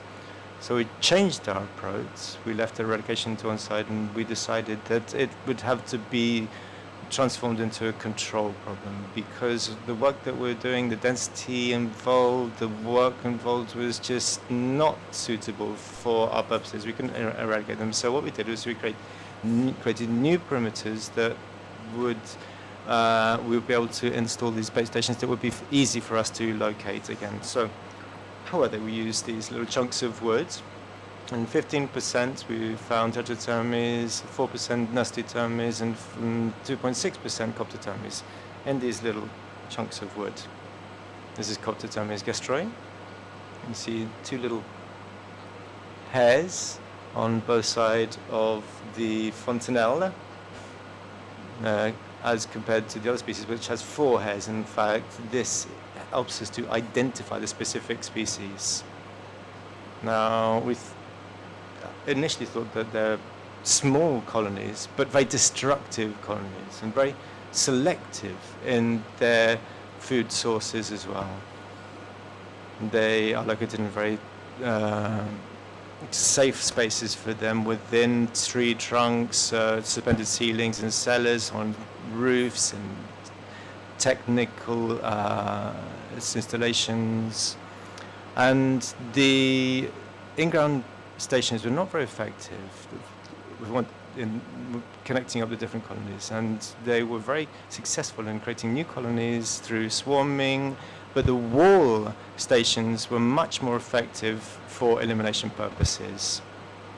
So this is the work we're doing. We cut open a wood, we looked inside the trunk of the wood, and we found a nest there. We treated it around, there was no activity there. And there were signs here of the fact that a nest was there. This is an above ground termite mound that we found, and when they're very small termite nests, there is no branching out at all because they've not been able to grow, and it's lucky that we would be able to locate it at this time. But we thought it was actually more than 5 years old, no? Because of the size of the queen within that colony. Here, in this particular space, during the initial implementation, we found that there was a nest of coptotermes after 4 years. The first year we didn't find any signs of it. The second year we didn't find any signs of termites. Where were these termites then? In the trees, perhaps? And we did find termites in the trees. So at this moment we could use bait, apply it, put it inside the trees, and then we could eliminate the termites. So this therefore is a way for us to be able to identify whether or not there are termites within the tree trunks. No? By looking at tree trunks, we can see them on the walls here. And this is when we checked one of our bait stations on a wall. This is 5 days after having placed the bait there. Now, this is a block of bait that enabled us to control the termite population here. There's something that we're concerned about at the beginning, that we're placing bait every month and we're finding dead termites in the woods. And we thought this could be a problem because there might be rejection of this bait by the colony, but we saw that this was not the case. If there had been a rejection, then they would have already consumed the lethal dose required. Here are the mites, the acaridae, that feed on the termites. They don't move around. In fact, mobility is achieved through the termites. No, they don't move from one place to another. They use the termites to hitch a ride to new locations.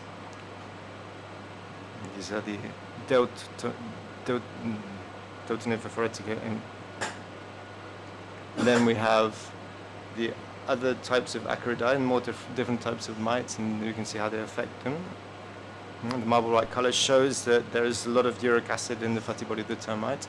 And in Spain, we have seen that these particular insects are found before the collapse of a colony because they feed on the bodies of the termites. Now, thanks to the action of the baits. So this is a sign. So, some points here. They are scattered colonies. They move swiftly, randomly in all directions. They are very successful in creating new colonies. After swarming, it is easy to connect up between the two. In fact, using wall-based stations that are placed outside, we can connect up with them. In fact, in the presentation by Mr. Su this morning, we saw the fact that there was information about this, and this, in fact, changed my approach, having seen the work that he'd done. And if we look at the distances involved, we have to understand that we're talking about this many meters or that many meters, 50 meters, 20 meters, and if we do understand the distances involved, this is going to enable us to understand that if the colonies connect up, they're going to create some kind of mega colony, and therefore the bait doesn't work when we don't have connected up colonies, but if they are connected up, the bait is going to work. And you can see the wall-based stations here. And when we place it horizontally, they do it randomly, but when we do it vertically, they move up and down, which is also quite an interesting factor. This is a check that we conducted recently. We saw that the tubes had been broken. We didn't break these because this is a very inaccessible spot. We began to worry. We thought, who is breaking these wall tubes? I think that it's interfering with the transmission of the bait from one place to another. So we took a closer look and we found the responsible party. Look at the photo on the right-hand side. It was cockroaches. These American cockroaches that were breaking these mud tubes. And sometimes they waited for a termite to pass by to then move in.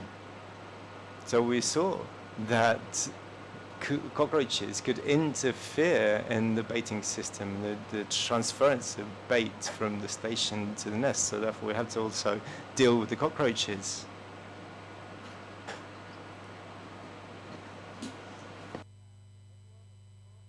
Here are the other channels we found. The picture in the middle. The central image corresponds to an aerial colony without contact with the ground. And the only connection we had was that one. Here we thought that the bait stations weren't working that well, so we started to leave those baits on the ground because there was no access for people outside to reach those places, and it worked quite well. We saw that both heterotermes and coptotermes were going to those.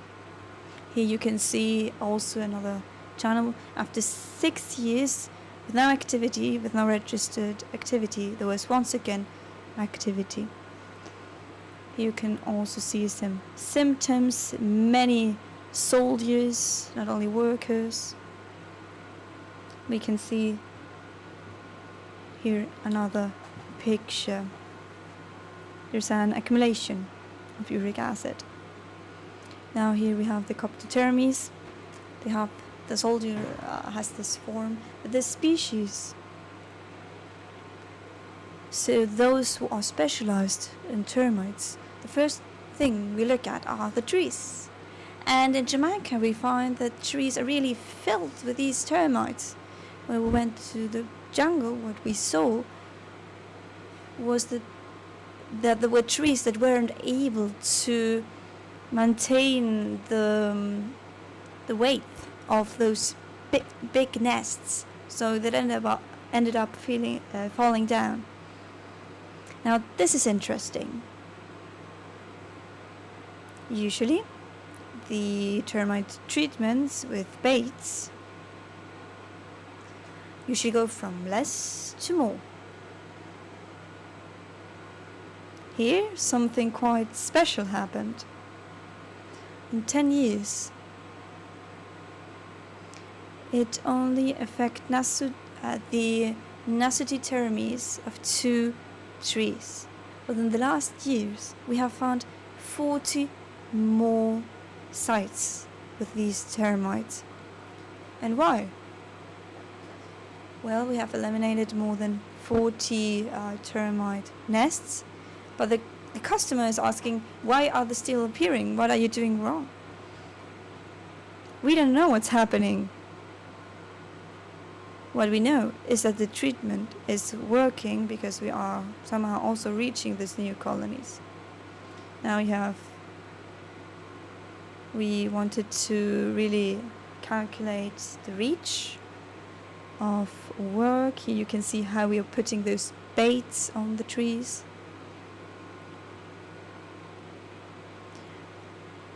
The good thing about this is that we can put it also at a greater height, so it will be closer to the nest. Here you can see where we have found 1.5% of the whole termite activity. 97% Coptotermes, 2% Heterotermes, 9% the Nasutitermes. Here you can also see the effects of the bait. The truth is it will be needing more time with the Coptic or the Hetero, sometimes requiring about 10 or 12 months of consumption.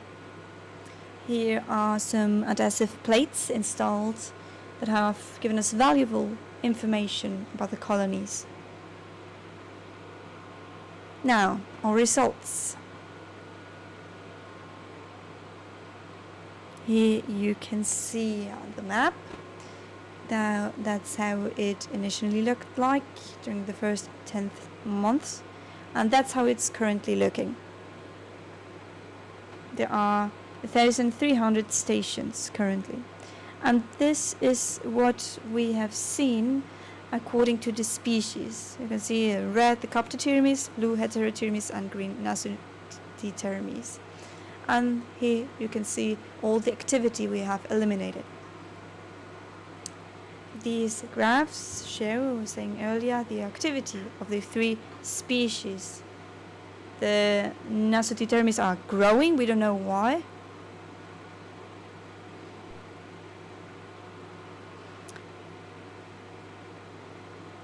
Now, regarding the distribution of the baits, we know what we're trying to do is to connect with colonies who might have formed 3 or 4 years ago.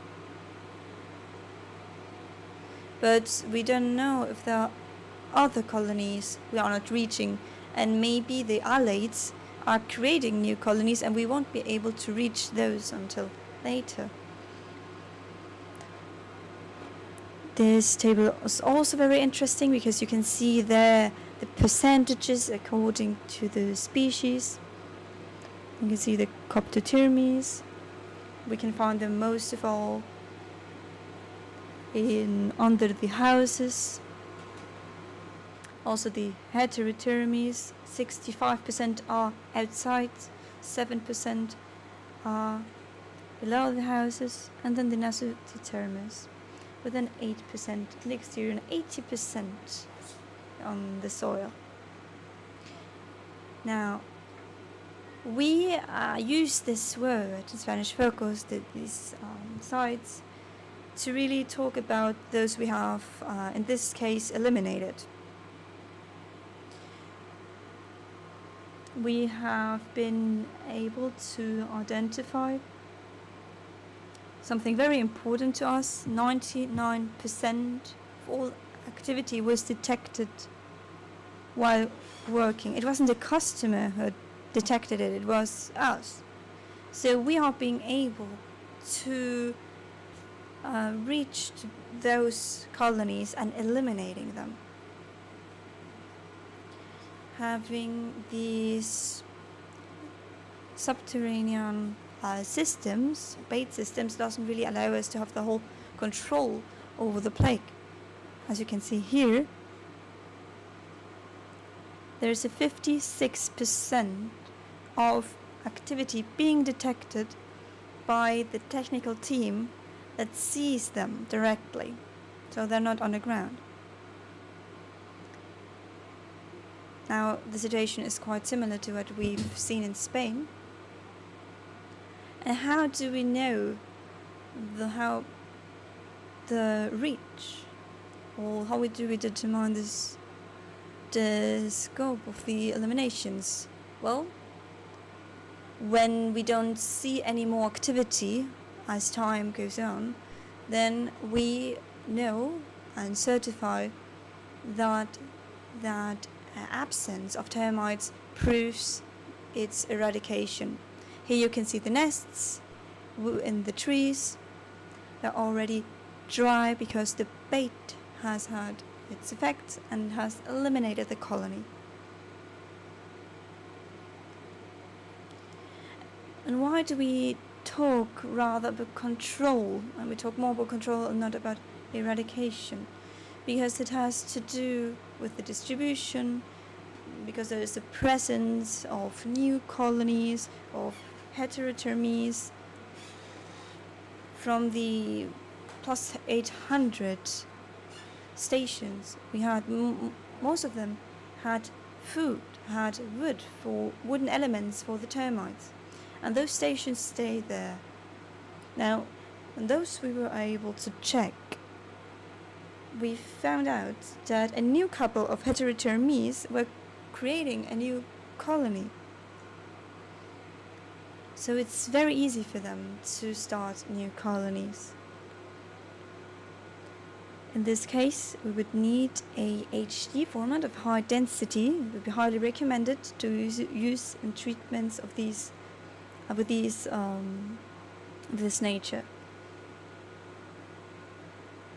Something else that's very important is that we need not only to have those bait stations, but also qualified staff. There are also customers who continue reaching out to us and stay in touch with us because they know that we stopped going there. In a few years, the situation will be as it was in the past. It will revert back. So, in conclusion, the bait system has shown to be effective, with an excellent alternative to chemical barriers for termite control in Jamaica, as it achieves, or it completes the elimination of coptotermes, heterothermies, and nasotitermes colonies. Here you have the team. That's our team at Anticimex, and now I want to share a video.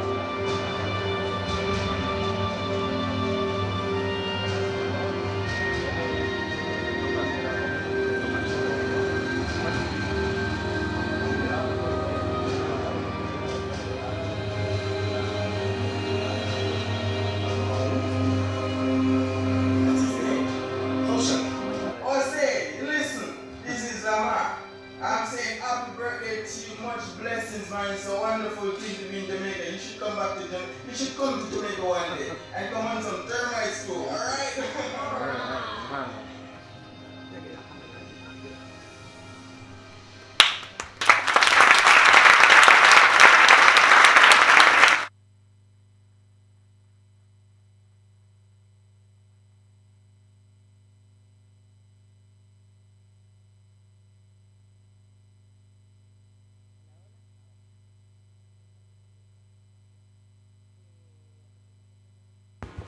Thank you, David, for that presentation. Now we have a few minutes for questions. So please raise your hand if you want to ask a question.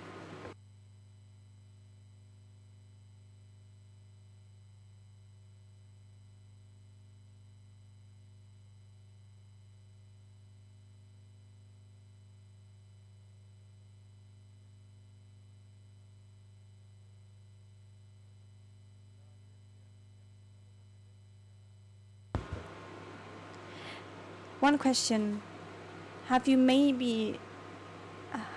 grown because you have had, have the necessity termite colonies grown because you've eliminated the other ones? It could be. Usually the new colonies are created by alates, so that should be the main factor. But yes, we have also thought and considered that theory.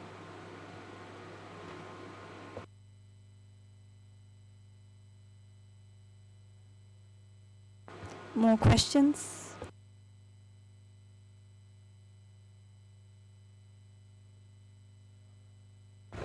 Congratulations for that great presentation.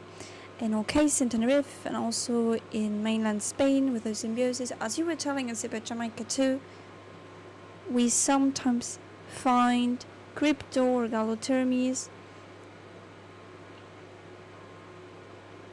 Do we find them also here? Yes, we have found them on wood, 2 to 3 species here. Now, using this type of channel is something only found with one species.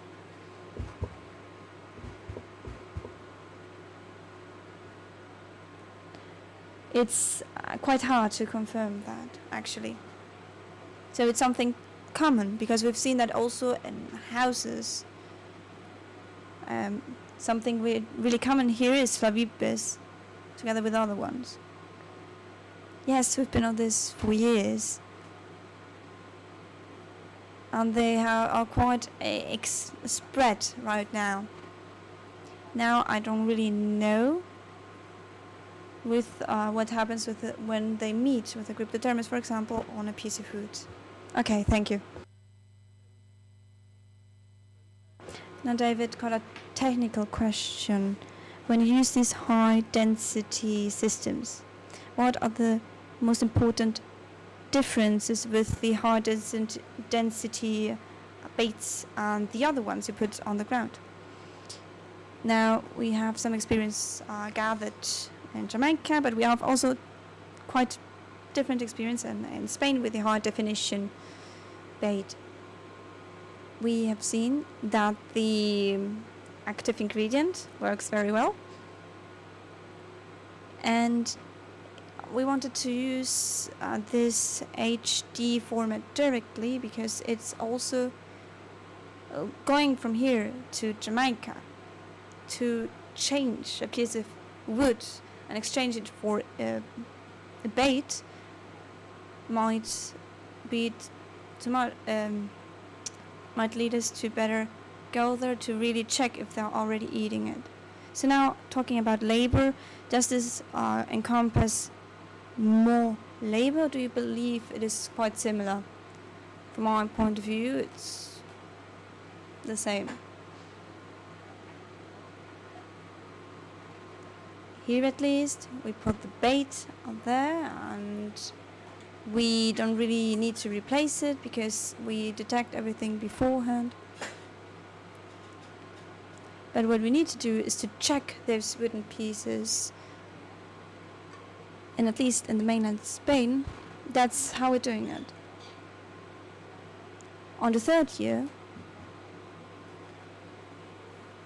we have seen that another colony visited and also got consumed that bait. But usually this is the format we use. Thank you, David. Thank you, everyone, and to all the participants. And thank you, too, to those who are watching online and are asking their questions through the platform. We haven't been able to answer your questions, but we will do so tomorrow. Now, we need to go somewhere else to the field visit, and we have sent out an email with the exact location. Have you received that email? Do you know where we're going exactly? Yes? Okay. Then this is the end of today's session, and tomorrow we will be meeting again. Those of you who are coming with us to the visit, and Yama because the lights, the sun will set soon. Thank you.